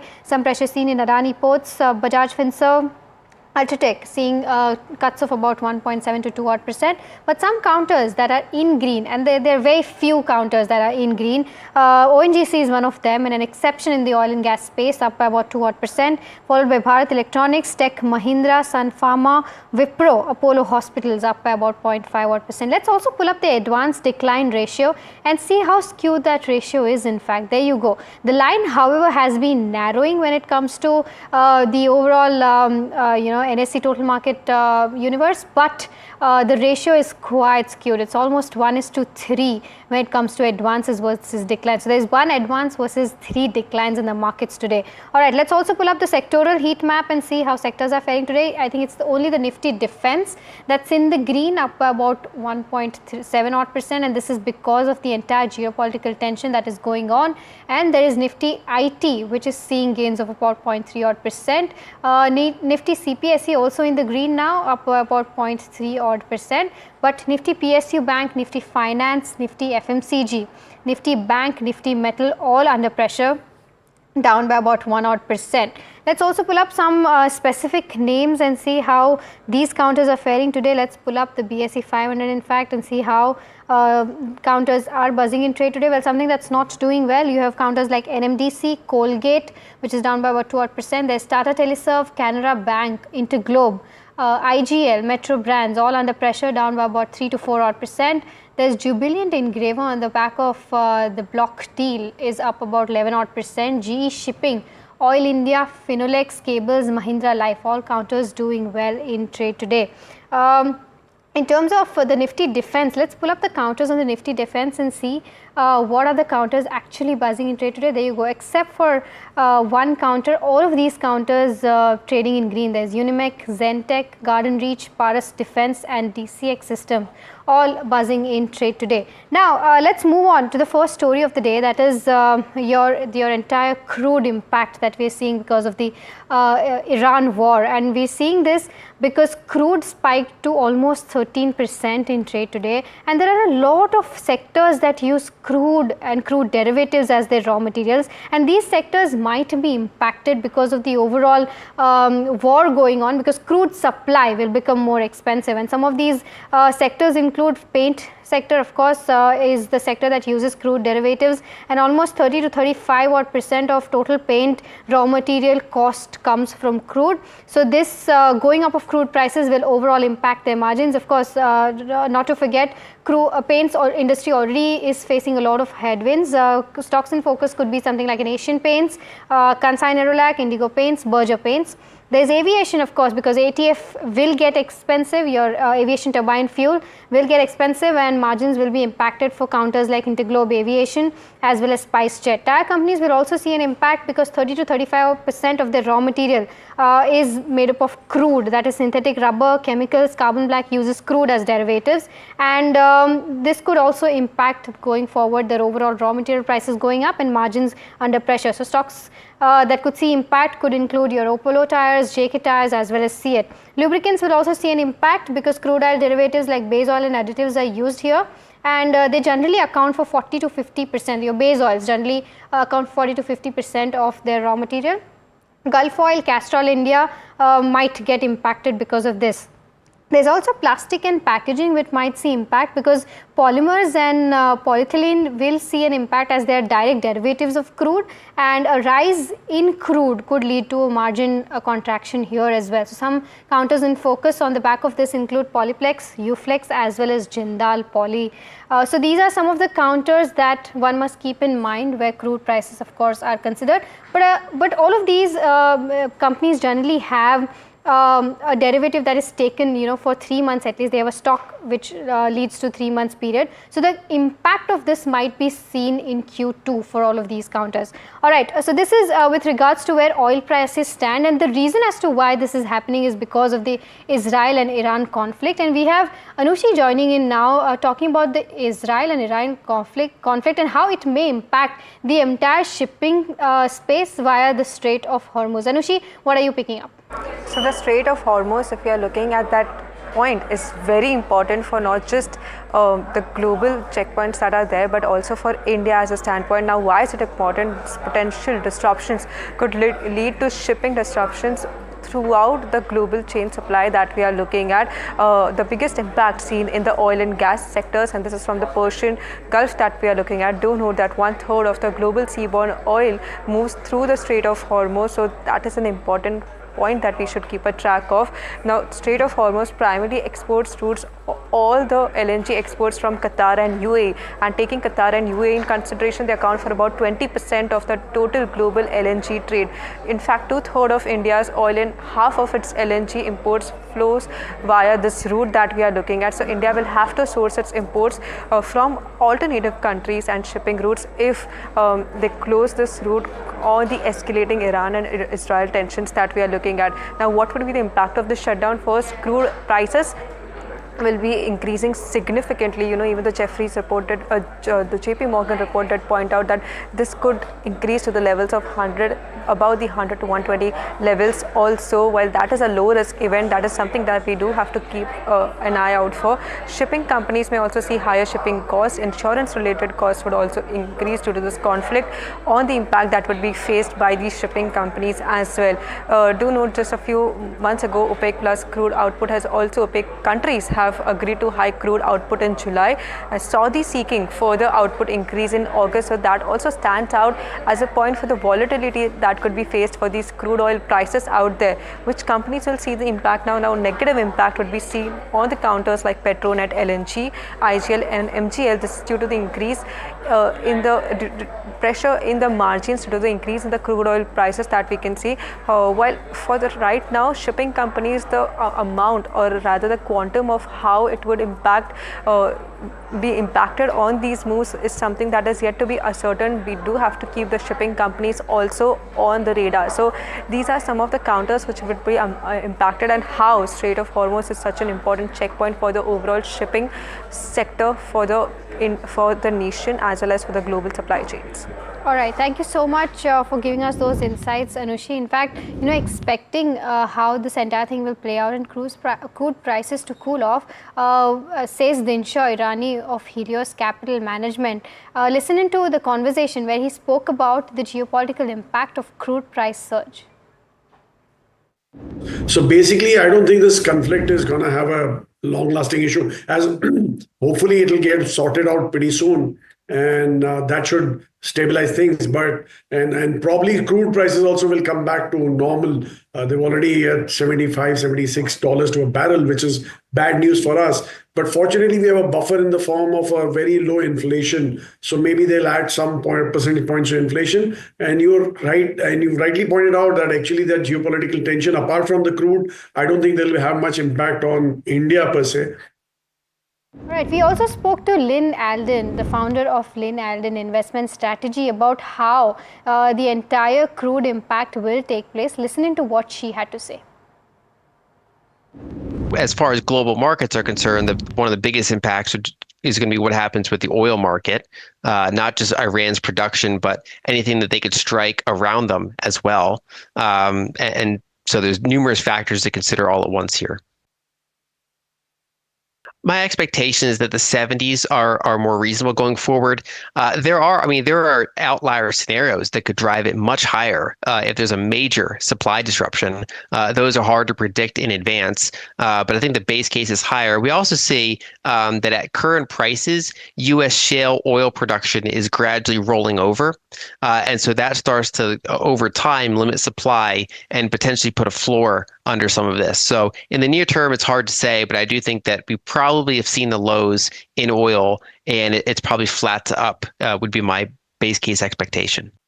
Right, and rising crude prices not looking sustainable, says Gurmeet Chadha, the managing director, the managing partner and CIO at Complete Circle, and he also explained about how this will overall have an impact in India. Listening to the conversation where he speaks about Iran and Israel tensions. It's now been almost 4 years since the Russia-Ukraine conflict started post-COVID. And something or the other keeps coming. I think this one looks a little more in terms of the ladder of escalation, because they've actually targeted, the commanders of the Iran army as well as the nuclear side. So, clearly the objective is very clear. And I think at such large scale attack would obviously have, while I'm not a geopolitical expert, but with some US backing, and Trump has been talking about it for past couple of days. So my sense is I go by the old template. I'm not an expert who can tell you how much this will escalate. But if you go by history, especially last 4 years, any such correction due to, things which are non-India related have proven to be, a buy on dips kind of a thing. But things can, as I said, quickly escalate, even de-escalate, depending upon how the situation does. Okay, we also spoke to Peter McGuire, the CEO of AustraliaTrading.com, about what will be the geopolitical impact of crude price surge and how it will impact India's crude oil prices. Listening to what he had to say. If you look at price, and let's look at there first, it's been up nearly 12% as far as a super spike on crude. You've had WTI really ratcheted up, and so has Brent. So there's the first part as far as price. Now it's come back to around about 8 or 9% up. So it's given up some of those big blowout as far as gains. If you're looking now from a geopolitical standpoint, the impact of this is, first question, will there be retaliatory action from Iran, and how will that be positioned? Is it going to happen now, or is it going to happen over the next couple of days? Is this going to be a long drawn out wartime, or is it going to be something compressed and we're going to see, no further action in 24 or 48 hours? That's the unknown. And does the US get involved in this, Tamana? So there are many moving parts that need to be, I think, worked through until we get to that point. All right, so that was Peter McGuire talking about how crude prices will have an impact. Now, shifting focus to one of the lead stories of the day, that is Air India's London-bound flight AI-171 crashed in Ahmedabad yesterday, leaving 241 dead. While the cause of the crash is yet to be ascertained, it has brought Boeing back into the eye of the storm. Prime Minister Narendra Modi also visited the place earlier in the morning. My colleague Aishwarya joins in with the ground report. Aishwarya?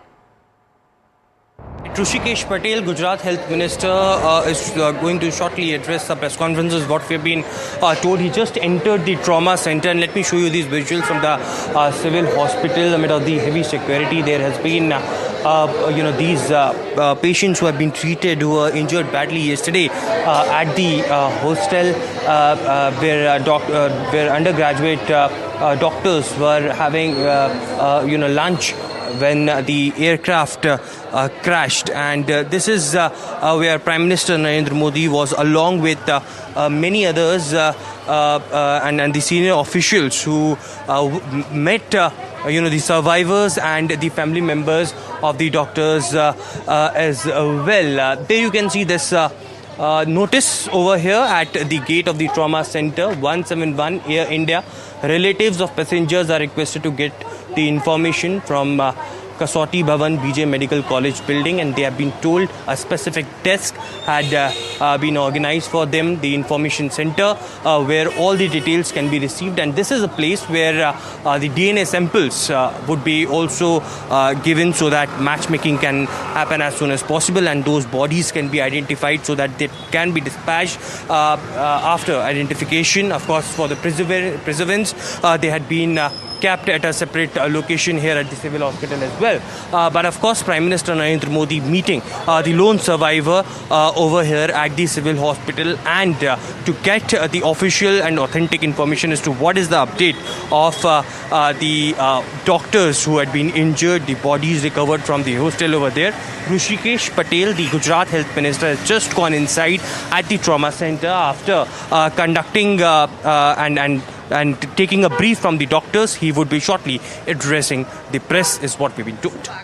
All right, the visuals for sure are very disturbing, and sincere condolences to the families who've lost their family members as well as lives. Now, India is also considering a safety probe on the Boeing's Dreamliner series. The Ministry of Civil Aviation may even ground the ill-fated Boeing jets, and Sessa joins us with more details on that. Sessa, what are you picking up? The Ministry of Civil Aviation is considering a safety review of the domestic fleet of Dreamliners following the devastating crash of an Air India Boeing 787 aircraft, which claimed lives of 241 out of the 242 people that were on board of the London-bound flight, which is seen as the deadliest air disaster globally in a decade. Sources say that as a precautionary measures, authorities are likely to look at the possibility of temporary grounding of all Boeing 787 aircraft, with initial safety inquiries underway. Several stakeholders, including Tata Group, Boeing India, the US National Transportation Safety Board, as well as the Federal Aviation Administration, are engaged in discussion. A final decision hinges on the investigation's final findings. Meanwhile, Air India, which operates 34 Dreamliners, the largest fleet among Indian carriers, is also likely to face scrutiny, especially regarding maintenance practices. The crash has prompted international attention, with the NTSB leading a team of investigators from the US alongside Boeing and engine manufacturer GE Aerospace. Meanwhile, the Indian Aircraft Accident Investigation Bureau is also probing the incident, with a preliminary report expected in about a month's time. Now, this particular tragedy is, not only raises questions about the aircraft's safety, but may also lead to a global review of Dreamliner's safety protocols as authorities seek to prevent such disasters in the future. We will keep you updated as the investigation progresses. Back to you. That's a critical information that is coming in from CESA's sources, and this is exclusive to NDTV Profit. Now, just to give viewers a perspective as to how many Boeing aircrafts does Indian Airlines own, Indigo has around 14 Boeing airplanes, out of which 2 of them are leased and 12 of them are owned, that is their B737 model. For Air India, 27 Dreamliners Boeing aircrafts are owned by Air India. Total Boeing aircrafts owned by Air India is roughly 58. October 2012 was the first time when Air India actually bought the first aircraft from Boeing, because Indigo till now also has majority Airbuses in their entire fleet. Air India has Boeing aircrafts that include the series of B787 and B77, that includes your 200LR as well as 300LR. And the total order book, that's very interesting, because the total order book of aircrafts which are already ordered is 570, out of which 220 are of Boeing aircraft. So we'll have to see as to how this also changes for Air India going forward. For SpiceJet, they have the Boeing 737-700 line and the 737-800 fleet as well, and they own around 32 Boeing aircrafts as of June 24. For Akasa also, there are 29 Boeing aircrafts that they own. This is from the series of 737 MAX aircraft, and the firm has also placed order for 226 more Boeing aircrafts going ahead. So this is also something critical to watch out for, because we'll have to see as to how now orders for Boeing go ahead and change. All right, so that's with regards to where the entire airplane and airplane stack stands. But Ahmedabad air crash tragedy may be India's most expensive aviation claim, with potential liabilities translating to upwards of over 2,000 crore rupees. My colleague Pallavi joins us with more details on that. Right, so like you said, yesterday's tragedy can actually turn into India's most expensive aviation claim. Now, typically how it works is that airline fleet insurance policy covers risks such as the airline parts, spare parts, the aircraft hull, and liabilities to passengers as well as third parties. Now, yesterday's incident is expected to trigger claims both in terms of the liability section as well as the hull insurance, because we saw a total loss of the aircraft as well as the fatalities. Now, the aircraft damage will be covered under the aviation hull all risk section, which ensures the valuation of the aircraft, including the spares and the equipment. And according to industry experts we spoke to, this valuation could range anywhere between $210 million to $280 million. Now, in fact, one of the people we spoke to was Amit Agarwal, the Chief Executive Officer and MD of Howden India, and he explained that the aircraft which was involved yesterday was in fact insured for approximately about $115 million. Now, coming to the liability section, which could very well be the most significant component of yesterday's loss, could amount to millions of dollars.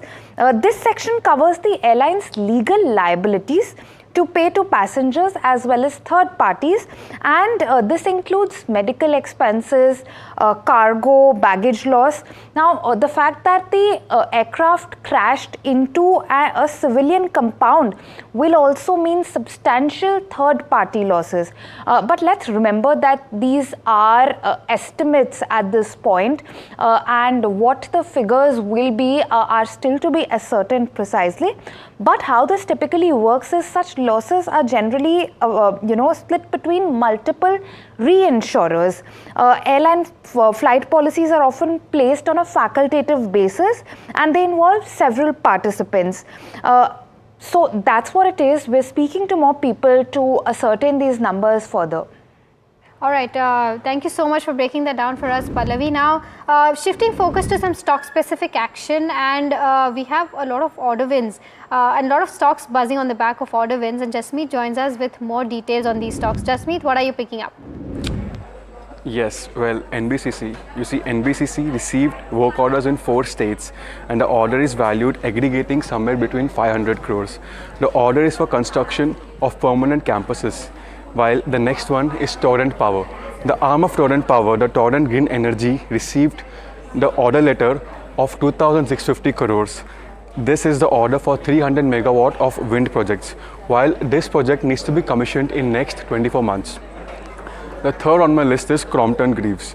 They received an order worth 101 crore and the order is for commissioning 4,500 off-grid solar projects. These are basically solar pump projects, you can say. And this order is received from Maharashtra Energy Department Agency. The period for this project is 90 days.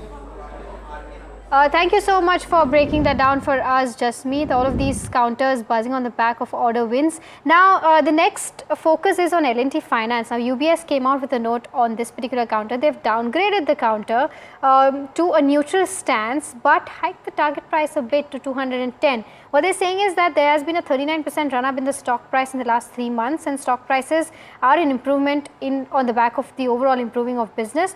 The stock has reiterated a 1.7 times PBV versus that of 1.2 times of a 5-year average, and they expect loan book CAGR to grow at around 20% and PAT CAGR at 16% between FY25 to 27.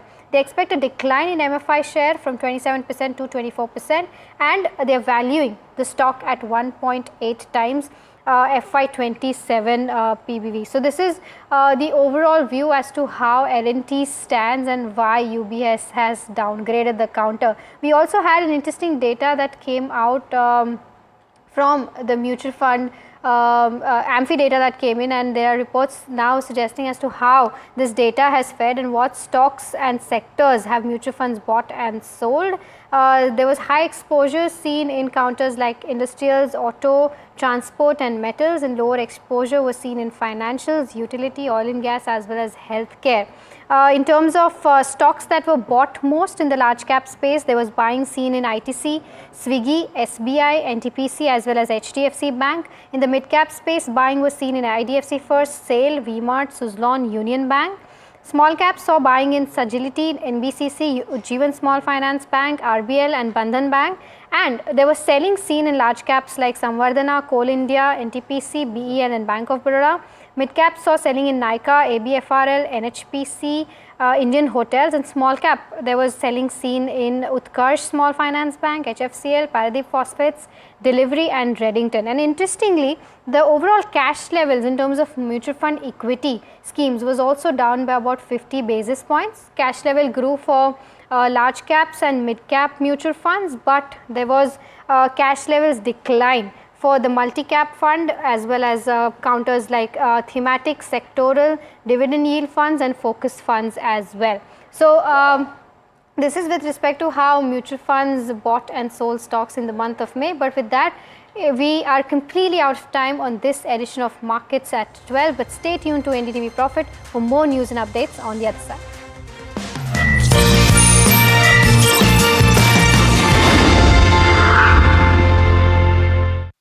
That's huge. That is a biggie. It's out of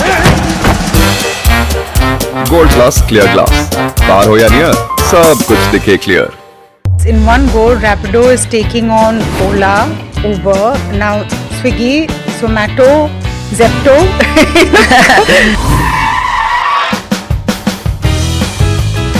About कोई soft spoken तो है. Did you just call me soft spoken? Yeah. No? No, I should just record this and let my team hear it. I think what changed the game was bringing two-wheelers into the picture, bikes, right? Yes. India has always been the land of two-wheelers. Why don't we leverage this existing infrastructure to create a commute? Now you've entered a space which is all about, cash up in films. You want to get into delivery and quick commerce. Entry into this was more a strategic move. For us, our simple motto is this: how can I ensure that this captain who's coming on my platform earn more? You even ended up learning Korean. How do you use those skills now? I've actually quit my job while I was on a business trip in Korea. How did you say I quit in Korean? Nakuman desaya.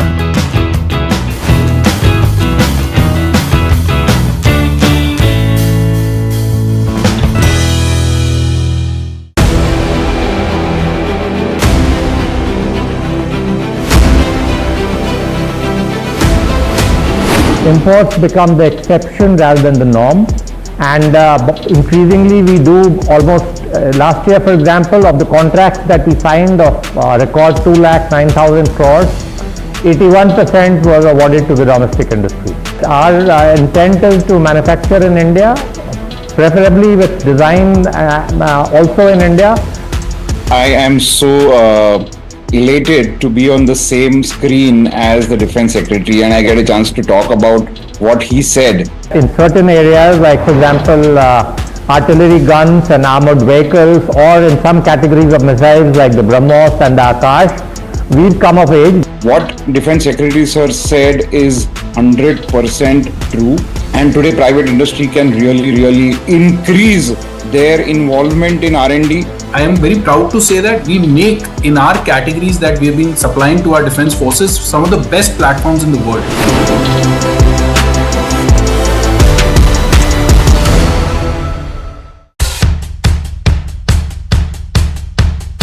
The markets move fast.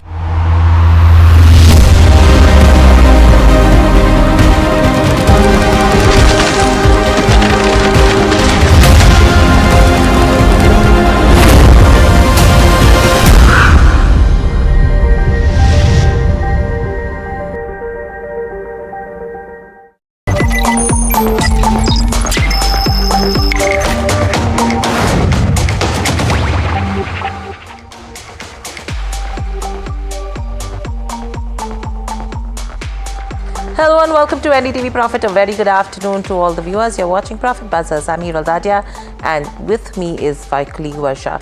Good afternoon, Varsha. Clearly, a very interesting day of trade because not everything which is good news which is on the streets right now. You have geopolitical tensions with the Israel-Iran war, which is impacting overall. Apart from that, the Ahmedabad Air India plane crash is something which is concerning as well. But as usual, the business needs to go on, and that's what we're doing at NDTV Profit. If you see in terms of markets, a good recovery that the markets have staged in today's session. If you pull up Nifty 50 on the screens, you'll see 0.7% lower.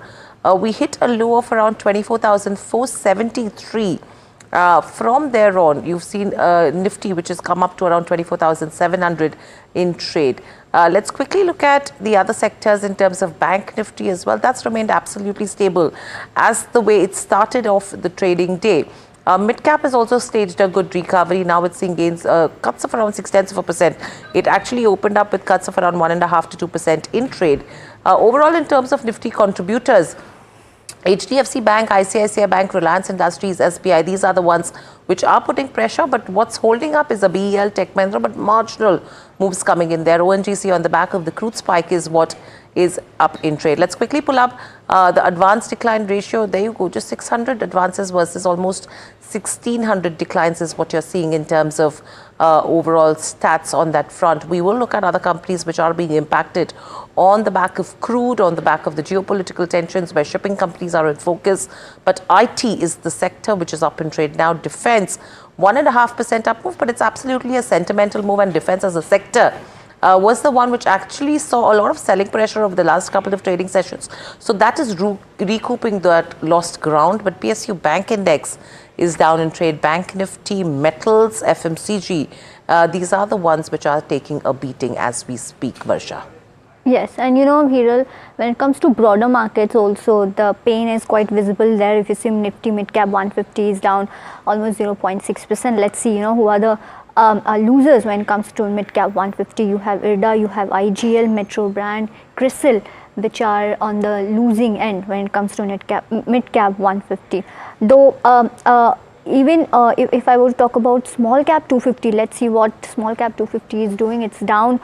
Again under pressure. Now on the loser side you have Tata Tele, you have PNB Housing and Prism John as well, you know, which are on moving in trade, right? Moving in trade, yeah. In fact, we'll be joined by the management of DCM Shriram, but let's quickly address the flashes at the bottom of your screens. You have External Affairs Minister S. Jaishankar who's commenting on that. He's saying in touch with UK Foreign Secretary and Foreign Ministers of Portugal and Canada regarding the plane crash. That is what is coming in from S. Jaishankar. Apart from that, the other commentary he said is, I mean, that's the only line that is flashing at the bottom of your screens.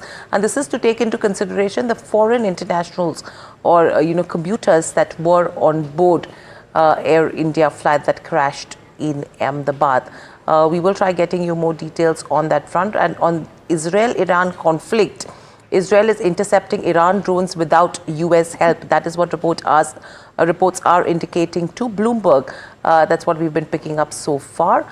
Drones that are being intercepted in Jordan and Syria airspace as we speak. In fact, a lot of support that will be going on this front, where Iran is demanding urgent UN Security Council meet on the Israel attack. Let's see how things pan out on this one. But you have seen a sharp recovery as well with regards to where oil prices go on the back of this. So, I mean, there is that, good knee-jerk reaction that is being resolved.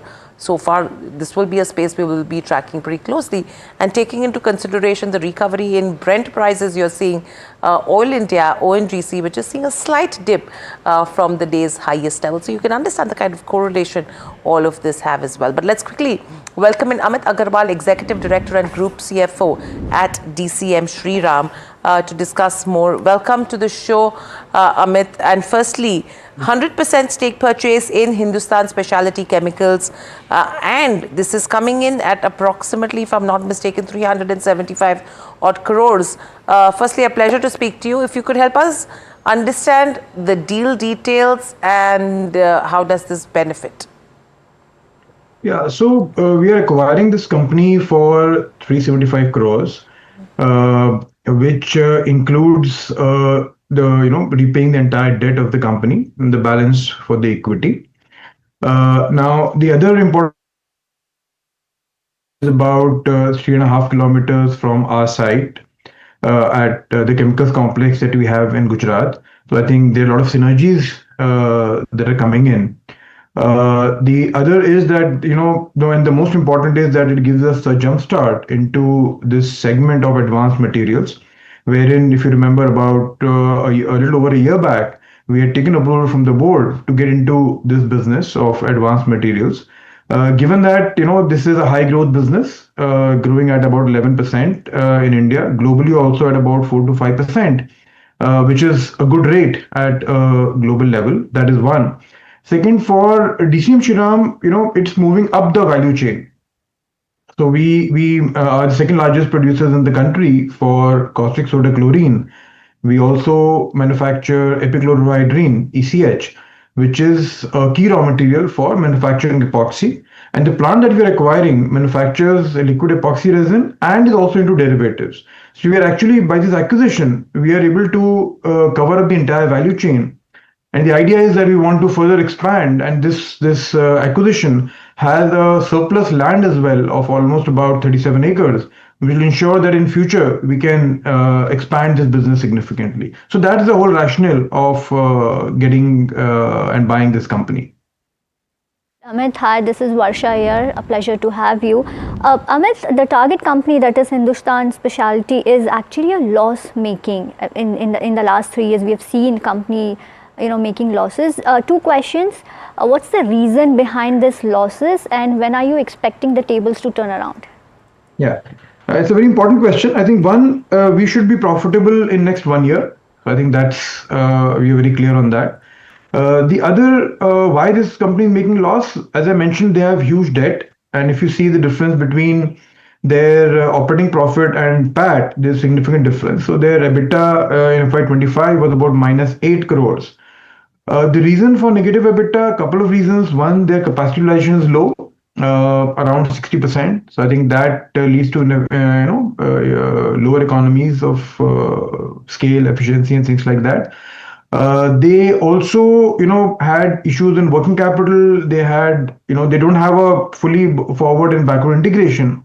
Now with DCM Shriram coming in, we will bring in efficiencies. We'll bring in the backward integration in terms of ECH. And obviously, the funds and all that. So I think we'll be able to turn it around pretty fast. That view. Also, so Amit, now beyond this acquisition, if I were to think, a little long term, when it comes to what is your long term strategy when it comes to advanced material segment, how large do you anticipate this segment to become as a percentage of your, overall revenue in next maybe 3 to 5 years? Sure. So I'll give you a 3-year plan, which is very clear with us. So let's say the current capacity of liquid epoxy resin with Hindustan Specialty is 17,000 tons per annum. We will take it up to about 50,000 plus in next 3 years. On derivatives, their capacity is another about close to about 18,000 70,000 tons per annum, which also will grow by almost about 4 to 5x. So I think that's the plan, and therefore it will become a significant contributor to both top line and bottom line for the company. And more, as you know, what is more important to look at is that we are de-risking our chemicals business, where let's say about 2 years back we were only into caustic soda, chlorine. Then we have hydrogen peroxide, we have epichlorohydrine, and now we will have epoxy and the derivatives. I think it's a complete value chain, and therefore the de-risking for the business. Any kind of number that you can help us with, Amit? I wouldn't be able to give you the numbers right away, but this business generally has a capital output ratio of in the range of 1.2 to 1.5, and the margins are in the range of around 10 to 15%. Okay, and also, in Feb 25, if I'm not wrong, in Feb 24, you had committed 1,000 crore of investment in epoxy and advanced material. Now, Yes. how this 375 crore acquisition will fit into this broader investment plan, and will there be any further investment that you will be doing? Yeah, so as I mentioned, it is all within that ambit of 1,000 crores, which the board had approved. So we invested about 375 crores. As we speak, we will be investing in this acquisition. And the expansion which I mentioned about, which is taking the liquid epoxy resin capacity to approximately 50,000 tons per annum, and the other derivatives capacity increasing by 4 to 5x, that should take up another 450 to 500 crores. So I think we will be within that framework and grow the business. Also, Amit, I think I just wanted to have a number on that, because on your overall business, what is the value added contribution currently, and where you want to take that contribution in next 2 to 3 years? Because I believe those products would be having a high margin potential, and that would lead to increase in margin going forward. Yeah, very true. So these derivatives, especially that we are saying we will increase the capacity by 4 to 5x, they definitely have much higher margins. And see, the agenda of the company, or the goal of the company, is to have volume-driven growth year on year. And I think that's the whole reason why we're investing in growth sectors. We're looking at volume growth. So the profitability has to go up as we go forward.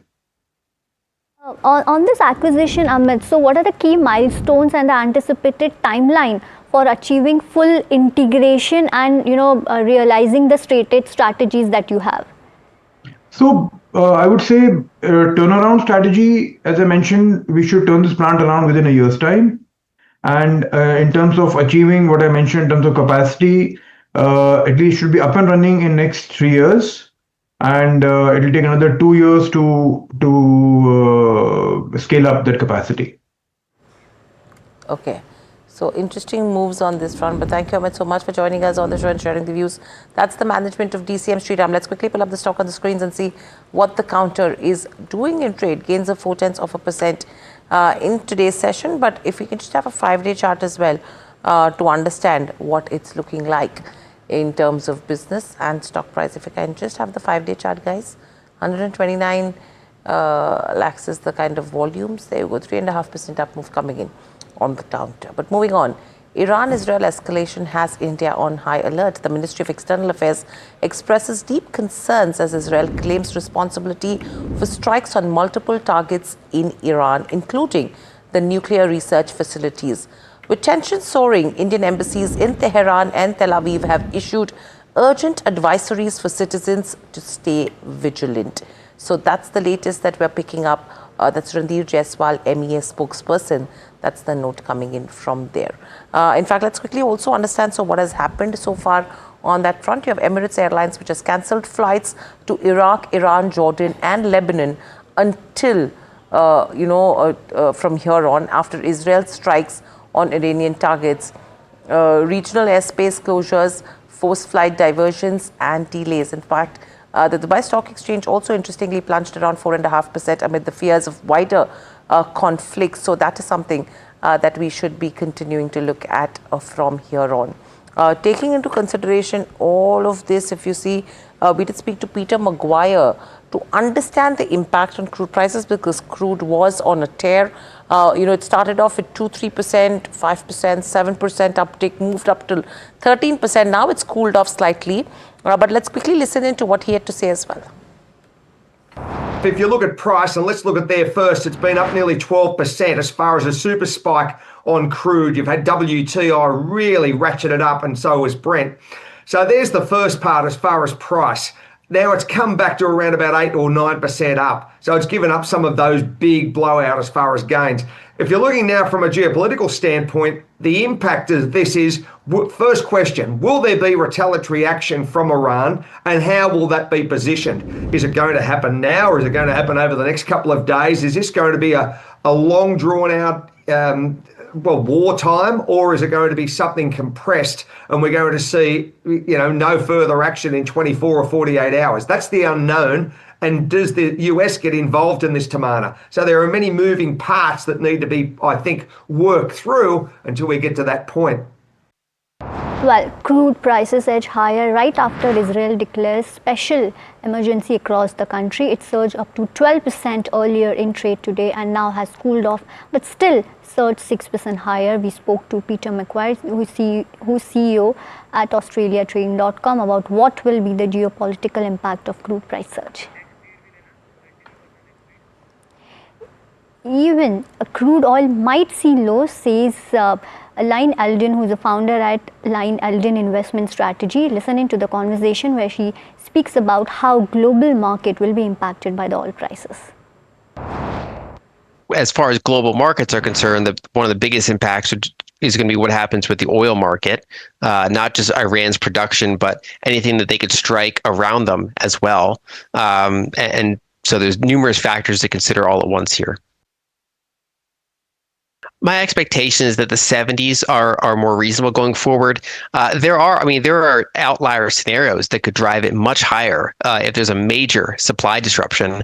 Those are hard to predict in advance, but I think the base case is higher. We also see that at current prices, U.S. shale oil production is gradually rolling over, and so that starts to, over time, limit supply and potentially put a floor under some of this. So in the near term, it's hard to say, but I do think that we probably have seen the lows in oil, and it's probably flat to up would be my base case expectation. So that's the word coming in terms of crude prices. But let's also welcome in Chakri Rokpriya, CIO at LGT. Well, Chakri, good afternoon and welcome to the show. Always a pleasure to speak to you at NDTV Profit. My first question coming to you is, taking into consideration the kind of conflict that we are seeing between Iran and Israel, tensions have mounted on a geopolitical front. You're seeing an impact in terms of crude. You did see a knee-jerk reaction in terms of Indian markets as well. How would you advise an investor to play, from a market perspective, the markets right now? Good afternoon. It's always good to be on your show. The oil, if you look at oil, it has moved down about 20% over the last 1 year. So it was about $65 odd just before this latest conflict broke out. So even if an oil rises like it has today, it's still below the India's long-term averages, about that $75 mark.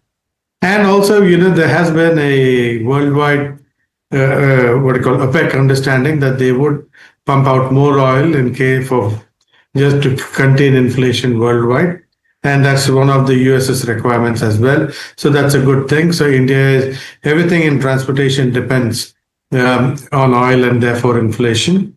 And so up to that $75 mark, which is where we're hovering around, I think, and that's where it'll kind of settle down, hopefully, irrespective of what happens to the conflict, because the other OPEC countries, or rather, Iran was never a big player in the last couple of years in the oil market. So against that scenario, I think we're still all right. Okay. So, Chakri, very quickly, if you have to look at the OMCs which are under pressure, you have the likes of an ONGC, Oil India, HOAC, which are up in trade. You have the shipping companies which are up in trade today as well. We will get you more details on that front. What would your top pick be in this space? OMCs, I wouldn't really touch them at all, irrespective of where the oil goes. Give or take where the oil is up or down, the benefits may have to be passed or stored back and passed on to the. So it's too messy with all the regulatory price controls that are on HPBP. CL, if we have to buy, then it would be Reliance Industries, because they would actually have some inventory gains from the latest conflict. Right. Thank you for that view. Well, moving on, Israel and Iran conflict may impact shipping via Strait of Hormuz. We have Anushi with all the details telling us. So the Strait of Hormuz, if we are looking at that point, is very important for not just the global checkpoints that are there, but also for India as a standpoint. Now, why is it important? Potential disruptions could lead to shipping disruptions throughout the global chain supply that we are looking at. The biggest impact seen in the oil and gas sectors, and this is from the Persian Gulf that we are looking at. Do note that 1/3 of the global seaborne oil moves through the Strait of Hormuz, so that is an important point that we should keep a track of. Now, Strait of Hormuz primarily exports routes all the LNG exports from Qatar and UAE, and taking Qatar and UAE in consideration, they account for about 20% of the total global LNG trade. In fact, 2/3 of India's oil and half of its LNG imports flows via this route that we are looking at. So India will have to source its imports from alternative countries and shipping routes if they close this route or the escalating Iran and Israel tensions that we are looking at. Now, what would be the impact of the shutdown? First, crude prices will be increasing significantly. Even the Jefferies reported, the JP Morgan report did point out that this could increase to the levels of 100, about the 100 to 120 levels also. While that is a low risk event, that is something that we do have to keep an eye out for. Shipping companies may also see higher shipping costs. Insurance related costs would also increase due to this conflict, on the impact that would be faced by these shipping companies as well. Do note, just a few months ago, OPEC plus crude output has also, OPEC countries have agreed to hike crude output in July. Saudi seeking further output increase in August, so that also stands out as a point for the volatility that could be faced for these crude oil prices out there. Which companies will see the impact now? Now, negative impact would be seen on the counters like Petronet, L&T, IGL and MGL. This is due to the increase in the pressure in the margins due to the increase in the crude oil prices that we can see. While for the right now, shipping companies, the amount, or rather the quantum of how it would be impacted on these moves is something that is yet to be ascertained. We do have to keep the shipping companies also on the radar. So these are some of the counters which would be impacted, and how Strait of Hormuz is such an important checkpoint for the overall shipping sector for the nation as well as for the global supply chains. Thank you, Anushi, for getting us the details. In fact, as you mentioned about shipping companies, what's interesting is the way the Baltic Dry Index has moved up in trade, and this clearly tells you how freight prices are expected to move and how the shipping companies are reacting to it, because yes, they probably could be key beneficiaries. My colleague Jasmeet Singh joins us with more details. Jasmeet, what are you picking up? Well, right, the Baltic Dry Index is up 10% in trade today, indicating a gain for shipping companies. Let's understand how. While the index measures the shipping cost for dry bulk commodities, a rise in this index will lead to increase in freight charges, while in return, the change in Strait Hormuz route to alternative route might increase distance, while increased distance might also impact positively for shipping companies given the increase in profitability and margin. While this might also lead to a costlier shipping and a slower shipping route.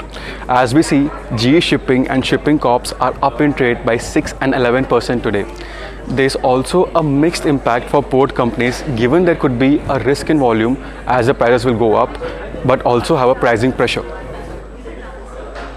Right. Thank you so much, Jasmeet, for getting us the details. So, Adani Ports, volume risk, but pricing power. Container Corp as well. There is a volume risk. All Cargo Logistics is another one. Chakri, any comments on these names? Shipping companies which are seeing some smart moves. Ports probably could see a volume risk, but pricing is in their favor. Shipping companies, I think, will benefit if this continues, and if anything else, it'll, this is also the US driving season, the Western European summer, all times when oil demand goes up. So against that backdrop, there will be greater demand for oil.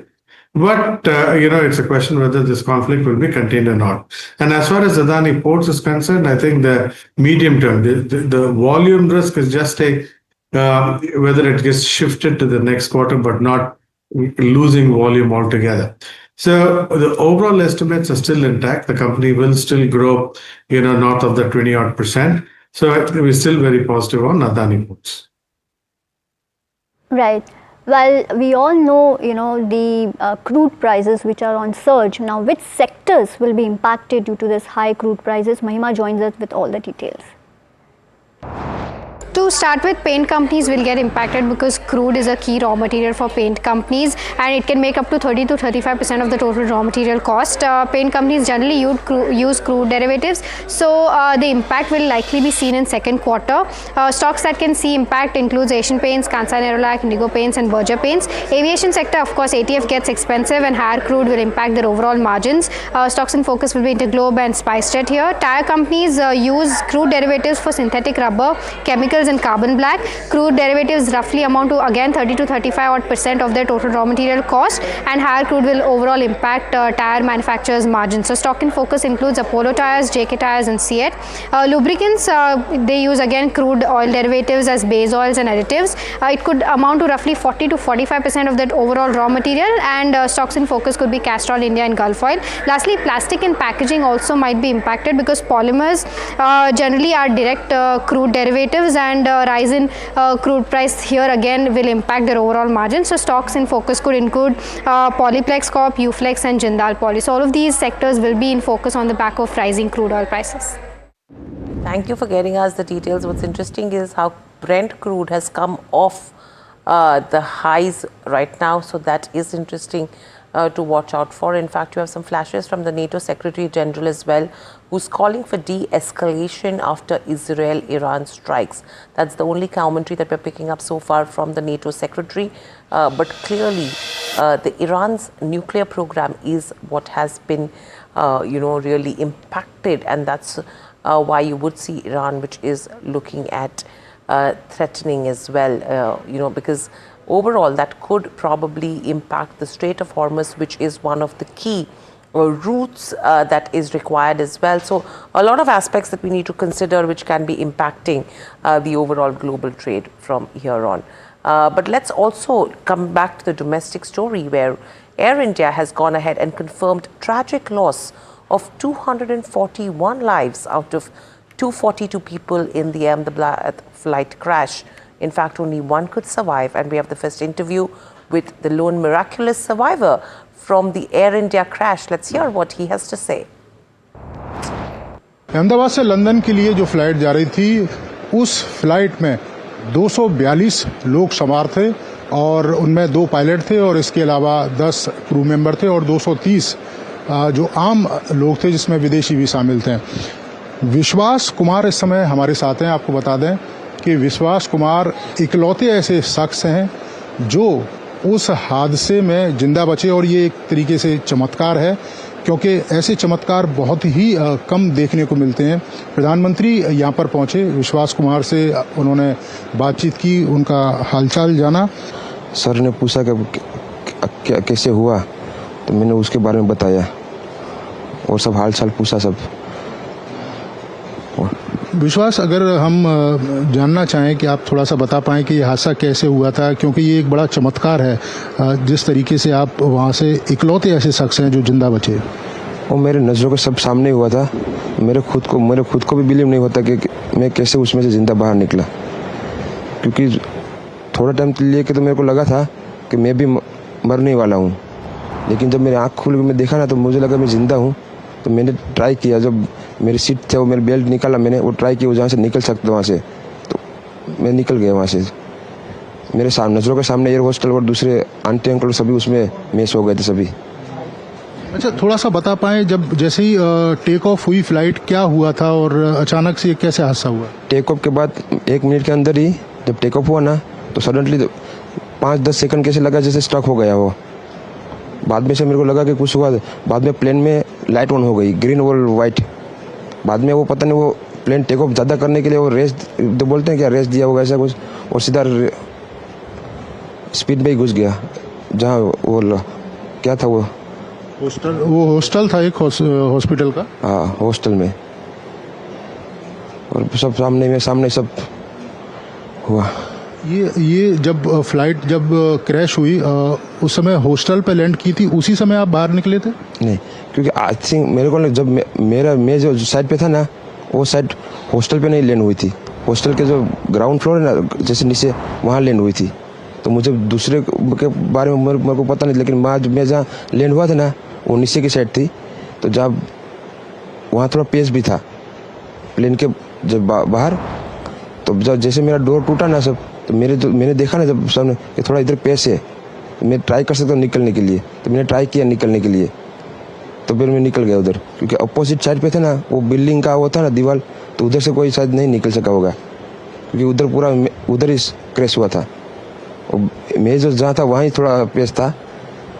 फिर भी मेरे पता नहीं मैं कैसे बचा हूँ, क्योंकि मेरे नज़र के सामने ही सब दो एयर होस्टल वो अंकल आंटी सब उधर ही सब।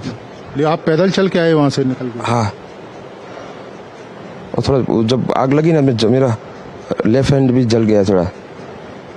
फिर एम्बुलेंस मेरे को उठा लेके इधर आया हॉस्पिटल में।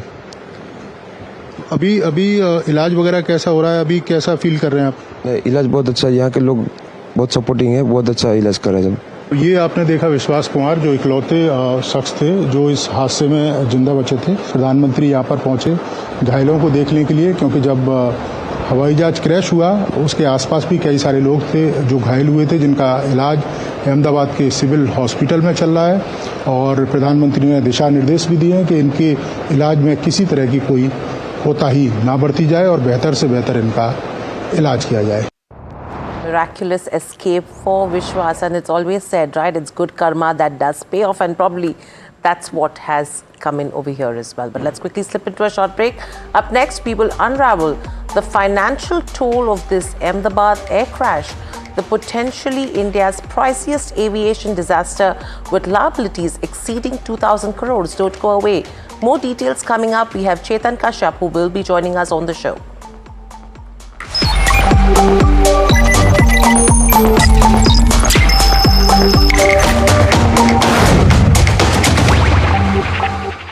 Gold plus optimistic reflective glass लगाओ, धूप की गर्मी को दूर भगाओ और बिजली का बिल भी बचाओ। In one go, Rapido is taking on Ola, Uber, now Swiggy, Zomato, Zepto.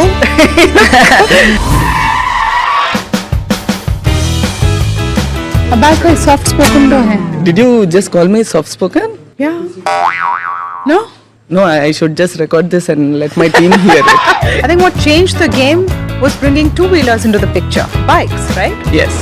India has always been the land of two-wheelers. Why don't we leverage this existing infrastructure to create a commute? Now you've entered a space which is all about, cash up in films. You want to get into delivery and quick commerce. Entry into this was more a strategic move. For us, our simple motto is this: how can I ensure that this captain who's coming on my platform earn more? You even ended up learning Korean. How do you use those skills now? I've actually quit my job while I was on a business trip in Korea. How did you say I quit in Korean? Na kuman desaya.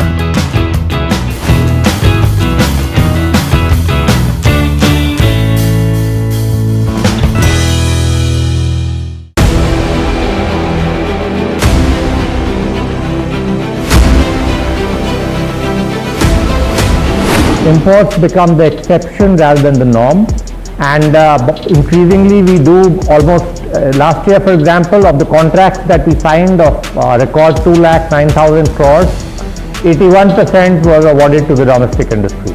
Our intent is to manufacture in India, preferably with design also in India. I am so elated to be on the same screen as the Defense Secretary, and I get a chance to talk about what he said. In certain areas, like for example, artillery guns and armored vehicles, or in some categories of missiles like the BrahMos and the Akash, we've come of age. What Defense Secretary Sir said is 100% true, and today private industry can really increase their involvement in R&D I am very proud to say that we make, in our categories that we have been supplying to our defense forces, some of the best platforms in the world.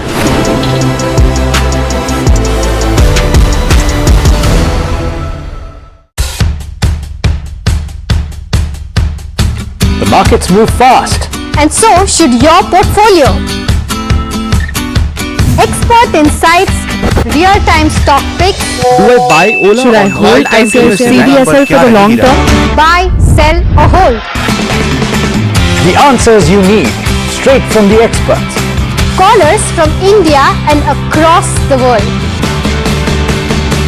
Connect live, ask, decide and invest wisely. Your portfolio, your future. Ask Profit.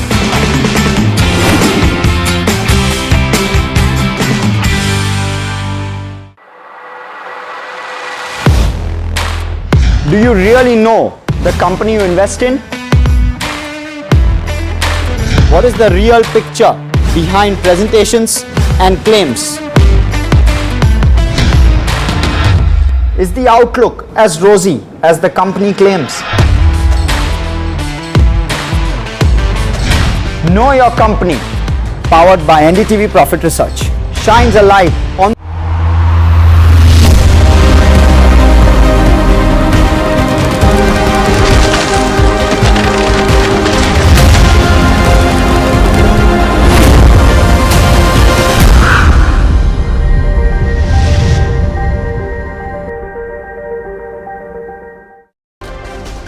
Residents of Tehran woke up to loud explosions as the Israeli Air Force launched airstrikes across Iran, targeting nuclear and military sites. In response, Israel declared a state of emergency, preparing for possible missile and drone retaliation from Tehran. Oil prices surged over 13% following Israeli strikes on Iran, sparking fears of supply disruptions amid escalating Middle East tensions. Back home, barring ONGC, all the oil-related stocks are trading with cuts. And Baltic Dry Index surges 9.7% in intraday amid Iran-Israel conflict. This is what is boosting the shipping stocks, taking into consideration threats will go up. Markets of days low, however, trades with a negative bias. Nifty moves past 24,650 while Sensex cracks over 650 points. Nifty defends top sector gainer. And Prime Minister Narendra Modi is visiting the site of Air India's Dreamliner crash that killed 241 people a day earlier, marking one of the worst air disasters in recent times. The minister has also met the crash's lone survivor, Vishwas Kumar Ramesh, at the hospital. Meanwhile, sources tell NDTV Profit that Civil Aviation Ministry may temporarily ground Boeing 787 fleet following the pending investigation. Air India maintenance practices to be under scrutiny.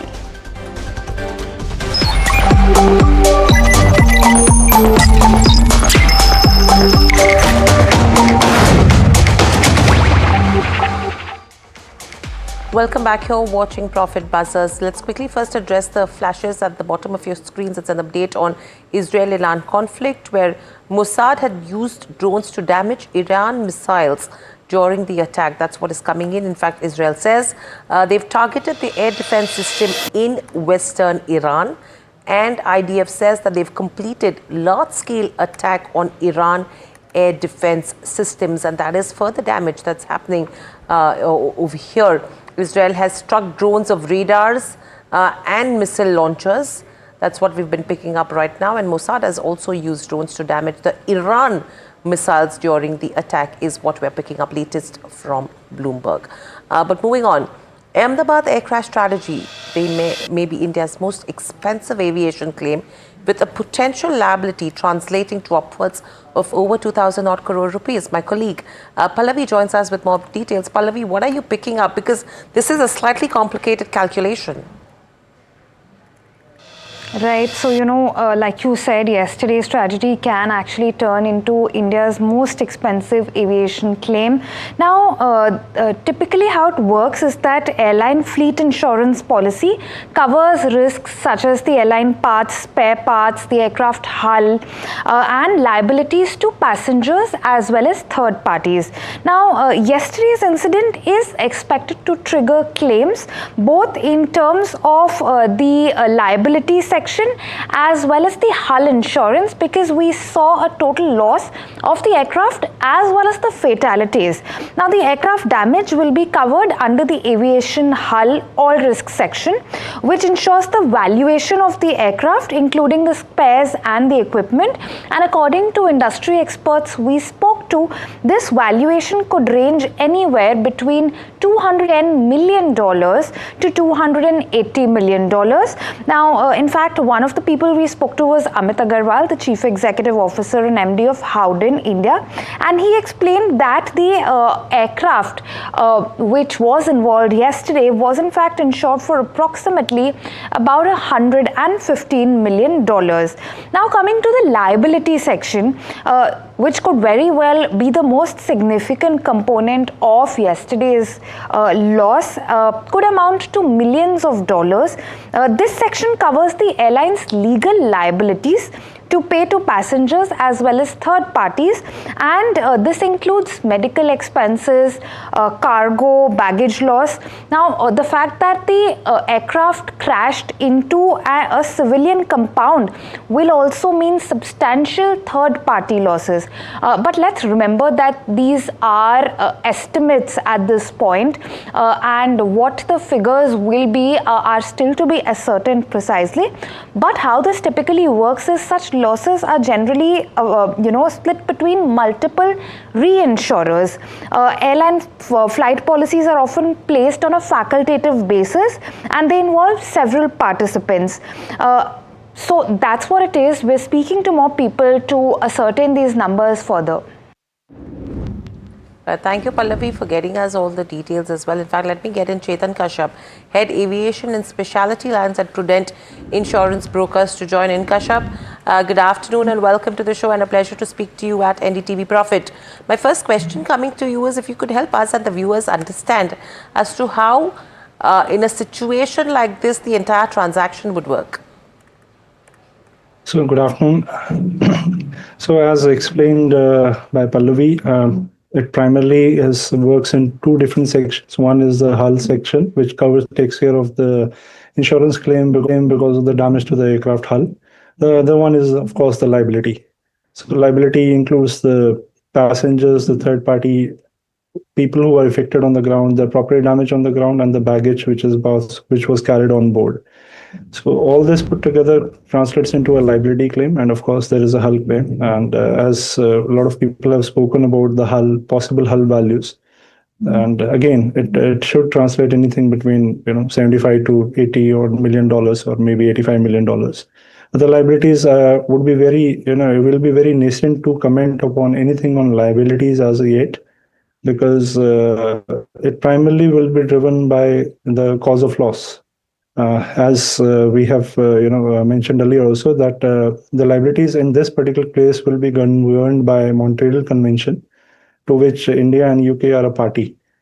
And of course, the convention limits the liability, but yes, there are occasions on which the liabilities limits imposed by the convention can be breached and can be relooked by the courts. So that's where we stand as of now. So what is the likely insurance claim coming out of this incident? I know you're saying it's difficult to ascertain the liability, but as per what Pallavi was looking at as well, it's seeming to be upwards of 2,000 odd crores. Is that something which you would look at as well, or do you think it could be a completely different number? So, as I said, that commenting on the liabilities piece, we can be certain about the hull part, and hull may also include the cleanup cost or the removal of the parts debris there. But as far as the liability goes, it will be very difficult as of now to ascertain a limit. As I said, that though the convention limits the liability to 100,000 SDR, which roughly converts into $135,000 per passenger. But in a few scenarios, the liabilities can be unlimited or can be decided as per the actual situation as considered by the judge who presides over the hearings. And largely it will, as I said, that it will depend on what caused this loss, whether it was a equipment failure, or whether it was a pilot error, or whether it was weather, God knows what. But depending on what has driven this accident, the liability limits can change, and can change very drastically. So Kashyap, as you mentioned, we can determine something which is under hull. So how much is that coming up to? Should be between $80 to $90 million. And this was a 12-year-old aircraft, so I think a newer one would have cost much higher. But being a 12-year-old aircraft, this would be something close between $80 to $90 million. Okay. In terms of your memory, if it serves you right now, in past experience as well, which has been the highest possible claim so far that we've seen in the history of aviation? Because this is something which we will know only later with the current one. But the last one, just to understand the dynamics. So I think the most expensive claim everyone would be aware of was 9/11. So it ran into a few $1 billion. Then? I think it was close to about 4.8 or $5 billion. Wow. Okay. That resulted from it. And the second most expensive would be a cargo plane crash in Amsterdam. A livelihood of which resulted in an outgo of about a couple of $1 billion. Okay. And what happens with regards to the people who are outside the plane who've been affected by the crash? Do they get covered as well under this? Yes. Yes, certainly. They are categorized under third party. And as against on board who are governed by the convention, these people are not governed or limited by a convention. They can get compensation as what the law finds fit for them, or deem fit. If there have been young fatalities who had good prospects living forth, there could be a decent amount of claim which can come through for these people who were killed on the ground. And is there a cap to that kind of a number usually? No, not for the people who were affected on the ground. Certainly there is a limitation on the people in the aircraft, but not one on the ground. Okay. And taking into consideration the concerns that we've seen with Boeing currently, what happens to the entire air insurance market? Do you think there is a propensity or a possibility for the premiums to increase from here on? Because if that happens, it's the market that will see a hit. Certainly, there will be some impact on the premiums, especially for the Indian carriers, considering this is one of the largest events in modern aviation history for India. I think after Kanishka bombing, this would be the largest claim or largest event for a single tragedy. And obviously, there would be implications on the other players in the international market.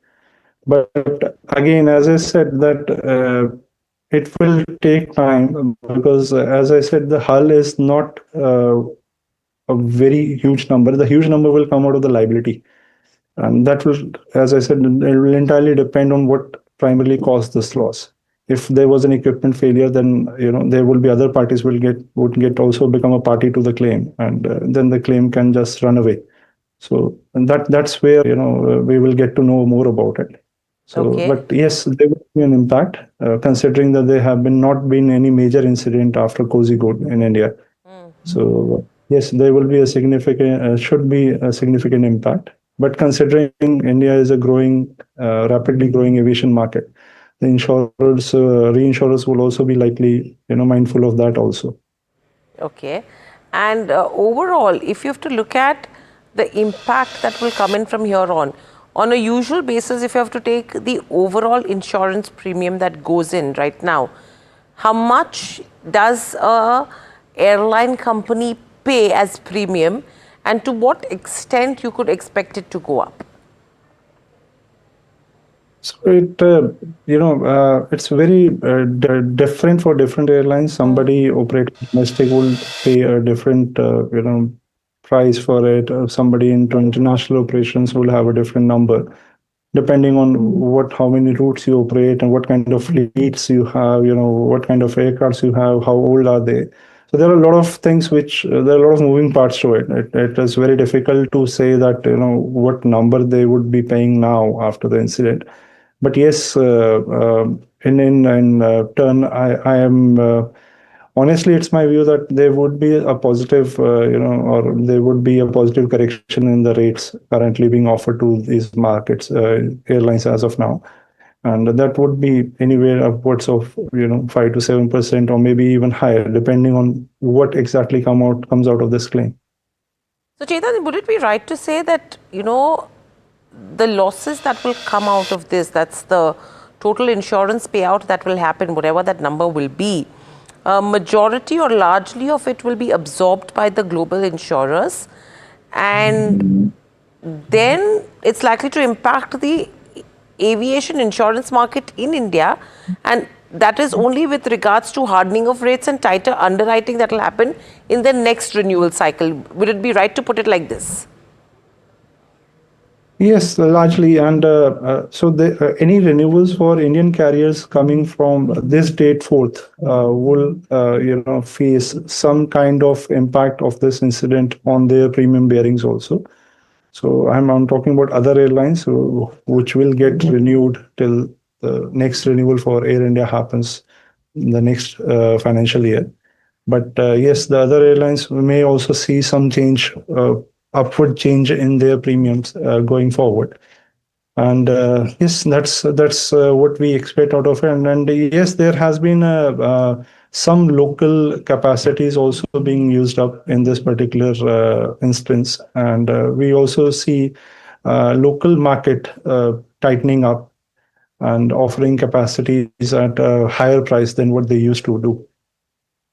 Chetan, my last question coming to you is, in this case, from what we hear and read is that Tata AIG was the lead insurer, and there were others including New India Assurance who have written part of the policy. So Tata AIG, New India Assurance, National Insurance, United India, Oriental, ICICI Lombard, they would probably then retain less than 10% of the risk. And your state-owned reinsurers like GIC, RE, they have 5% on the reinsurance treaty. So they will also see a claim. If you could help us understand the entire math as to how it would work amongst these players, just to understand the schematics. So how it works is that, as everybody, we have been reading this in news, that a majority of the risk is offloaded to London reinsurers, and a lot of them are on the program right now. But there is a part of which is retained in India amongst the insurers you have named, like Tata AIG, ICICI, New India, National. So of course that will be a hit on their net, net worth, and the claims would be taken out from their net. Of course, they will have some cushion with the reinsurance programs which they normally carry on with them to cover these kind of exigencies. But yes, despite of that, there will be a significant hit on their net because of this particular instance. And as I said, that depending on where the claim liability number actually lands on to, that will further decide on how and how much the impact will be on the Indian insurers and GIC, of course. Understood. Thank you, Chetan, for that explanation, because it really, lets a viewer understand as to how this entire process works, but it is highly complicated, taking into consideration the number of parties that are involved as well. But thank you so much for speaking to us at NDTV Profit and getting us a lowdown in terms of what's happening and how, things could change from here on. But from what Chetan mentioned as well, there will be some impact in terms of where Indian carriers go from here on, where the moment you renew, your premium rates could go up, and that's I'm talking about from an airline perspective. Now, whether that gets passed on to other companies, gets passed on to the consumers, is going to be interesting, because to some extent it will get passed on as well. So overall, again, that's an angle that we have to take. And the most expensive insurance claim was during 9/11, as Chetan was mentioning. Currently, not really ascertaining as to what that claim could arise right now, but we are looking at somewhere upwards of 2,000 odd crores basis what my colleague Pallavi has brought to us as well. In fact, let's now shift focus to some action in the primary markets. You have Oswal Pumps, the new IPO that has hit the block, opened today, and Sajid is joining us to tell us more about it. Sajid, if you could help us understand, what are you picking up? Close competition to a Shakti Pumps as well, and then we listen to the management. That's right. The company's IPO has opened today. It will be there from June 13 to June 17. The company is primarily, in the is manufacturing of solar pumps, which is off-grid solar pumps, which is there, and that's a good big market for them. If you look at the financials for them, they had a top line of nearly 1,000 odd crores for the 9-1 period ending December. For the full year, it's supposed to be around 1,200-1,300 crores, which is there. FY26 numbers, if you're going to extrapolate based on a 20% growth in the top line, it's coming to roughly around 1,700 odd crores of top line for FY26. And the EBITDA margin of nearly 30%, which is there. On the basis of that, if you look at the company is trading at a forward PE of roughly around 20 times earnings, which Oswal is trading. So it's a decent IPO coming from the agri space, and with a large order which is coming from the PM Kusum, which is a government scheme, and it has an order book of nearly 1,100 crores going into the IPO, and it's using a large part of the capex or the fundraise which is getting to set up capacity for the solar modules going forward, so that it can supply to all the government schemes going forward. I met up with the management, and let's hear what they have to say. To begin with, give us a sense of what your company does, a business profile of the company, and the model that you have.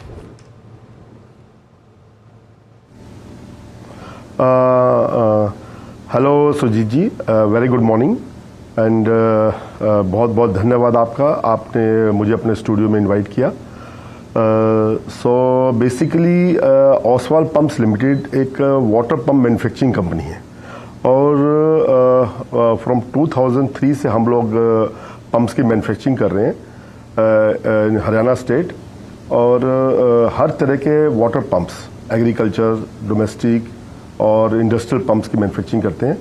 And we have the biggest backward integration setup, और हमारे पास Oswal pumps के पास जो specialisation है, जिसकी opportunities India में बहुत तेज़ी से बढ़ रही है. ओसवाल सोलर पंप में बहुत अच्छे एक्सपर्टीज़ के साथ मार्केट में आगे बढ़ता हुआ जा रहा है. So definitely we have very big product baskets. Globally हमारी बहुत स्ट्रॉन्ग प्रेजेंस है, बहुत बड़ा R&D सेक्शंस इन हाउस, हमारी बहुत एक्सपीरियंस टीम है, and so on. Mr. Kumar, you are raising 890 crores in fresh issue. Can you give us a breakup of how and where you are going to use this money?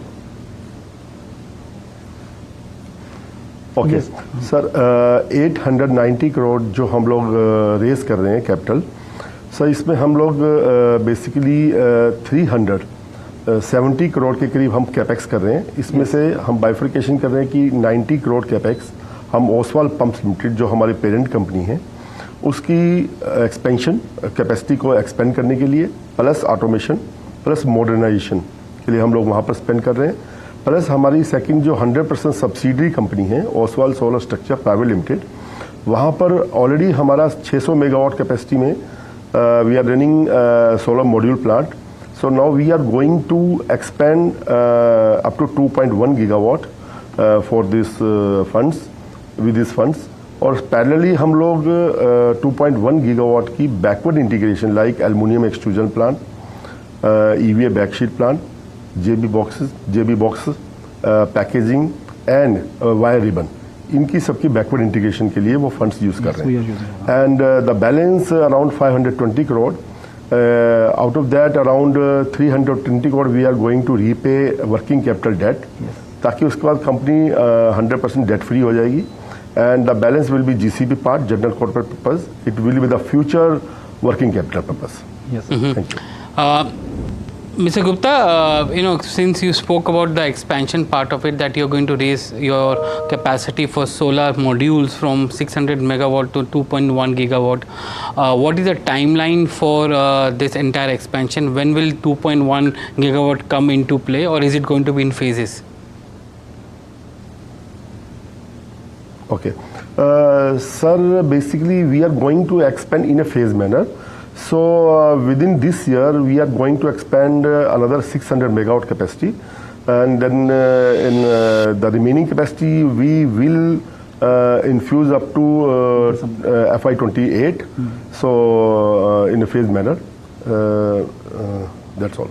Can you give us a sense of the kind of demand that you have and the order book that you have? Because my understanding is that you get either you participate directly for the turnkey pumping solutions or pumping systems, or you go through state and center bids or tenders which is there.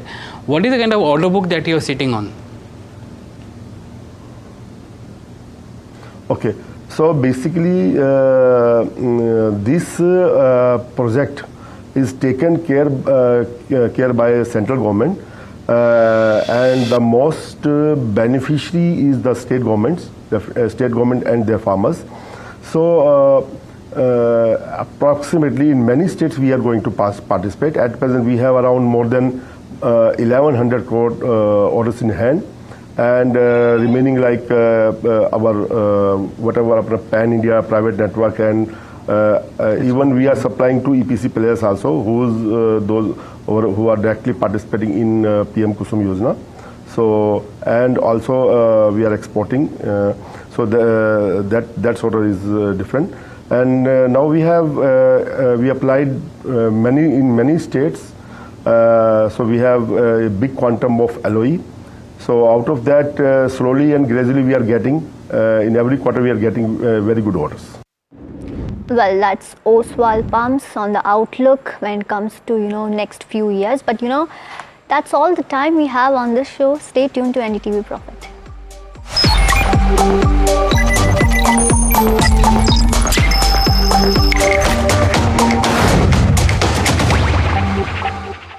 तू ही तो है जिसकी सच्चाई वाली clarity की वजह से मैं आज यहाँ हूँ। गोल्ड प्लस सिल्वॉक्सी मिरर्स, ऐसी क्लैरिटी कि आपको सिर्फ सच नजर आए, चाहे कितने भी साल बीत जाएं। In one go, Rapido is taking on Ola, Uber, now Swiggy, Zomato, Zepto.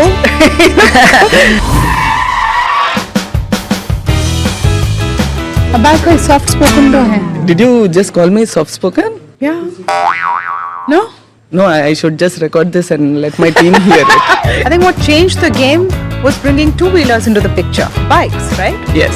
India has always been the land of two-wheelers. Why don't we leverage this existing infrastructure to create a commute? Now you've entered a space which is all about, cash up in films. You want to get into delivery and quick commerce. Entry into this was more a strategic move. For us, our simple motto is this: how can I ensure that this captain who's coming on my platform earn more? That you even ended up learning Korean. How do you use those skills now? I've actually quit my job while I was on a business trip in Korea. How did you say I quit in Korean? Nakuman desaya.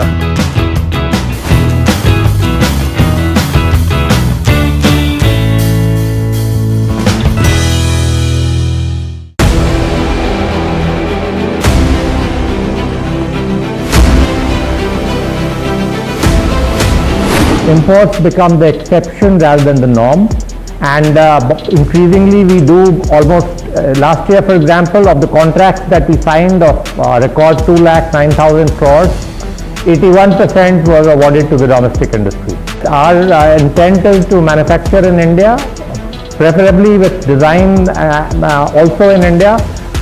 I am so elated to be on the same screen as the Defense Secretary, and I get a chance to talk about what he said. In certain areas, like for example, artillery guns and armored vehicles, or in some categories of missiles like the BrahMos and the Akash, we've come of age. What Defense Secretary Sir said is 100% true, and today private industry can really increase their involvement in R&D. I am very proud to say that we make, in our categories that we have been supplying to our defense forces, some of the best platforms in the world.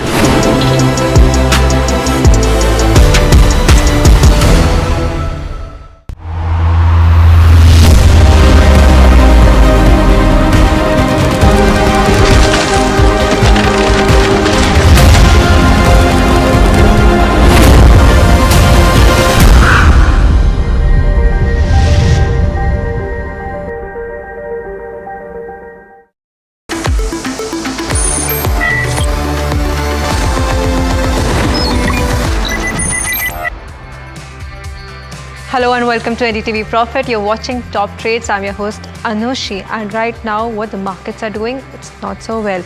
Now in terms of where the benchmark indices are headed, now it's a day of the geopolitical developments that we are looking at, as well Iran tensions escalating. We've already seen an impact on the crude oil prices, up over 12% in trade today. Nifty 50 currently down about 0.7% at the levels of 24,700. At the right there at the some bit of range bound of session in session that we are looking at the last half an hour or so, but off the day's highs if we are looking at in those levels. Nifty Bank, if we are seeing, even that is facing the brunt, seeing cuts of around 0.9% in trade today. Now this is where the benchmark indices are, but overall if you take the Nifty heat map in consideration, let's see that as well, and the Nifty point contribution table, whichever is available. The only stocks that are doing well is something like ONGC, up over 1.3%, and this is on the outlook that crude oil prices increase would be better for these upstream oil companies that we are looking at. Bharat Electronics also up over 1% in trade today. Again, this is on the back of defense stocks gaining momentum, sentimental kind of drives that we are looking at, so that is in focus. While what is not doing so well is something like Adani Ports and SPI, which are down about 2% in trade currently.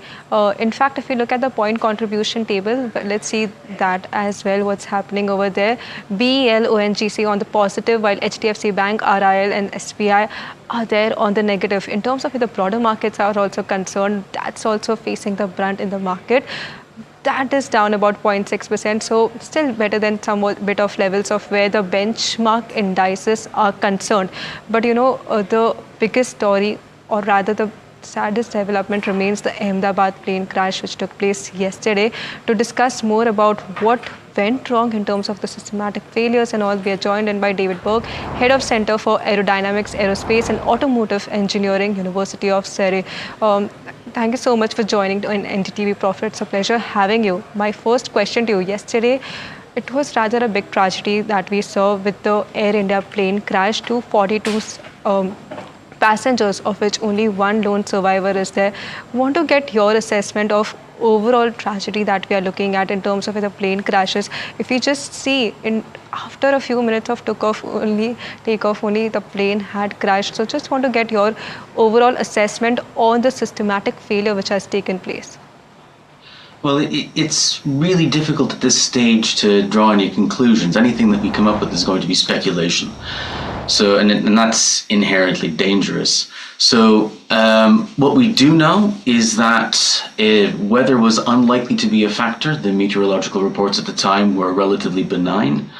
That the aircraft took off, it was not generating enough lift. That's probably down to a lack of thrust. We don't know why that happened. It's unlikely to have been a single engine failure. That aircraft is entirely capable of flying on a single engine, and it's designed to do that. So we just don't know at this stage. We need to wait until more information is available before we can draw any conclusions. That particular aircraft has an excellent safety record. This is the first incident of its kind involving that particular aircraft. So it really is unprecedented. Just want to get your view now. If you've seen, as you've also pointed out, that overall, if you take this aircraft in particular, it had a pretty good track record in 2011. It's been operational since then. But this brings regulatory scrutiny back to Boeing as well as Air India. Boeing also, there have been regulatory issues before also. Just want to get your overall context in terms of Boeing and Air India as well. What's the picture over here? Well, again, it really is too early to say, and at this stage it would be entirely speculation. We just don't know what happened, and whether it was related to the aircraft itself, whether it was operational, whether there was some other factor, we just don't know. And again, speculating at this time is probably not a good idea. Okay, but in terms of your assessment, if it's still early stage and it is speculative, what could be some of the measures, or rather some of those lapses that are seen in the aviation industry, if you can describe more on that? I'm sorry, so general lapses that we've seen in the past, there have been incidences that have occurred. In order for something like this to happen, many things need to go wrong all at once. There are multiple layers of safety and fail-safes that are implemented in aircraft. So to lose an aircraft like this, you have to have generally a failure in the aircraft, a failure in performance of the systems, and something else as well. At least generally 3 things need to go wrong, and all of those have to align and go wrong at the same time. There has been speculation bouncing around the internet about whether or not the slats and flaps were deployed. If you have a close look at the videos, it's just not clear enough to tell at this point. We can't really point a finger at whether it's the hardware, the crew, or some other systemic failure. Okay, thank you, David, for joining and sharing that perspective. But moving on, on the global front also, all is not well. This is after Israel launched a wave of airstrikes against Iran's nuclear program and ballistic missile sites today. This marks a major escalation in the standoff between the two adversaries. Agni is here to break down how this risks sparking a wider war in the Middle East and what the conflict is all about. Over to you, Agni. Right, so we know that Iran and Israel are having a conflict right now. So it began with Israel launching an airstrike against Iran. Now Israel says that the strike is against Iran's nuclear program and ballistic missile sites. The explosions were heard across Tehran, which is the capital of Iran, and in the city of Natanz, which is around 300 kilometers away from Tehran. Now Israel also says that it has targeted Iran's nuclear scientists and generals, so individuals have been targeted. And Israel's Prime Minister Benjamin Netanyahu has said that the strikes will continue for as many days as it takes to remove the threat. Now if you see, this is a map of Iran's oil and gas natural resources that you just saw, and Israel's PM is also saying that they have struck the heart of Iran's nuclear enrichment program. Why this is a big deal, we'll circle back to that. But as of now, Iran's state TV says that Hossein Salami, the head of the Islamic Revolutionary Guard Corps, was killed in the attacks by Israel. And Israeli Defense Minister has also declared a state of special emergency in the country. Now Israel said that it anticipated retaliatory drone and missile attacks from Iran, and as of recording this video, we know that some of these strikes have happened and Israel has intercepted the attacks. And Iran says that there has been no damage to its oil refineries or storage tanks. Now let's take a look at how the markets are reacting to this news. Brent has risen almost 10%. It has topped the psychological $75 mark. S&P contracts have fallen 2%. US 10-year yield has fallen and is expected to fall further beyond this. And gold also has risen to $3,444 an ounce. Now, this has been a conflict between Israel and Iran, but let's move on to what the US's role in this has been. So the US says that it was not involved in any of the strikes. This is what Marco Rubio has said. said, but Iran is claiming that none of this could have happened without without US's active support. Now, US has warned Iran against targeting American interests or personnel in retaliation. Remember, a lot of US interests lie in the region, and it's a very complicated situation for the global power right now. Trump has also said previously that he didn't want Israel to attack Iran, and that the US was committed to a diplomatic resolution of the nuclear issue. Now, moving on, we know that American negotiators were also in Oman to discuss the limits of Iran's nuclear program with Irani officials. So, as of now, airspace in Israel has been closed until further notice, and Iran has also halted operations at its main airport in Tehran.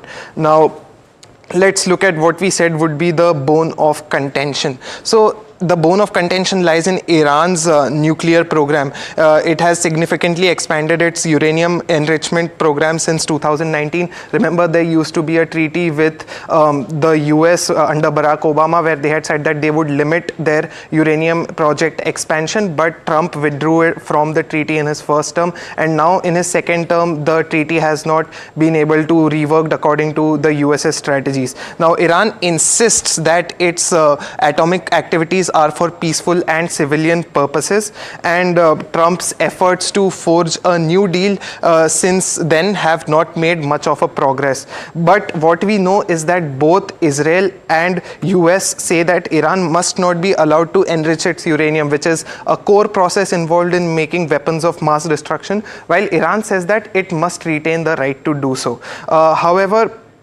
we know that on June 12, which is yesterday, Iran said that it would inaugurate a new uranium enrichment facility, and this was after the UN's International Atomic Agency, which is the UN's atomic watchdog, said that Iran wasn't complying with international obligations. Now, let's pull up a map of what Iran's nuclear program looks like. If there is a map, then we'll take you through that, but as of now, let's focus on what the wider history of the whole complicated Iran-Israel conflict is. So, Iran and Israel have been locked in shadow war for decades. Remember, it's a very complicated area. There are a lot of interest and proxy wars, shadow wars happening all the time. Iran doesn't recognize Israel as a state, and we know that Iran has been accused of using proxy forces such as Hezbollah in Lebanon, Hamas in Gaza, and the Houthis in Yemen to attack Israel. And remember, Iran's backing of the Hamas in Gaza was one of the main reasons why Israel carried out the entire genocide of the Gaza Strip that has been unfolding over the last year and a half. And we also know that Israel has been accused of being behind a series of assassinations and covert attacks on Iranians, and many of them have targeted their nuclear scientists. Between recording this video, there have been a lot of updates. We know that Qatar and Turkey have come out and said that they condemn the Israeli attack on Iran, and we know that there are also emergency protocols active, and Iran's parliament will hold an emergency meeting. Now, Israel says that Iran has also launched 100 missile drones in the last few hours, which have been intercepted, and going ahead, it has also, the Bank of Israel has said that it is prepared and ready to in areas of responsibility which falls within its purview. US atomic watchdog, which we referred to earlier, has also said that there has been no increase in radiation from Iran's Natanz site. Remember, that was a nuclear site, and apparently nothing has been breached. So, Turkish ruling party has also condemned Israel's attack on Iran, and as of now, we are standing on very shaky territory. Remember, this is a politically hot and important location for global trade. The Strait of Hormuz, Suez Canal, everything is right there. So this is something that global investors should definitely be on top of. Thank you so much for that detailed breakdown, Agni, on what has been the history between Iran and Israel. So that's the overall outlook that we are seeing, why the markets are under pressure today, one of the key reasons of that. But on that note, let me welcome the fundamental guest for today. Khushi Mistry joins us, fundamental research analyst at Bonanza Portfolio. Hi Khushi, welcome to the show. First of all, your overall assessment on the markets. It's not a day, a lot of geopolitical developments that we are looking at. What's your overall assessment? Yeah, thank you so much for having me. So, for the current situation, what's currently going on to the Israel and Iran's conflict. So, what we are saying is currently it is the global tensions have been already spiked a lot, and we are seeing many global uncertainties coming, which has even impacted Indian equities in a quite significant way. So, as we saw from yesterday and even in today. So both the day the market sessions have been very stressed and tensed due to these conflict news. So if we see the market volatility index, which is VIX, has also been spiked. Followed by that, even the crude oil prices have been spiked a lot, which is affecting all the oil marketing and OMC companies. And also they have been impacting quite of the critical sectors in the markets. So going forward, if we see, we might see many supply disruptions coming into due to the implications of the war situations which are going on. And even if the escalations continue, we might see further impacts on markets and impacting other sectors. So that's a market view that we have. But one important commodity index that we have kept a track of today is the crude prices. Now, crude oil prices have jumped over 12% in trade today. But Mahima, which will be talking about which sectors will be impacted due to these high prices? Mahima, over to you. To start with, paint companies will get impacted because crude is a key raw material for paint companies, and it can make up to 30 to 35% of the total raw material cost. Paint companies generally use crude derivatives, so the impact will likely be seen in second quarter. Stocks that can see impact includes Asian Paints, Kansai Nerolac, Indigo Paints and Berger Paints. Aviation sector, of course, ATF gets expensive and higher crude will impact their overall margins. Stocks in focus will be Interglobe and SpiceJet here. Tire companies use crude derivatives for synthetic rubber, chemicals and carbon black. Crude derivatives roughly amount to again 30 to 35% of their total raw material cost, and higher crude will overall impact tire manufacturers' margins. So stock in focus includes Apollo Tires, JK Tires and Seat. Lubricants, they use again crude oil derivatives as base oils and additives. It could amount to roughly 40 to 45% of that overall raw material, and stocks in focus could be Castrol India and Gulf Oil. Lastly, plastic and packaging also might be impacted because polymers generally are direct crude derivatives, and rise in crude price here again will impact their overall margin. So stocks in focus could include Polyplex Corp, Uflex and Jindal Poly. So all of these sectors will be in focus on the back of rising crude oil prices. Kushi, two sectors that stand out from Mahima's list is the paint companies and the tire companies, both having a significant portion of its raw material from these crude prices, and now this would be detriment for their margins going forward. Just want to get your overall assessment in terms of whether these paint companies are, if you're positive on this space, if you're negative on this space. We've had some recent reports also indicating that paint companies continue in the negative light on the back of the increase in competition along with pressures on margins that we're looking at. And this is just another factor that adds to the negative outlook for these companies out there. I want to get your view for paint companies as well as for tire companies. Yeah, so that's obviously the major factor which is going to impact both the sectors, the paints and the tires.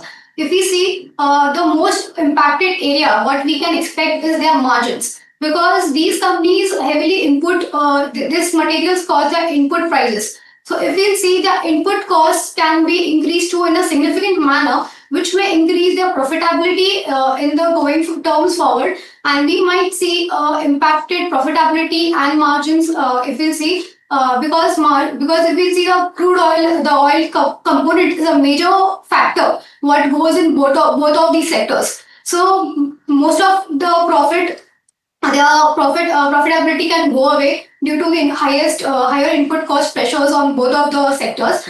And if you see significant companies like aviation sectors and everything, even they have been impacted a lot due to these news. Okay, thank you for that, Kushi, and thank you for joining and sharing that perspective on various of these counters.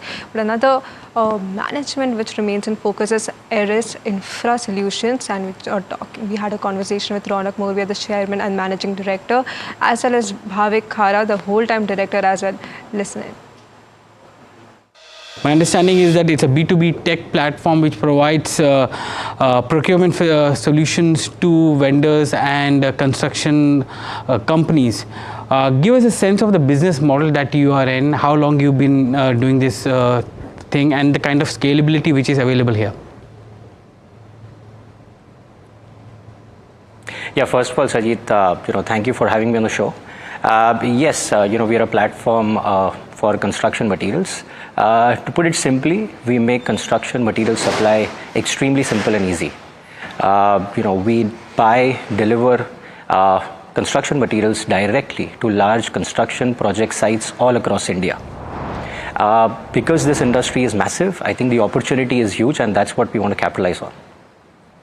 When you say that, so you provide a platform service where vendors can come in and companies can come in and sell directly to the prospective clients. How is it actually?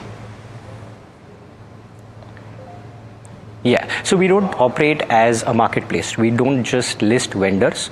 We actually control the entire supply chain. So we buy materials from our vendors ourselves, and we directly deliver to all the construction sites across India. So we are not just a listing marketplace. We are a platform, but we actually own the transaction, and we buy and sell the materials ourselves. Okay, so it's basically an inventory-led model. Is that what we can call it? In fact, that's a very interesting point. That's one of our differentiators. We don't actually own any inventory. We operate as a platform. All of these are back-to-back transactions, directly sourced from manufacturing sites, delivered to delivery sites. We are a zero inventory model. We don't invest in capex ourselves. We don't own any plants. We work purely as aggregators. Okay, so if that is the thing, what is the kind of revenue model in this entire thing? How much revenue do you get per transaction, and how does the revenue gets recognized for you? Yes, so the revenue recording happens based on the value of materials sold. It's not a brokerage or a commission model. For example, if we buy materials worth 100 rupees and add our gross margins and sell it in the market, let's say for about 120 is the revenue that we record in our books. So that's how we record revenue. So to let me come straight. So basically, the 546 crores that you have recorded for 9-month period is actually the gross revenues of transaction. It's like a GMP in a platform, right? Yes, so 546 is actually the value of materials sold through our platform. And what would be the percentage of profit or revenue that you keep with you as part of the transaction fee? It could be a transaction fee or platform fee, with whatever manner you're going to name it.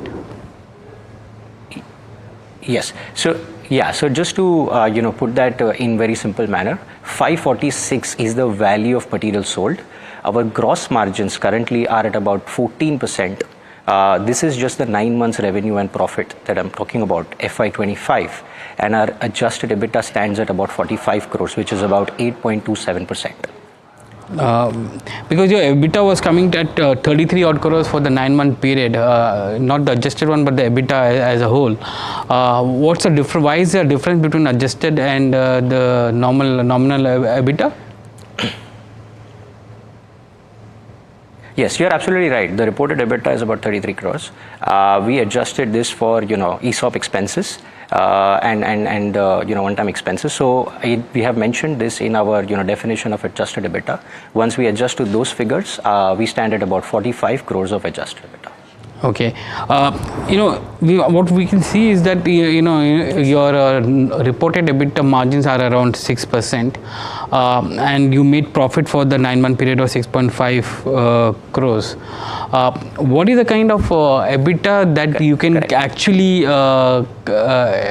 take this to EBITDA margin actually?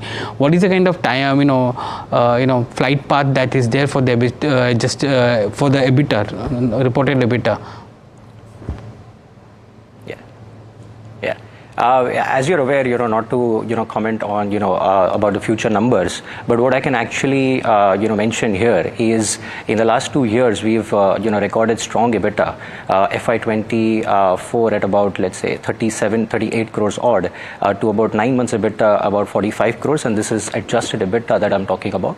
So we have seen significant growth in our profitability ever since the first year itself. Going from 7 crore in the first year to about 45 crores in the 9 months of FY25. So, we've been, building a very, very strong sustainable model, focusing more on profitability, on operationally heavy, construction materials. And that's exactly, what we want to do, going into the future. Well, that's all the time that we had on this edition of Profit Top Trades. Stay tuned for India Market Close coming up next.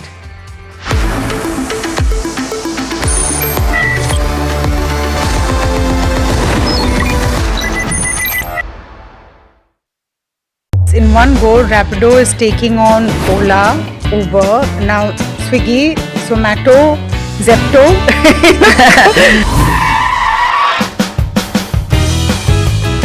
अब कोई soft spoken तो है? Did you just call me soft spoken? Yeah.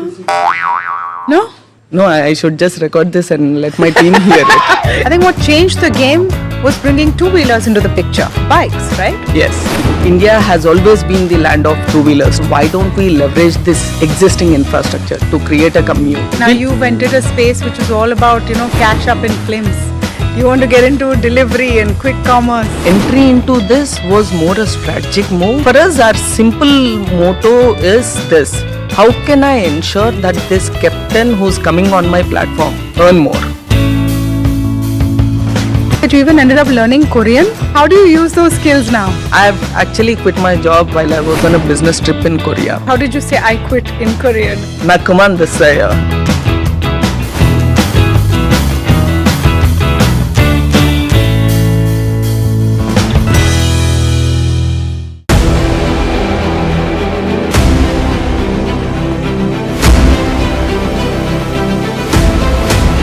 Imports become the exception rather than the norm, and increasingly we do almost last year, for example, of the contracts that we signed of record 2,09,000 crores, 81% was awarded to the domestic industry. Our intent is to manufacture in India, preferably with design also in India. I am so elated to be on the same screen as the Defense Secretary, and I get a chance to talk about what he said. In certain areas, like for example, artillery guns and armored vehicles, or in some categories of missiles like the BrahMos and the Akash, we've come of age. What Defense Secretary Sir said is 100% true, and today private industry can really increase their involvement in R&D. I am very proud to say that we make, in our categories that we have been supplying to our defense forces, some of the best platforms in the world.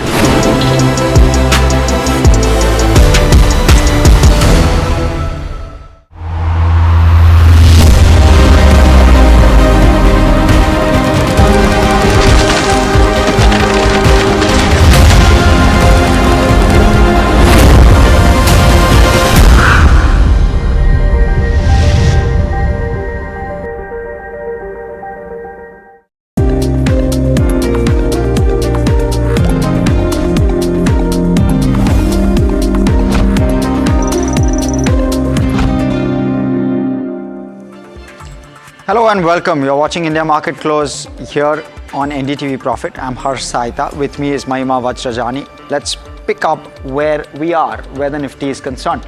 We're around 0.7% lower on the Nifty, so not as bad as we've started the day off, frankly. And we're well off the day's lows as well. So let's give credit where credit is due. There's a very decent recovery that we're seeing in markets. Of course, there's some bit of tepidness with regard to global, as well as everything that's playing out even domestically in Gujarat, in Ahmedabad. But nonetheless, we're doing fairly well for ourselves where the markets are concerned. Let's pull up the intraday chart on the Nifty 50.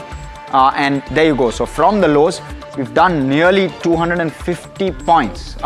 We've obviously clocked a high of 24,750, and we are around 50 odd points away from that high. But a 220 to 230 point rally looking not too bad at all. Let's look at the heat map as well. Basis yesterday's close, of course, this heat map is largely as is. We're seeing at least the advanced decline in that combination looking equally difficult in trade today as it was yesterday. In terms of what's really in focus, that has tilted and shifted towards defense and oil extraction. So you're seeing ONGC, BEL on the back of those, and then there's a clutch of IT names which are doing decently okay in a market that's otherwise in decline. Let's look at the advanced decline as well on the overall market before I toss it across to Mahima to take us through broader markets. It's been a steady kind of a move We improved midway through the day, but we've somewhere deteriorated a wee bit towards the end. We've started very much with the bears in control.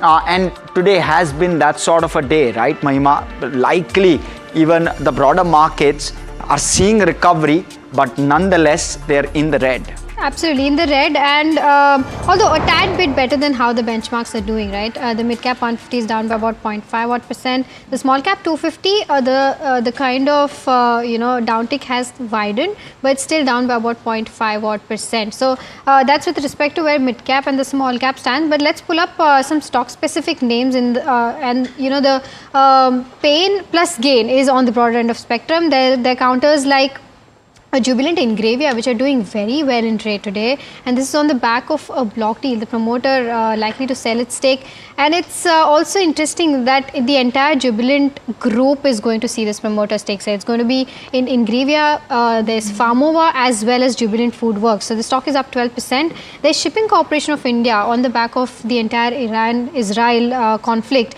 is up by about 11% because the freight charges for them will go up. In terms of other counters that are doing well, there's PSP Projects, Valor Estates up by about 8%. Nazara Tech doing well in trade today, up about 6%.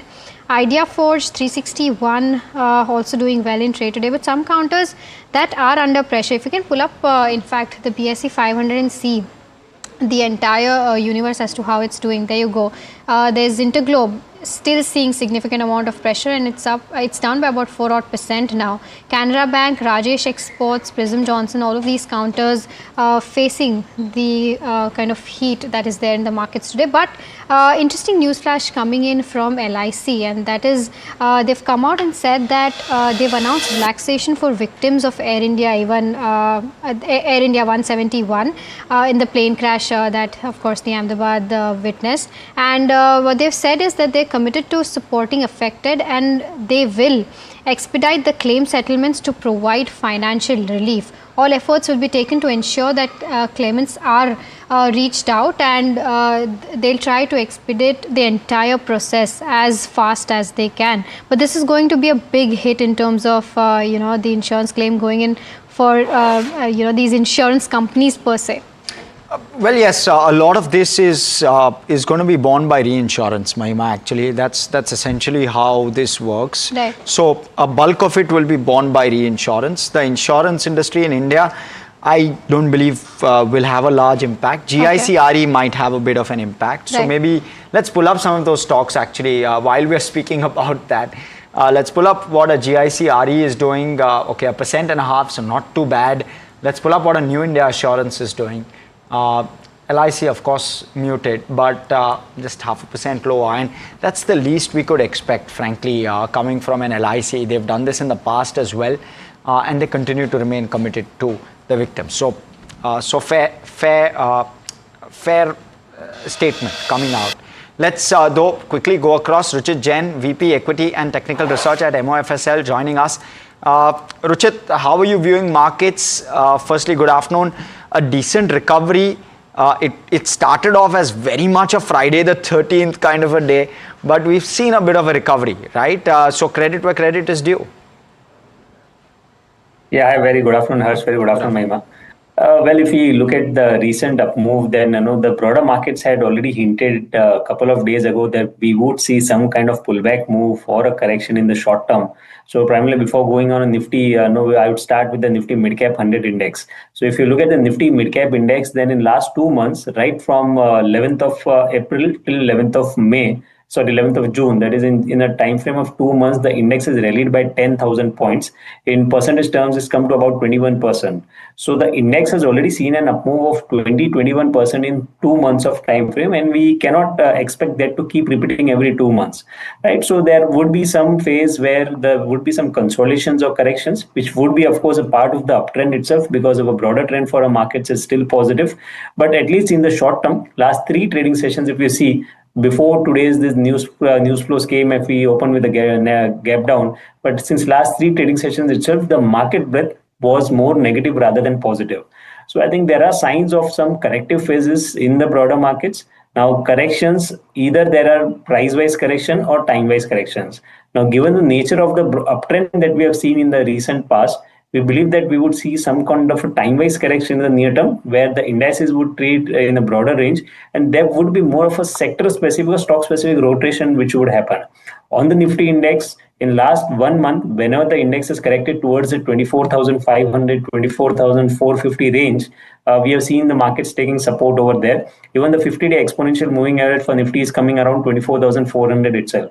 So we believe that the price-wise correction seems to be very limited for our markets. 24,400 to 24,500 would be a significant support range.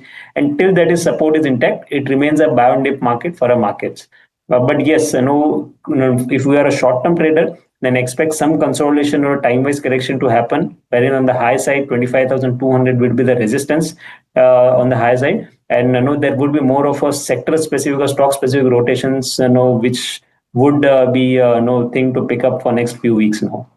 Would those stocks be which would come to the fore, Ruchit? So a couple of names that we are watching where the broader trend seems to be positive in spite of the volatility that we have seen.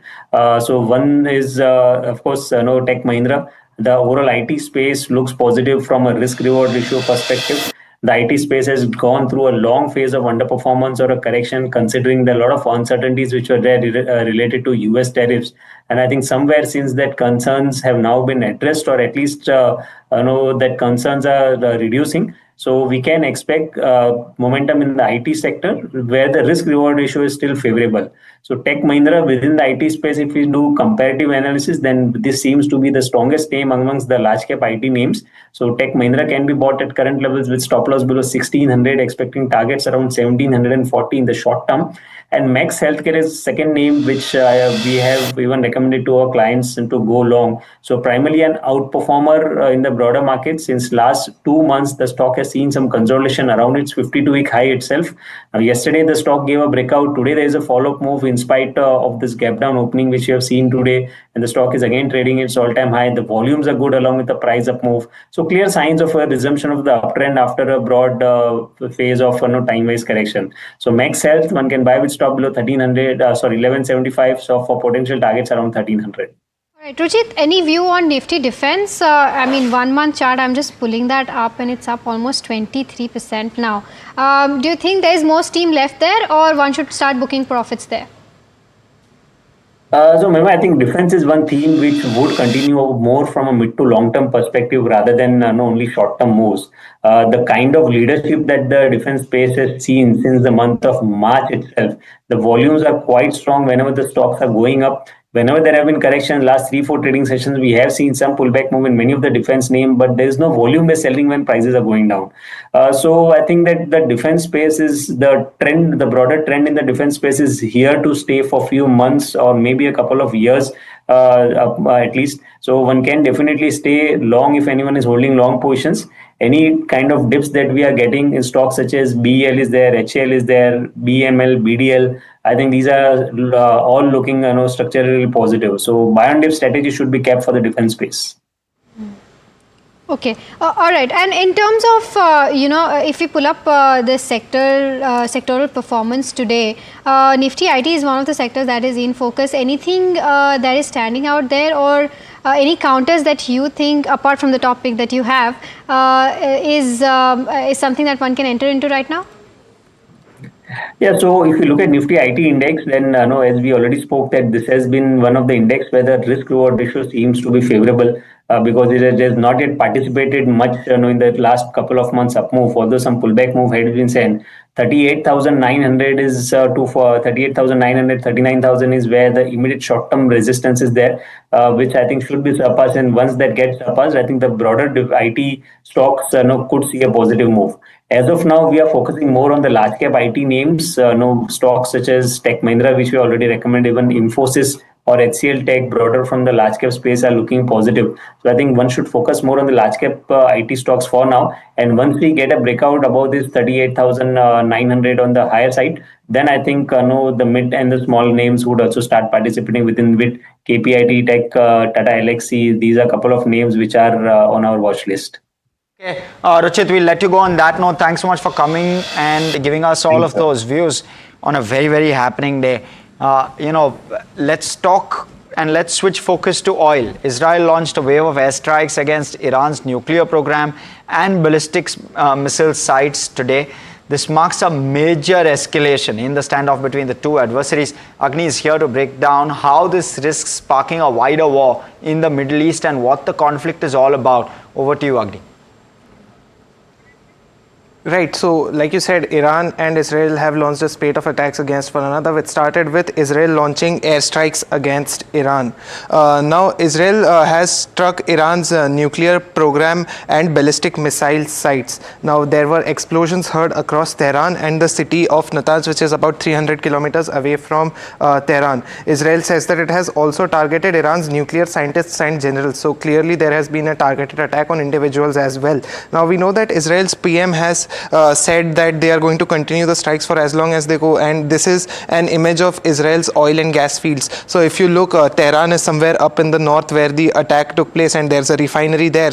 There's another refinery in Abadan which you see marked in red over here, and one more refinery here, the Bandar Abbas refinery. Now Iran has come out and said that all of its refineries are safe and nothing has happened to them. But moving forward, you will see that the strikes are going to continue, which is what Benjamin Netanyahu has said, and we'll go as long as it takes to remove the threat. Now, what exactly is the threat he's talking about? We'll bring more on you, but they are saying that they have struck the heart of Iran's nuclear enrichment program. So clearly there are strategic sites in Tehran and Natanz which Netanyahu is talking about. Moving on, if you see that Iran's state TV says that the head of the Islamic Revolutionary Guard Corps, who is Hossein Salami, was killed in this Israeli attack, and Israel has also said that there is a special state of emergency within the country as it anticipates a retaliatory strike by the Iranian forces. Now, Iran, again, like I said, says that there are no damages to oil refineries, the 3 refineries that we showed to you, which are crucial for the country's economy. Now, moving ahead, we will look at how markets reacted to this news. So, Brent has risen 9%. It has topped the psychological benchmark of $75 per barrel. S&P contracts have fallen 2%. US 10-year yield has also marginally dipped, and it's expected to go down further if this conflict continues. And gold, of course, has risen 1.7% to 3,444 rupees a piece. Now, though the war is between Israel and Iran, let's take a look at what US is saying. Now, Marco Rubio, the US Secretary of State, has said that US is not involved in the airstrikes, but of course Iran doesn't buy that. They are saying that they are involved, but US is saying that they have warned Iran against targeting American interests or personnel in retaliation. It's a huge area of interest of US. They have a lot of assets, a lot of personnel there. Now, Trump had earlier said that he didn't want Israel to attack Iran. So there is a clear commentary of de-escalation from the US president, and they said that they were committed to a diplomatic resolution to the nuclear issue. Now, American negotiators, we know, were in Oman to discuss the limits on Iran's nuclear program with Irani officials. As of now, airspace within Israel has been closed until further notice, and Iran has also halted operations in the Tehran airport. Now, moving on, I told you I'd tell you more about what the entire nuclear issue is about. So, Iran has been significantly expanding its nuclear enrichment program since 2019. Remember, this was a deal they had signed with Barack Obama, but from which Trump later withdrew in his first administration, and ever since then, Iran has been insisting that its atomic activities are for peaceful civilian purposes only. And moving ahead, we can see that Trump's efforts to forge a new deal ever since in his second administration have not made much of a progress. But US and Israel say that Iran must not be allowed to continue with its nuclear endeavors. But Iran says that, of course, this is crucial to its functioning as a state. But yesterday, which is June 12, Iran had announced that the inauguration of a new uranium enrichment facility, which is probably the trigger which led to a wave of airstrikes from Israel's end. And the new facility was announced after the UN's watchdog, which is the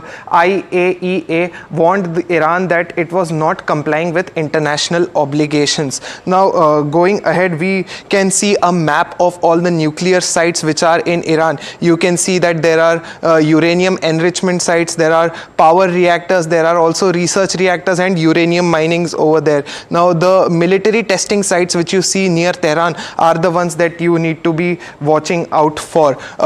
let's go ahead and look at what the wider history of the conflict is. So Iran and Israel have been locked in a shadow war for decades now. Iran, of course, doesn't officially recognize Israel as a state, and Iran is accused of using proxy forces such as Hezbollah in Lebanon, Hamas in Gaza, and the Houthis in Yemen to attack Israel. Remember, Iran's support of the Hamas was one of the main reasons why Israel has been carrying out its genocide in the Gaza Strip over the year and a half. And Israel is accused of being involved in a series of assassinations and covert attacks on Iranian soil. So they have been particularly targeting their nuclear scientists because this is what they see as the #1 threat that Iran poses to them in the region. But Israel says that Iran has launched over 100 drones in the last few hours after Israel's first attack. But Israel says that we have countered them successfully. The Bank of Israel, on the other hand, says that it is prepared and ready in all areas of responsibility to shield the country against any economic shocks.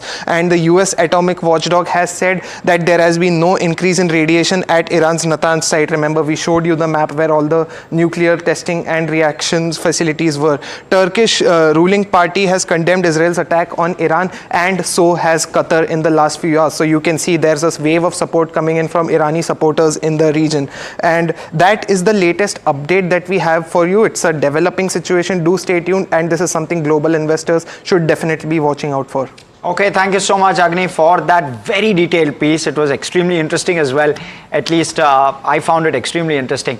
Let me bring in Probal Sen, Senior Research Analyst at Oil and Gas at ICICI Securities. Probal, what do you make of everything that's happening? Just give us some perspective. Oil price shot up, has come back off from those highs. How are you reading into the situation, and what are your expectations? I think more qualified people than me are entitled to comment on what the geopolitical implications are of whatever is going on. Frankly. So the only thing that I would point out is that crude was at nearly these levels not that long ago. So even after all the sentiment that has turned, towards the geopolitical tensions. The fact is that crude still reached about $75-76 levels. Yes, there were fears, and there I think are still fears that depending on the scale of Iran's retaliation and then what Israel does in return, and whether this conflict then extends to actual disruption on the Strait of Hormuz, which is basically the critical area that Iran is in control of, and through which I think almost 25% of all globally traded crude is actually shipped. I think that will probably continue to remain a key monitorable, whether Iran can and will actually disrupt operations on this strait. Because in any ways, what we have seen is that shipping routes across the world, the Red Sea, due to the Houthi rebels in Yemen, the Panama Canal, because of the problems with respect to water levels, those anyways have been impacted over the last year or so. So this additional, disruption can actually raise the costs of transportation and can disrupt actual supplies to a huge extent. Secondly, Iran itself, despite whatever sanctions have been imposed on it, still manages to, I think, export close to about 1.5 million barrels. Reports vary of the actual number, with most of the output being consumed by China. And therefore, there are other implications as well if that crude supply is impacted. Broadly speaking, at this point of time, at $75, yes, there is an impact because the $7 increase has three implications. One, around a 3.5 to 4 rupee reduction can happen in terms of the retail fuel margins for the OMCs. Obviously, there's every dollar increase in net realizations has about a 1.3 to 1.4% positive implication on EPS for ONGC and Oil India. So, there had been some downgrades that we had seen because crude had gone down versus their earlier realizations of 74 to 76. So this obviously restores realizations back to those levels. So that has an impact. And of course, three, even for the natural gas segment, as far as we are concerned, given that term LNG prices and now even new well pricing are all linked to Brent crude levels at about 12 to 13% linkage. As you can imagine, a $7-8 or a $10 movement increases the price of both of those tranches of gas by $1.2 to $1.3 in MMBTU. So obviously, a sudden increase and the kind of extent of increase is a broader negative. But I will again emphasize that this $75 level is still below the average crude that was there for FY25. If memory serves, it only sort of is, obviously a stark contrast to where crude prices had slumped to in the backdrop of the whole tariff war and concerns about global economy and concerns about, adequate supply. So this brings the market back into sort of slightly tighter territory, I would think. But I think if supply routes are not really impacted, and as I said, I have no clarity on what will happen over the next few months, I think crude will probably settle back down once again to $70 to $75 levels. So we'll have to see and wait how it goes. Right. Probably just in case, if things escalate further, then we're not expecting, crude to settle down to that $70-$75 mark, right? Just want to get a sense that it's, because the crude derivatives have an impact on multiple sectors. It's your paints, your tires, your lubricants, your packaging companies, all of these will be impacted because anywhere between 30 to 40, 45 odd % is crude derivatives is that percentage of the total raw material cost. How do you think that entire thing to play out, and what sectors and stocks do you think will be impacted the most? I think very clearly, at the end of the day, we are price takers as far as commodities are concerned, whether it is crude or natural gas or, even metals to a certain extent. So at the end of the day, if there is a sudden and sharp movement that we are seeing, and if this continues to sort of escalate, then obviously as the sectors that you mentioned, paints are there. There are several, construction industry uses chemical derivatives which are linked to petrochemicals. FMCGs across the board use a lot of petrochemical products in terms of packaging, in terms of other things. Food inflation is sometimes linked to, what the price of diesel could be. Now there, obviously one will have to see whether OMCs are allowed to raise the prices in line with the rising crude prices. I don't know. As of now, they have not really taken a price cut, which was due for a long time. So how that will be balanced, we don't know. But if that price is allowed to be passed on, then transportation costs actually rise across the board because diesel obviously is used by the transportation sector in a very, very meaningful manner. So there is a whole lot of trickle-down impact that happens. I'll once again emphasize at $75, probably that impact doesn't show through to a huge extent. But as you rightly mentioned, if the conflict escalates, or rather the sentiment around crude prices continues to change towards more bullish territory and we see $80, $85, $90, then I think, you would have a very, very broad negative impact across sectors and across the economy of this conflict. Taken, Prabal. Prabal, pointed question with regard to oil and gas. You have upstream and downstream. For how long at these price levels does the consensus earnings estimate for FY26 likely change? I think the answer would probably be surprising. I would say at $75, it won't change too much because I don't think anybody was realistically building in $65, $67 for the full year. I think a lot of estimates across the street were still probably building in maybe about $70. So additional $5 reduces marketing margins to a certain extent. So there is obviously mid-single digit downside risk to OMC earnings and similarly a mid-single digit upside to upstream earnings, which is ONGC and oil. Gas becomes a little bit complicated because, gas prices, as I mentioned, are a derivative of crude. And, you will have to also factor in whether they can pass on the prices, whether they'll have to take a hit and so on and so forth.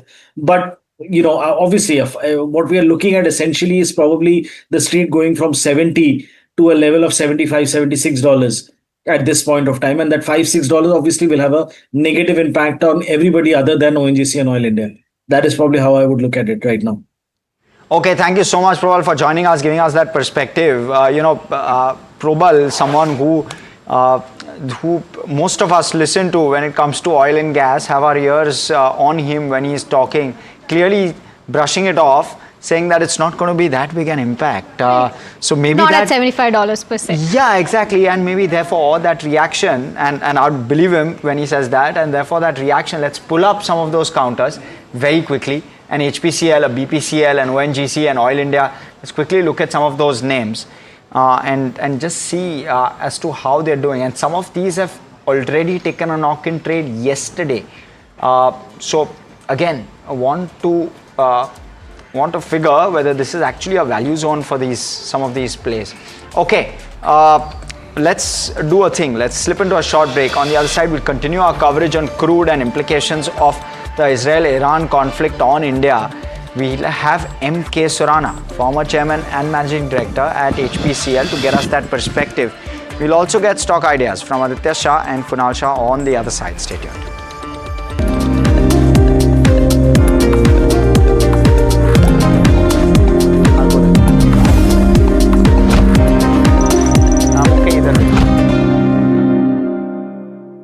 In one go, Rapido is taking on Ola, Uber, now Swiggy, Zomato, Zepto.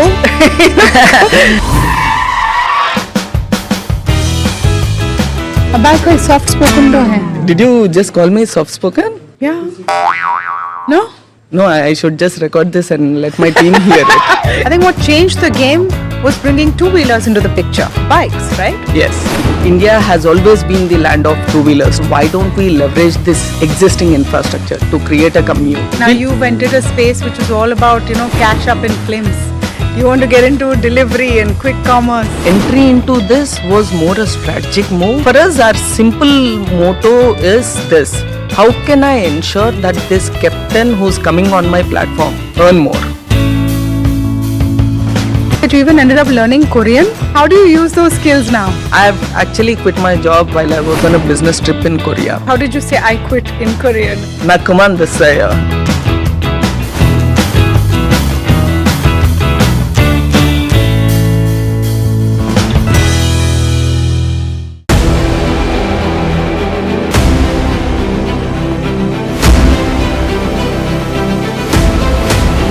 Imports become the exception rather than the norm, and increasingly we do almost last year, for example, of the contracts that we signed of record 2,09,000 crores, 81% was awarded to the domestic industry. Our intent is to manufacture in India, preferably with design also in India. I am so elated to be on the same screen as the Defense Secretary, and I get a chance to talk.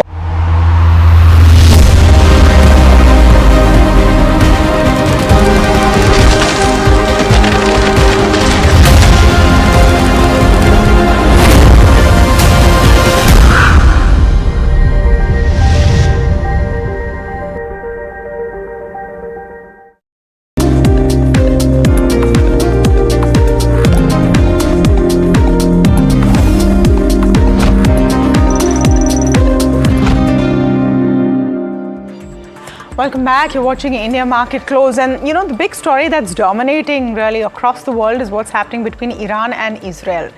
And who better to speak on the implications, not just for the oil and gas sector, but for the entire space from an Indian perspective than M.K. Surana, former CMD of HPCL. Mr. Surana, thank you so much for speaking with us. Tamanna here. Great to have you on NDTV Profit. Let's just start. Thank you so much, sir. Let's just start by understanding whether you think crude prices will stay at this peak. Is what we're seeing with Brent right now, in your view, a knee-jerk reaction? Because if it is, the impact should not be so much on downstream companies. First of all, thanks for having me on your show. So let's, right now the situation is in the domain of uncertainty. So we can't say surely, but let's analyze in a scenario basis. There are three scenarios possible that either this issue which has escalated between Israel and Iran, it settles, or the second thing, it remain constrained or contained within that zone only, and third, it escalates to engulf the whole of Middle East region.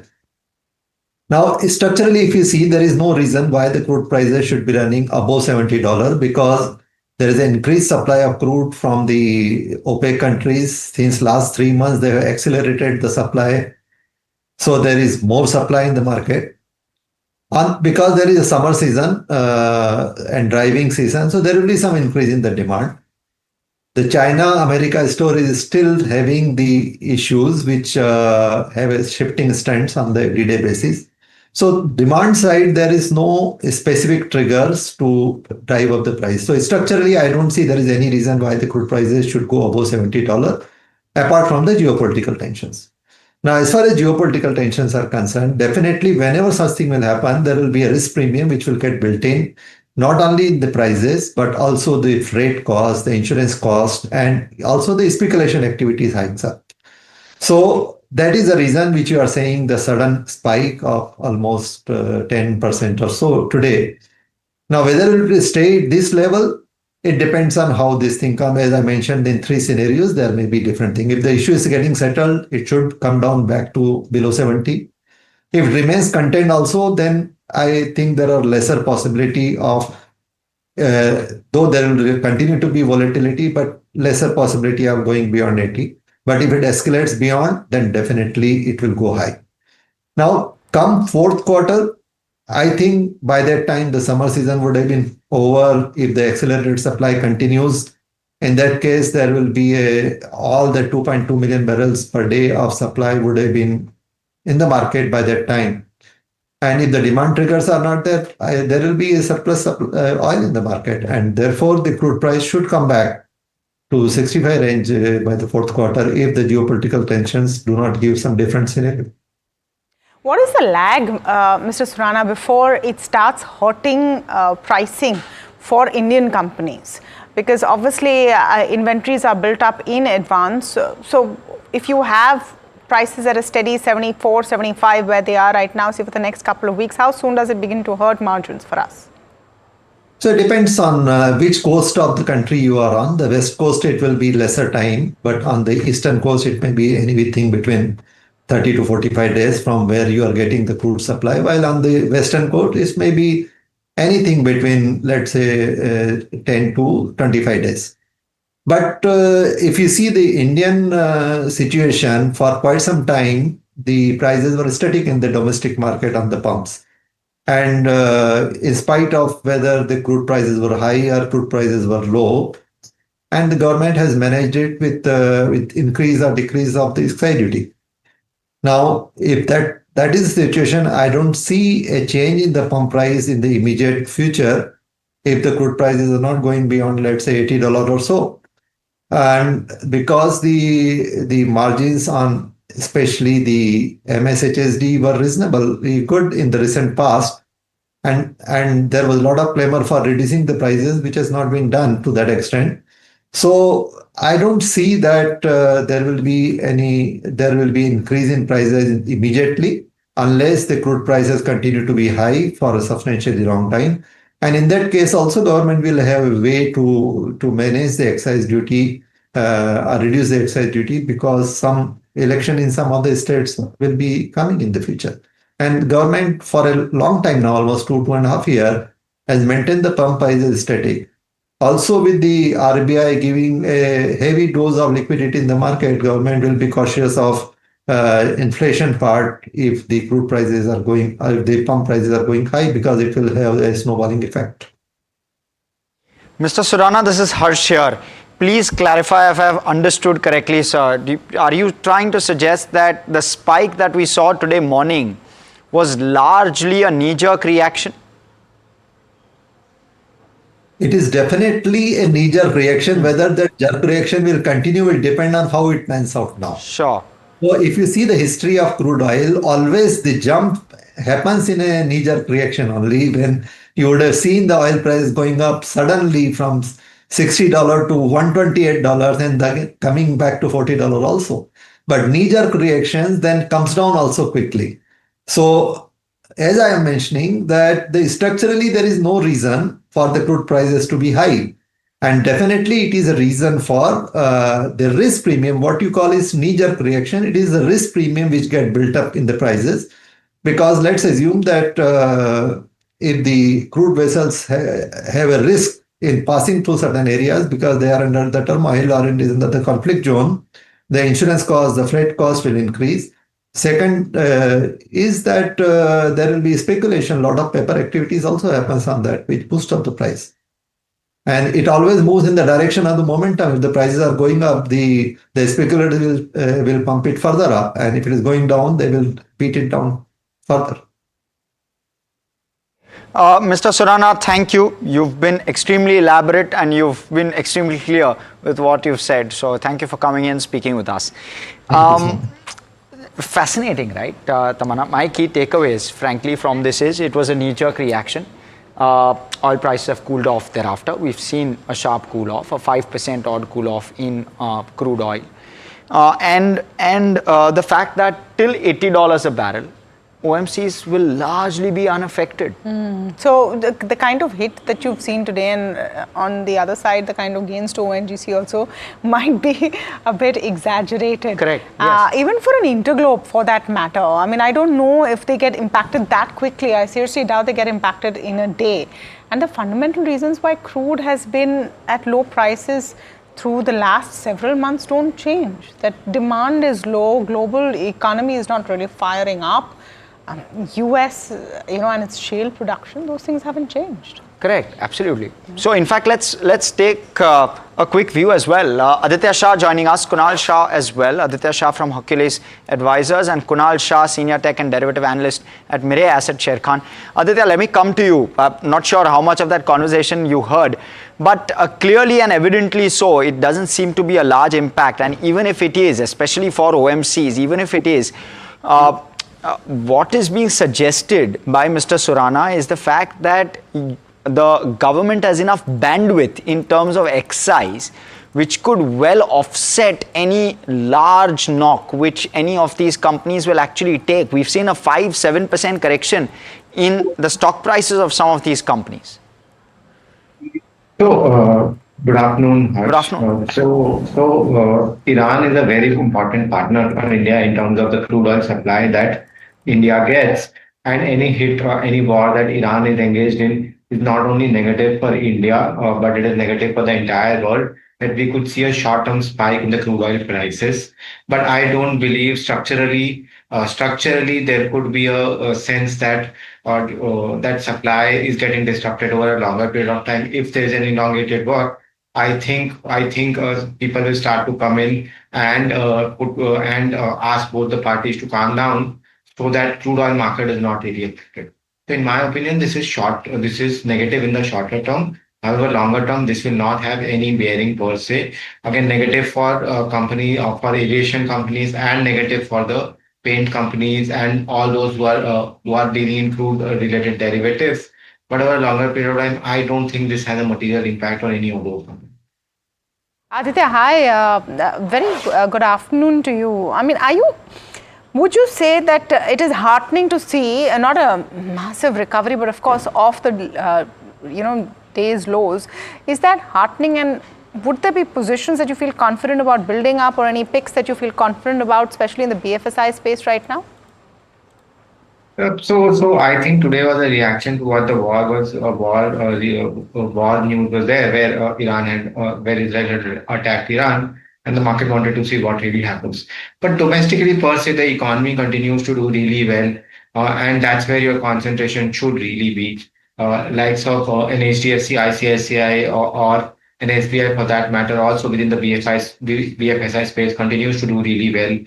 Companies like HDFC AMC or a Nippon AMC, they're continuing to do tremendously well. Domestic facing economy stock, we are seeing that everybody is trying to move into the mutual fund and the advisory business. That is the next theme that one should really concentrate on. Insurance stocks will continue to do really well. So domestic facing economy stocks will continue to do really well. Up and down of the market, because of the international issues that are taking place, are part and parcel of life. People need to use this to their own advantage. Whenever they get an opportunity in good stock, they should enter. Okay. Let me go across to Kunal Shah as well. Kunal, a very good afternoon to you. Do you think that there is some underlying strength that we're seeing on the Nifty? Good afternoon to everyone. Yes, definitely what we have seen in the markets in the last couple of trading sessions, yes, there is a bit of volatility which is there, but the larger term trend still remains intact. So for me, on the downside for Nifty, 24,400 will be acting as a very critical support for the market. If that is taken out decisively, then we move towards on the downside, where the next support comes at 24,000, 23,800 mark. So till the time we are holding 24,400, I'll be still bullish on the markets. The immediate resistance for the markets is placed at 24,800, 900 zone. This is where the 20 DMA for the Nifty is placed. If we are able to see any rejection out there, aggressive rejection out there, then probably we might see this support getting breached on the downside. So till now, I think it's a broader range in which the market will trade, where 24,400 is the support and 25,100 is the resistance. So I expect the market to trade in this broader 500, 600 point range. Within this range, you will get opportunities on both the sides. A breakout or breakdown on either side will have trending moves in the market. Coming to the Bank Nifty index here, similarly, the Bank Nifty index was one of the leaders. And in fact, in today's trading session, we break the 20 DMA. But again, we are seeing a smart recovery from the lower levels. So now the broader range for the Bank Nifty is 56,500 to 55,000. So again, a 1,500 point range for the Bank Nifty. And I am expecting Bank Nifty to trade in this broader range. Overall, the bias remains positive. Only a break below 55,000 will see further selling pressure on the Bank Nifty towards the mark of 54,000. Okay, Kunal, your picks for this afternoon? So there's two picks. One is on the buy side, one is on the sell side. First, I'll discuss the buy pick, and that is Max Health. I think a very strong setup on the chart. So what we have got, it's a rounding bottom formation on a technical chart, a breakout with volumes, what we have got. So this looks very strong technically. 12, 30, 31 is where it is trading. One can go long at the current levels, keeping a stop loss of 1180 and looking for targets of 1270 to 1295 on the higher end for Max Health. Second call, that is on the sell side, and here I'll go sell on Dixon Technology. Already the structure is quite weak. The stock has been forming lower top, lower bottom formations. Today the stock has breached the recent swing low of 14,500, and even when the markets are recovering, it is still trading below that level. So clear-cut weakness over here in the stock. Any bounce would be a good opportunity to go on the sell. So currently the futures are trading at 14,324. 14,400, 500 would be an ideal range to go short onto. Keep a stop loss of 15,000 on the upside and look for a downside target of 14,000 to 13,700.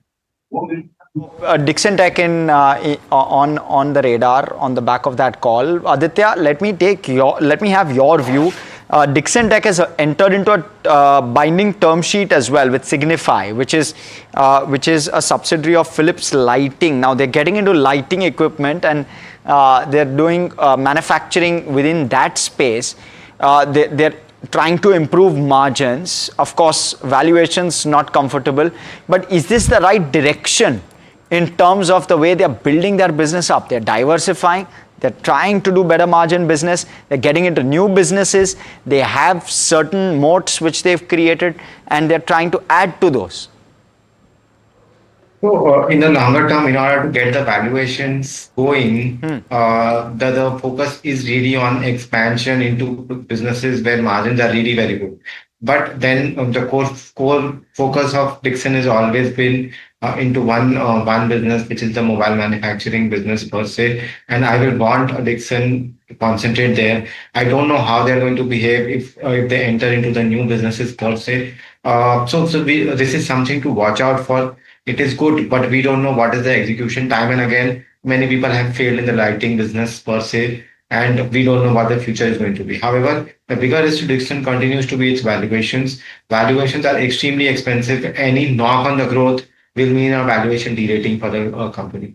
So one should be very careful on the stock, but one should also monitor the stock for how the ramp up goes up in the future. I would right now stay away from the stock and wait for how the progress is to take a call in the future. Okay, we continue to focus on global, and shipping companies are in focus because freight rates have surged. In fact, the Baltic Dry Index, which we've been tracking since the morning, is up 10%. And we are seeing a whole host of stocks moving around on the back of that. We have Jasmeet here, who's here to explain it and also, bring us the stock of the day. Jasmeet. Well, the stock of the day today is Shipping Corp, which is 11% up already in trade. Let's understand why is that. Most of the shipping stocks are skyrocketing today on the account of the Middle East issues. Let's understand why is this happening. All ships coming from Israel generally take Strait of Hormuz route. That's the only route available for the closest distance from India. While the companies take that route, they reach sooner. Well, given that the ships have to avoid that route, to avoid the tension, they'll take a longer route through Africa. Now, when they take a longer route, this would increase the freight charges, also make the fuel costlier. But why would a shipping company's share price rise given that increase in crude oil. Let's understand this.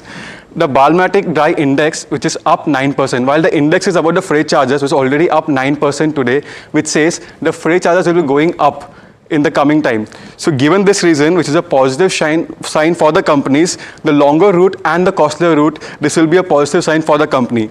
And as shipping corp revenue, 77% of it is based out of tankers and carriers. Now, to understand the amount of exports that generally come into that particular route, while Iran exports 2 million barrels per day of oil, while India imports nearly 80% of its crude oil. And Indian crude oil imports mainly from Gulf nations like Saudi Arabia, Iraq, UAE and Kuwait. That's the reason why the stock is buzzing today, and it's the stock of the day. Very, very well done. Thank you so much, Jasmeet, for breaking that down for us. Pertinent questions, pertinent answers. Aditya Shah, what do you make of some of the shipping companies? Is that something that finds favor in your portfolio? Not particularly an avid follower of the sectors, Harsh, will not be able to comment on. Shipping Corporation of India seeing that buzz today. Kunal, I wonder on the charts if you see this sustaining. If you were holding, would you recommend an exit right now on Shipping Corporation of India? So for SCI, the next resistance zone on the upside is at 242, 243 mark. We are trading at 229. So still some momentum left in the stock. So say around the mark of 240, one can look to exit the stock. What about Jubilant Ingrevia? That's the other buzzer today because of block deals. Actually, a couple of block deal action-backed stories this afternoon. Jubilant there, definitely Jubilant Ingrevia. Interglobe as well, buzzing in part because of the crude hit. What do you make of Jubilant on the charts, Kunal? See, Jubilant has already been in a relative strength, and we saw this breakout coming in today around the mark of 750. And now we expect further momentum to continue on the technical chart, where it can go towards the mark of 810 to 830. Okay, so just stay on with us, Kunal and Aditya. We were talking a short while ago about Interglobe crude prices. We've been talking in detail about the impact of this, but what's the impact for the world? Michael Ingram joining us now, market strategist. Michael, good afternoon to you from where we're sitting. Definitely not afternoon for you yet, it's morning.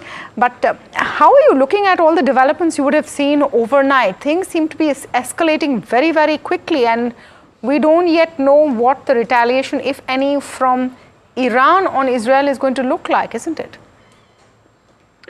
Yes, indeed. And I would point out that equity markets were actually in quite a vulnerable position prior to these Israeli airstrikes. We'd seen global equity indices make up most, if not all, of the losses that they had initially incurred in the so-called Liberation Day tariff disputes. There were moves perhaps to resolve the situation with China. So, you know, the equity markets were waiting to be slapped down. And of course, what's happened overnight has given the perfect catalyst for that. So no surprising that you've seen stock markets actually taking a bit of a hit. I would suggest that actually the price action we've seen such far is actually quite modest. And then again, you got, you know, on the flip side of that, in a classic risk-off move, you've seen gold move higher above $3,400 per ounce. So yeah, we're all on tender hooks at the moment. I think one thing to look forward to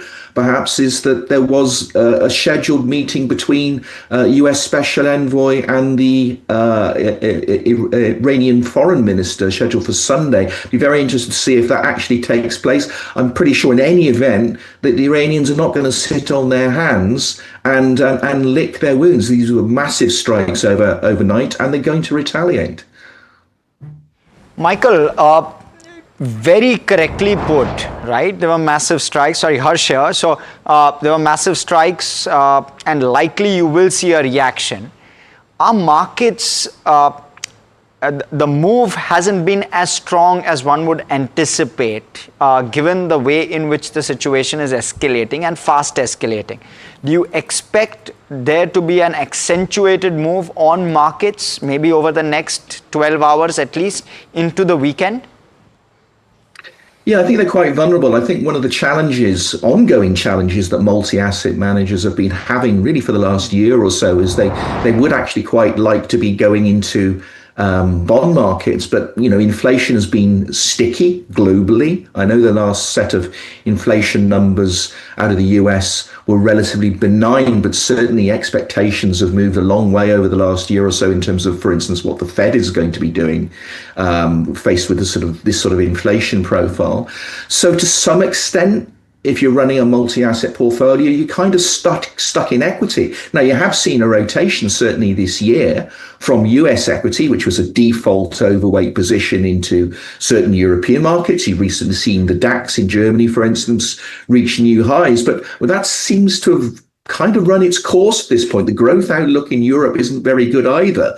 So, where do you go? A bit of it can go into gold. We've seen gold reach successive new time high, but the amount of money you can physically put into that asset is actually quite limited. So, as I say, unless you want to throw your hands up in the air and admit you've got no investment ideas left and you put it all into cash, which, let's be honest, the investment managers are never going to do, you're in a bit of a quandary. When you look at this kind of a risk-off mode, do emerging markets and the idea of emerging markets sort of fly out of the window? How do you see it, Michael? And especially from an Indian markets perspective. Yeah, theoretically you should. But reviewing the performance of emerging markets, thus far this year, they've actually been incredibly resilient. Now, some of this might be due to the fact that they've taken a bit of a beating and been serial underperformers in recent years. So there's a certain amount of catch-up going on. And the move that I mentioned, the rotation into Europe, I think, emerging markets, certainly inflows, have been a net beneficiary of that. The other thing which I think has mitigated any contagion effect into emerging markets has been the price action on the dollar. And the dollar's down about 10% this year on the dollar index. So this classic risk-off move where you see the dollar rise and then emerging markets getting hit and probably having to effectively import more unhelpful US interest rate policy. That linkage hasn't been there this year. The dollar has remained weak. It may get weaker still. So they're kind of off the hook. But let's be clear. We're not talking about vast flows. It doesn't take that many certainly institutional international investors to change their minds for the performance to actually reverse. But thus far, it's held up quite well. Michael, just trying to play devil's advocate here. One, you have the US which is itching to cut rates. Two, you have Donald Trump, who wants peace in the world, or is preaching peace to the world. And three, we can ill afford major escalations globally at this point, all of which point to the fact that likely this situation might well get doused quicker than what most are anticipating. Could this well be a time to go contra? It's possible. You say that the US is itching for interest rate cuts. I think certainly the Trump administration is itching for interest rate cuts. And obviously they have spent much of this year berating the Fed for not being quicker to cut rates. But if you look at what the market is thinking at the moment in terms of what the Fed is likely to do, maybe a quarter point cut in September and a further quarter point cut in December of this year. Now, these are cuts which the market had been penciled in well over a year ago. We didn't get as many cuts last year, so I think there's a question mark as to what extent there is effectively a Fed put on risk assets. In terms of, and again, if you go into in terms of the ongoing diplomacy in various areas of the world, well, I think it's quite clear that the Israelis went ahead with these strikes with the knowledge, but not with the approval of, I think, the United States. Trump had been trying a diplomatic route. Clearly, that is out of the window at the moment. And if we move closer to where I'm sitting in Europe, what's going on in Russia, Ukraine? Russia is continuing to attack Ukraine. It's continuing to come up with excuses. So there's a very real risk that Trump is either going to walk away from that situation completely and just say, this is Europe's problem, or he might go the other way and decide that he's going to, increase aid to Ukraine and prolong the war. But neither, I would suggest, is going to be an option which is likely to decrease geopolitical risk. So yes, I can see. I mean, we all like playing devil's advocate because it makes for interesting discussion points. But I think on the balance of probabilities, and given where risk assets have come, how equity markets have recovered this year, I still feel on balance that the risks are probably lie to the downside. But make no mistake, we're going to be tested in that over the coming days, because I would expect an Iranian response in fairly short order. All right, thank you so much, Michael. This is a wait and watch situation. Let's be very, very clear about that. We do not know what's going to happen next, but this is something which will impact global markets as well. What's fair to say is that the panic of the morning has come off. So if I show you the intraday of the Nifty, if I show you the advanced decline ratio, both of these indicators will tell you clearly that the panic of the day has come off to some extent. You are not looking in as tough a mood, but this remains to be seen. It's the last half hour of trade. So if you are going to see more retaliatory strikes or any retaliatory strikes, more strikes from Israel on Iran, this could worsen as we move along. So that's the only part that you have to take care of, that this is a situation which could go either way. Now, on to our segment where we talk about the stock of the day, but we give it to you from both sides of the story. So today, Jubilant Ingrevia is in focus. It's zooming on the back of a block deal, nearly 15% up now, and it's believed that the promoter families and the promoter entities could be selling these blocks. Why is it then zooming, and what is the bull case, what's the bear case? We're speaking to Varsha about this now. Yeah, thank you so much for that. As you rightly said, the stock is buzzing on the back of block deals that the company has seen. But over the longer horizon, what is actually working for the company? One is they've set a clear target. They want to triple their revenue to 12,000 crore and want to take their profit to almost 4 times from what they are today, that is to 4,000 crore by FY30. Now this will be driven by high margin specialty products and also new ventures that they are entering into, that is semiconductors.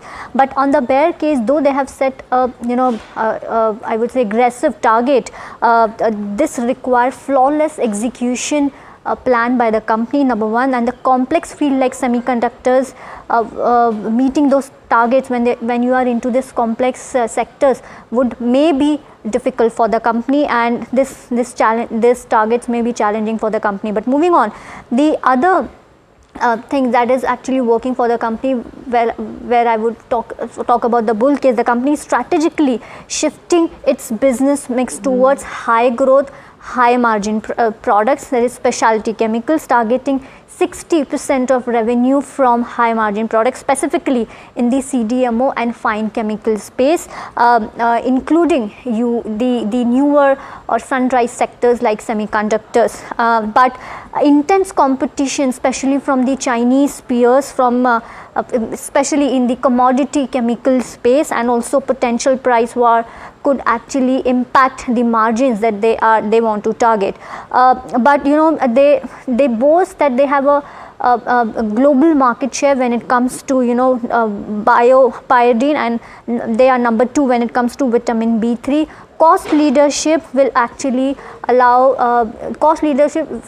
help them to achieve that margin, and operating leverage will also help them to grow faster, and a diversified portfolio will actually support the growth that they are eyeing into. But and lastly, if the ambitious export target that they've set, that is 65% of revenue from export that they are eyeing by FY30, makes the company vulnerable when it comes to geopolitical shifts and trade wars, such as unpredictable tariffs war that we are seeing. But so overall, if you see a good aggressive target that the company has seen, rather the company has set up for the next 3 to 5 years, but competitive pressures from Chinese products and of course the geopolitical pressure that the company is seeing, and the overall pressure in the chemical industry will make them hard to achieve those challenges. So that's the fundamental point over there. We had got the technical view from Kunal earlier, so let me go across to Aditya and detailed both sides of Both cases kind of view from Varsha there. Do you see this space as interesting? And what about the company specifically, Aditya? Oh, chemical space particularly is interesting to me. Jubilant Ingrevia operates in a very commoditized space. So when the demand is not great, when the demand is not great, they will not do well. And when there is excellent demand, they will continue to do well. On top of it, they have also aligned to move towards the semiconductor space. All of that again depends on a good execution over a period of time. Although too many players are entering the semiconductor space, I don't think all of them will be successful. Some of them will die out, and only few of them will be successful. So this rally, I will advise the investors to be really very careful. Execution will matter a lot in terms of Jubilant and Ingrevia, and you need to wait and watch and see how it goes. So I'm cautious on this stock as of now. Okay. Jubilant Ingrevia buzzing this afternoon. There are some buzzers there. I mean, from lows, the recovery has been, I mean, not a sharp recovery, but not as bad as it was looking about half an hour ago. So that's the case with the Nifty 50. I want to pull up the Bank Nifty intraday as well for you. And there, the situation is also not as bad as it was earlier in the day, still about 600 points down. We'll take a very short break. On the other side, we're coming back with BTS Trade Ideas. We have a special conversation on the insurance space as well. Remember, the Air India crash in Ahmedabad could turn out to be one of the biggest insurance payouts in the aviation industry. All of those details after the break.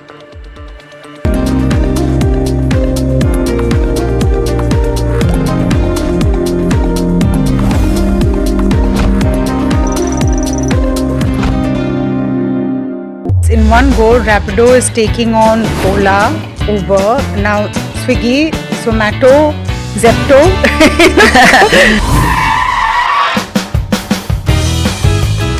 अब कोई soft spoken तो है? Did you just call me soft spoken? Yeah. No? No, I should just record this and let my team hear it. I think what changed the game was bringing two-wheelers into the picture, bikes, right? Yes. India has always been the land of two-wheelers. Why don't we leverage this existing infrastructure to create a commute? Now you've entered a space which is all about, cash up in films. You want to get into delivery and quick commerce. Entry into this was more a strategic move. For us, our simple motto is this: how can I ensure that this captain who's coming on my platform earn more? You even ended up learning Korean. How do you use those skills now? I've actually quit my job while I was on a business trip in Korea. How did you say I quit in Korean? Nakuman desaya.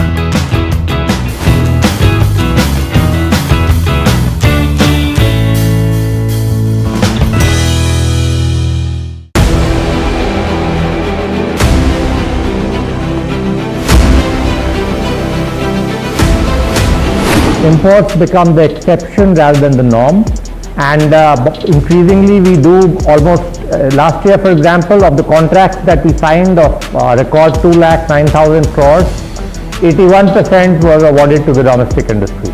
Our intent is to manufacture in India, preferably with design also in India.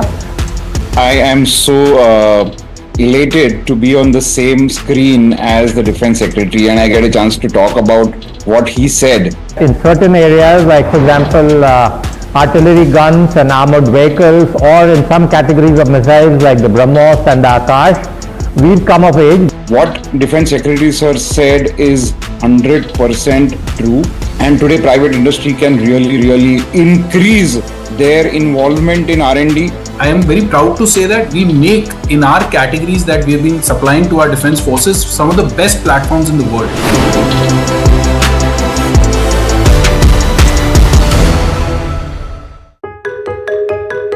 One question can change everything.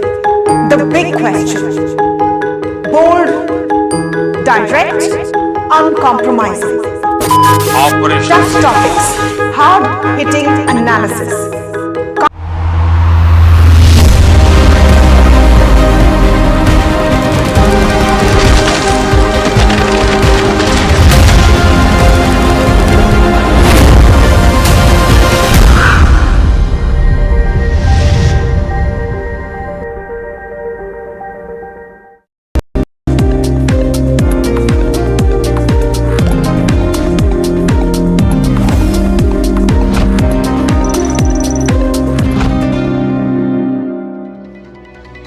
Welcome back. You're watching India Market Close, and of course, it was just yesterday at this hour that we had that terrible crash that we were watching visuals of, and would likely be India's most expensive aviation claim, with potential liabilities translating to upwards of even 2,000 crore rupees.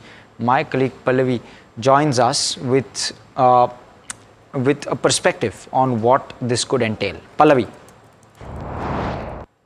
Right, so like you said, yesterday's tragedy can actually turn into India's most expensive aviation claim.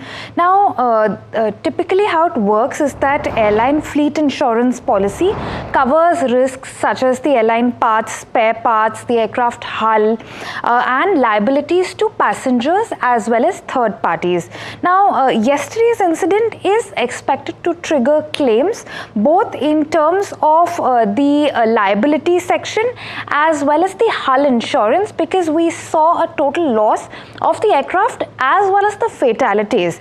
Now, the aircraft damage will be covered under the aviation hull all risk section, which ensures the valuation of the aircraft, including the spares and the equipment.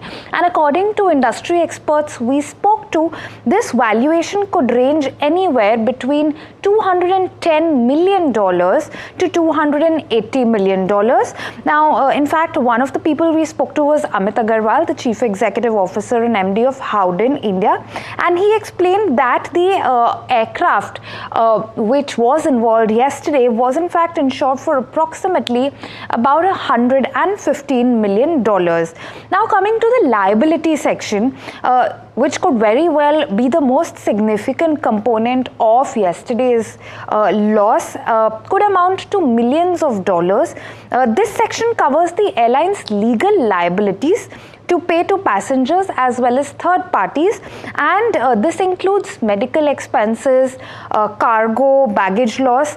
Now, the fact that the aircraft crashed into a civilian compound will also mean substantial third party losses. But let's remember that these are estimates at this point, and what the figures will be are still to be ascertained precisely. But how this typically works is such losses are generally split between multiple reinsurers. Airline flight policies are often placed on a facultative basis, and they involve several participants. So that's what it is. We're speaking to more people to ascertain these numbers further. That Pallavi. Now, to understand this better, joined now by Sajja Praveen Chaudhary, Director PB for Business, to just shed light on this. Mr. Chaudhary, thank you for speaking with us. Let's just go through this from different aspects. Let's start from the airline's perspective, and then of course we'll come to the passengers as well. And in this particular case, in the Ahmedabad case, there are also the bystanders who were not on the flight, were just there existing, and then this tragedy has taken place. So let's just get your perspective now from the business point of view or the airline point of view. For the airline, I suppose everything is already insured and reinsured well enough. Yeah. So from an airline perspective, one, you can look at just the flight or the plane per se, and then second is when you look at airline as a company as such, the kind of risk cover that they would have taken for various risks, whether it's a third party liability risk or whether it's for the hull risk or whether it's the passenger risk that you're referring to, kind of, right? There are multiple risk lines which would get triggered in this case. So as we were hearing earlier, the airline itself, probably the hull part, what we understand at this point of time would be about roughly 700 to 900 crores is what the cost or the claim cost can be in that case. But when you look at particularly what is going to get triggered from airline policies, apart from the hull part, there is obviously the passenger liability, as per Montreal Convention, which we assuming, would be about anywhere roughly about 2 crore kind of thing per person, or, with respect to whatever the convention says. And this will be covered as part of the airline liability policies. Now, outside of this, then there is anything which is a third party liability. Now, as you said, there are bystanders. It's not only about the, passengers who are there in the aircraft as such. Obviously, yes, there are people who have sadly lost lives on the ground. And obviously, there have been certain destruction that has happened because of the airline crashing into a hospital site. And we're not sure if there is anything else on the other sides in terms of any business houses or any residential complexes that got affected. So anyone or any property that gets affected on the ground because of this act, obviously there's a liability that gets that comes out of this, and as part of that, the third party liability or the public liability policy which the airline would take in and which would be there in place generally for these kind of organizations will cover these. Will have to cover these liabilities, whether it's in terms of kind of death related liability for these people who would have passed away on the ground, and the hospitalization related liability for those people who have got hospitalized related to this or injured as part of this, and also, as I said, the assets that would have got destroyed. Then there's one more category which is primarily the crew who was there, the pilots and the crew, which also generally the coverages are higher in nature, and that's the other side of it which also gets triggered onto the airline side at this point of time. And the last one, which might be smaller, I'm assuming in this case, because it's not a cargo flight, it's a passenger flight.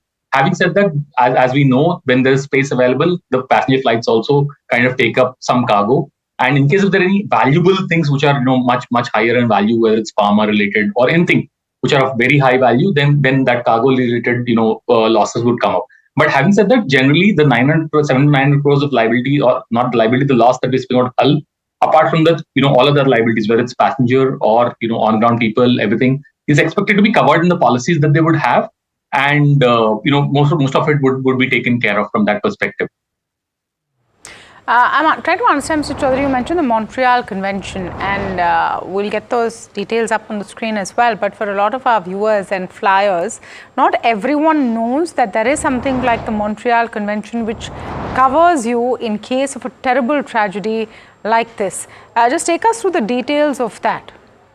See, there's as per the international regulations or the standards that there's a Montreal Convention which had, I think if I'm not wrong, it's about roughly $1 lakh or something, which was there earlier, but it was changed in the month of December 24-25. And that's roughly about $2 lakh, which is there, which would kind of, take care of any kind of passenger related liability that would come in. And now that part would be taken care of automatically. Now, when we say, will the airline take care of this? But generally, when such rules are there, the airline would have taken insurance policies, which would cover these liabilities to that extent as required under the rules and all of that. So all of this liability that you would say as a payout that would go to the families or the members who would have passed away or would have got, hospitalized in these situations, this amount will go to them, and most likely the insurance policies will take care of these. I'm not sure, Mr. Chaudhary, I heard you right. It's Harsh here. So you're suggesting it's $200,000 at a fixed rate, or is there some variable element to that number? Yeah, so see, basically under that, there are certain categories under which it is there in terms of, it also mentions clearly in terms of, in case of a delay, what would happen, in case of a package, what would happen, or in case of cargo, what would happen, and in case of, kind of death or any other liability of, a person kind of thing, what would happen. So it is depending on the situation that this comes out. But having said that, in this situation, as you would see, it's a death of most of the people that's there, right? So we're not speaking about something else, and we're speaking about specifically that specific number as such. I'm just trying to understand this from the insurance company's point of view, Mr. Chaudhary. What is the extent of hit that you expect for the sector and the payouts thereon? See, generally, we're not looking at, for the sector to get hit as such.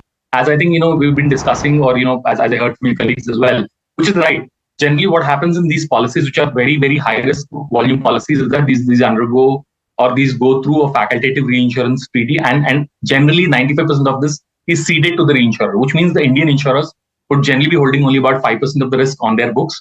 And whenever this claims would come up, and then when they're getting finally settled, which means that 95% of this losses is bound to come from the reinsurer books. What it means is, depending on where it ends, like, let's say a 1,500 crores or a 2,000 crores kind of a loss, which you estimate on an overall level, then what we speak about 75 to 100 crores, and that too probably divided between, say, the lead insurer, who's Tata AIG in this case, as we understood, and few more insurers who are there as co-insurers.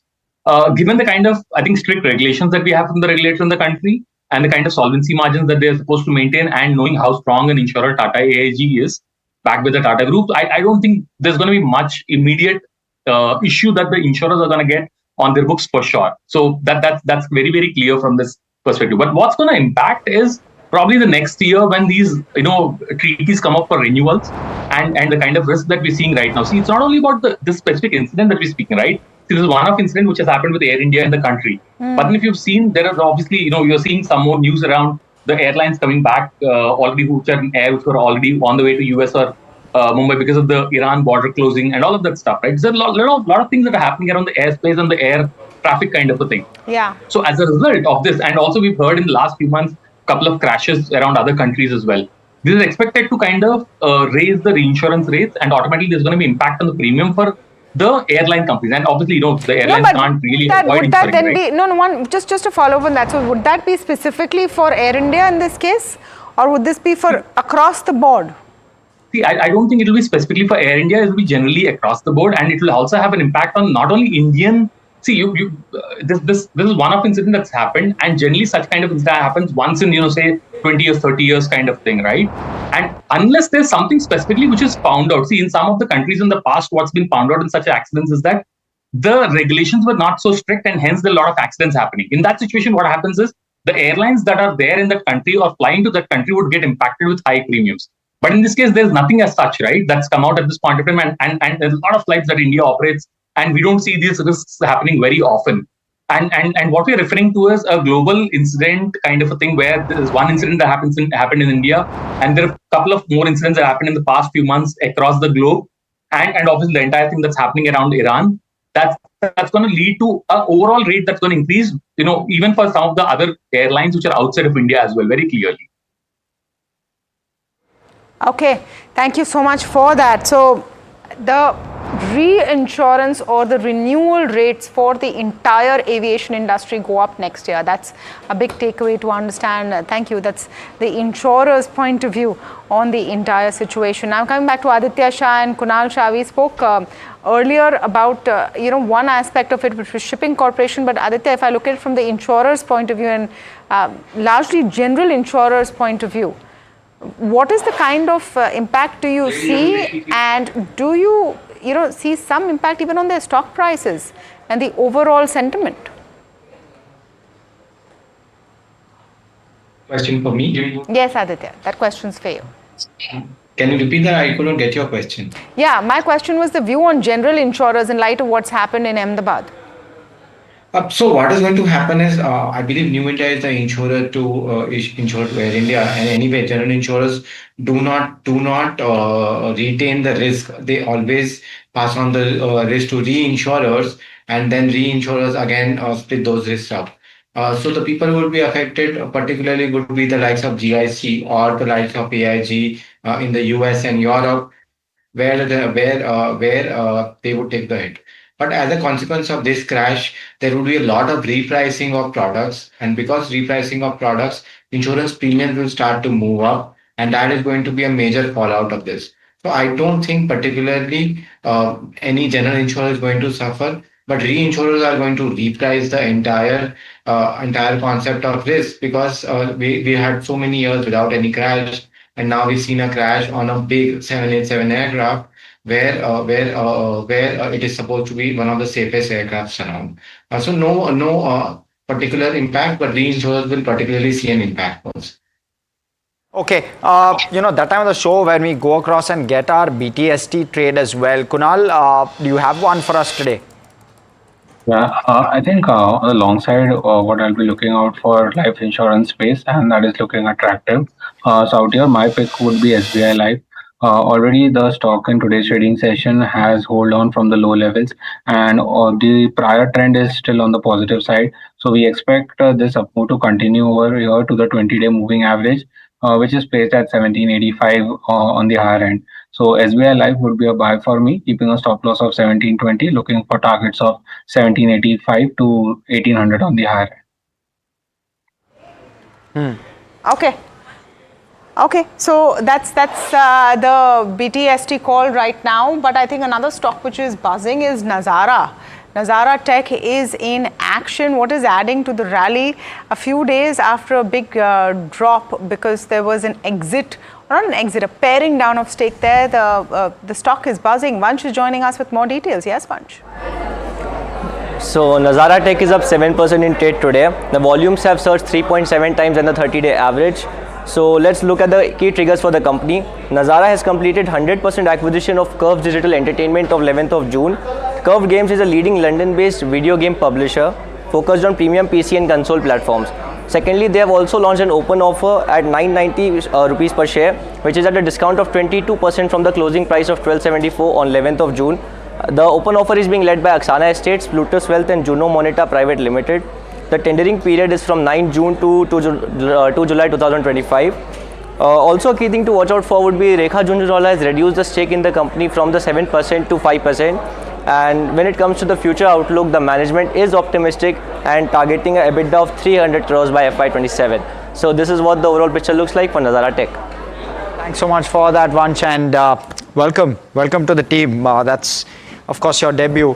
Aditya, let me come to you with regard to Nazara. Do you like it? You know, we've done a deep dive with regard to Nazara as well. So viewers, for perspective, we've done a Know Your Company series on Nazara. But Aditya, you know, what really stood out for me is very poor return ratios. I mean, they continue to acquire companies, but return ratios not spiking. Are you positive at all on this one? How do you look at the business?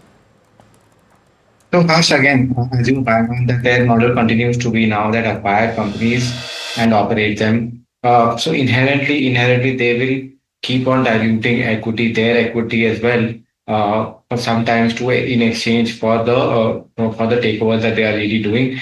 Return ratios are suppressed, but I think that the whole space that Nazara Tech operates in, the video game segment as well as the gaming segment, will continue to do well over the next 5, 10, 15 years, and there's a good opportunity. Return ratio, if the management continues to work towards improving the return ratios, the company could start to do really well. So I am a close watcher of the stock. No investments as of now, but the stock looks really very interesting to me. Okay, Aditya, you know, also on a side note, wanted to understand what the view is with regard to capital market plays and where within capital markets are you finding value. And the reason for that is I'm seeing some stocks really flying. You have a 361 which is up 5%, BSE in the news for completely different reasons. Just give us a perspective. Is this space an opportunity, and if you were to play it at this point, how would you play it? A very expensive space, interesting space, a lot of potential in this space, but really very expensive. BSC for that matter alone in the last 1.5, 2 months has gone up phenomenally well, most likely on the back of NSE listing that is going to come, and similarly CDSL has also gone up on the back of NSDL listing that is going to come up. In my opinion, all of these stocks are really very expensive. One needs to be really very careful. As I said, you could look at an HDFC AMC or a Nippon AMC for that matter. Within the mutual fund space, they look really very interesting. Wealth managers are expensive. I would tend to avoid brokers such as Angel One. Those stocks are really very expensive, and again, any slowdown could materially affect their broking income that is there. So mutual funds is something that I want to stick to. And CDSL is something that I have an eye on, but the stock is too expensive right now at this stage to invest in. Okay, so that's Aditya's take. Now let's go across to Tushar, who's at ground zero in Ahmedabad with the latest. Tushar, what do you have for us? Good afternoon, Harsh. So all of the attention now has shifted to actually identifying the deceased.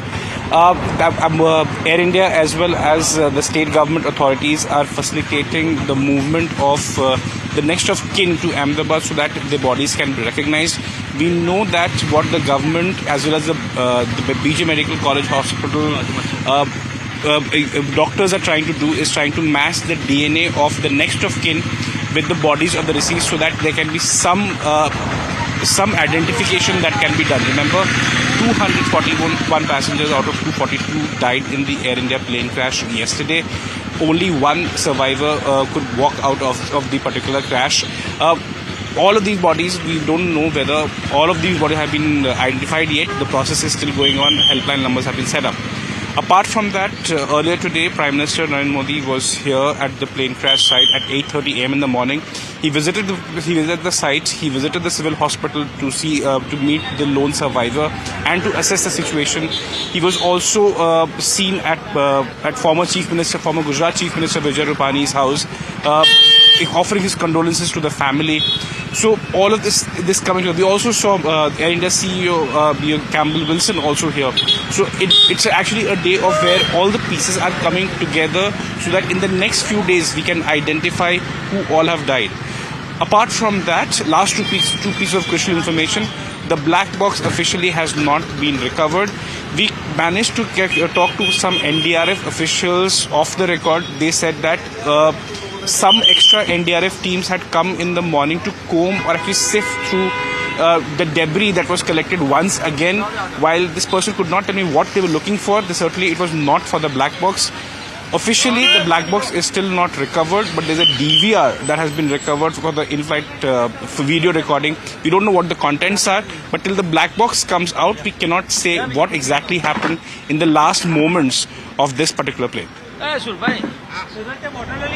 To be uncovered there. Thank you, Tushar, for coming in with all of those details. Just about 3 minutes left on trade, and it's been a tough day. It's been a tough day. You're closing about 146 points down on the Nifty, but off the day's lows and significantly off the day's lows as well. You're over 1% up, more than 250 points actually from the day's lows, 260 points from the day's lows. And, I want to come to you right at this point, Kunal. The way we have been set up, where we have recovered 250 points from the day's lows, you're going to close much higher than the day's lows. Do you see this as a setting of a bit of a rally on Monday? I think definitely we will be testing the 20 DMA on the higher end, which is at 24,833 on the upside. So 24,850 will be a crucial level for the markets to test. So I'm expecting at least from the current levels, say 100 to 110 point on the upside from the spot Nifty that could be tested. And similarly for the bank Nifty as well on the higher end, the 20 DMA is again placed at 55,721. And I'm expecting bank Nifty should test the resistance of 56,000 on the higher end, which was earlier the support. So even for bank Nifty, more 500 points rally could be possible from your end. So I'm expecting a pullback, and probably from those levels, we have to wait and watch whether we find further selling pressure from those levels. If not, then we might continue this rally on the higher end. Thank you so much, gentlemen. We'll let you go on that note. Thanks so much for joining us, giving us that perspective over the last hour or so. Let's quickly look at how we've gone through the day. In fact, it's not been as bad. As Tamanna did mention, there's been a decentish recovery. We've closed around 0.6% lower, just about. But when you're putting this into perspective, yesterday was expiry. We saw a bit of a correction yesterday towards maybe the last couple of hours of trade, and putting this today's day of trade plus yesterday's, we've seen a bit of a cool off where markets are concerned. Let's look at it intraday though. Let's look at the silver lining. Let's look at the positives. Glass half full. Seen a solid recovery from the day's low point. So that's the one piece. Markets have held up fairly well for themselves. The VIX, which has spiked, has also cooled off. We can pull up the intraday on the VIX as well. That spike over there right at the start of trade, we've cooled off. We're 7% higher where the VIX is concerned. Now, I want to talk about the Nifty 50 itself. Let's look at the heat map. Now, what's not looking pretty is the kind of advanced decline we've seen today. The breadth has been weak on the Nifty 50, but broader markets is where the action has been much better. Let's look at the broader markets. Let's zoom in, and the Nifty mid-cap has seen a very strong recovery at close. So we're just 0.25% lower at close intraday, and 0.33% lower on the Nifty small cap. I want to quickly also highlight the advanced decline on the NSE, and that kind of also shows now it's just about 2:1 at close. So from the lows of the day where the breadth was extremely weak, we've obviously gotten better right towards the fag end. So that's the other key positive. I also want to look at this more zoomed out for the week gone by, because we've closed the week as well. Let's look at the Nifty for the week gone by, and thereafter the Nifty mid-cap and small-cap indices. We're down 1.5%. A large part of that was between yesterday and today, mind you. And otherwise, we've not had a bad week at all. Let's look at the Nifty mid-cap and small-cap indices as well. 1.8% lower on the Nifty mid-cap, and the Nifty small-cap largely better, in fact, 1% lower on the Nifty small-cap index as well. So that's how we've shaped up for the week on some of those. Let's look at a heat map of the sectors.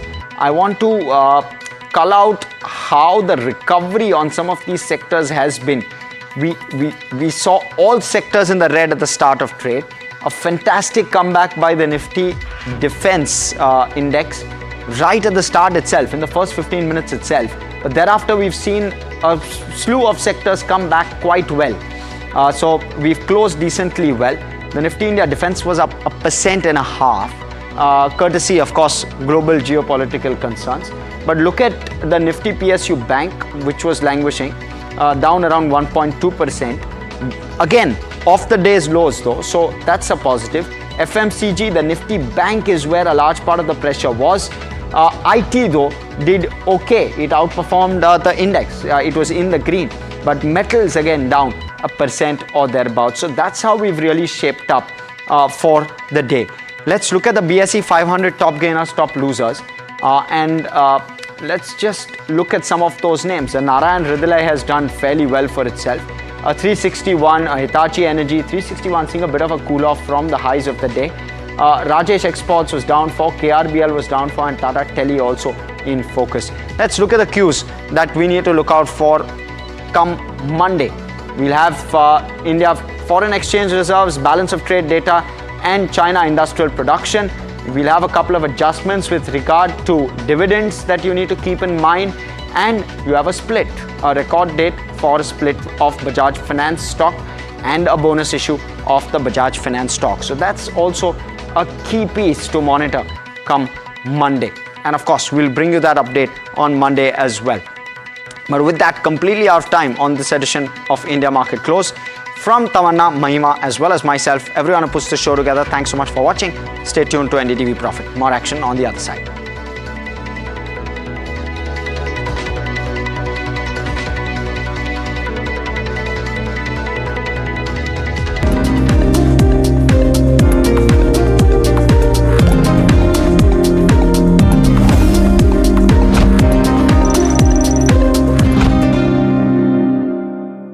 In one go, Rapido is taking on Ola, Uber, now Swiggy, Zomato, Zepto.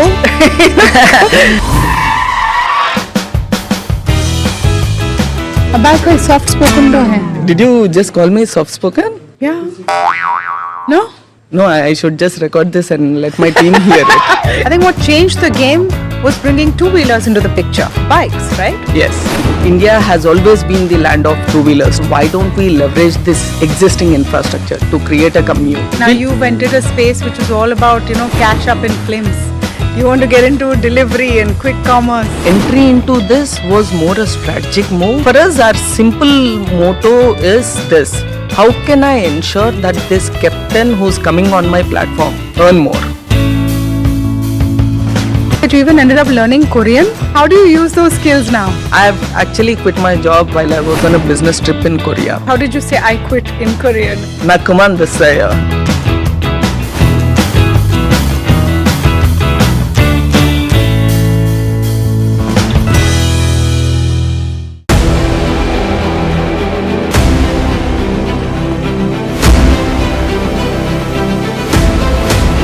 Imports become the exception rather than the norm, and increasingly we do almost last year, for example, of the contracts that we signed of record 2,09,000 crores, 81% was awarded to the domestic industry. Our intent is to manufacture in India, preferably with design also in India. I am so elated to be on the same screen as the Defense Secretary, and I get a chance to talk about what he said. In certain areas, like for example, artillery guns and armored vehicles, or in some categories of missiles like the BrahMos and the Akash, we've come of age. What Defense Secretary Sir said is 100% true, and today private industry can really increase their involvement in R&D. I am very proud to say that we make, in our categories that we have been supplying to our defense forces, some of the best platforms in the world.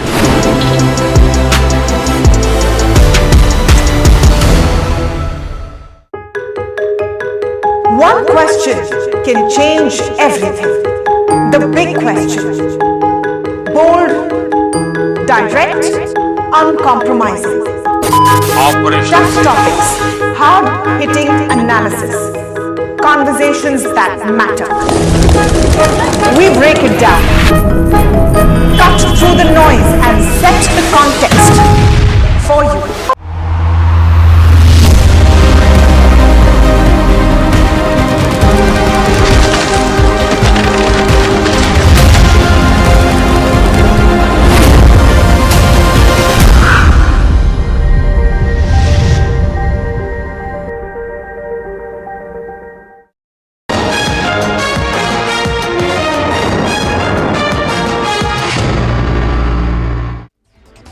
Hello and welcome. Good afternoon. You're watching Market Express and I'm your host Malika Mishra. Let's get straight into the show. Geopolitical tensions weigh on markets as both Nifty and Sensex ends the week in the red. Nifty ends near 24,700 mark and 41 out of the all Nifty 50 stocks declined in trade. Sensex slipped by about 500 points and India VIX cooled off in the last leg of trade to close with gains of near 7%. Sectoral action remains mixed. Nifty, Defence and Realty surged in trade. Nifty, PSU Bank and FMCG end as the top sectoral losers. The broader market stood resilient through Friday's trade and the market breadth ended in favour of declines. And the Indian currency rupee closes sharply lower against US dollar. It weakens by 49 paise to 86.09 against the greenback. Residents of Tehran woke up to loud explosions as the Israeli Air Force launched airstrikes across Iran, targeting nuclear and military sites. In response, Israel declared a state of emergency, preparing for possible missile and drone retaliation from Tehran.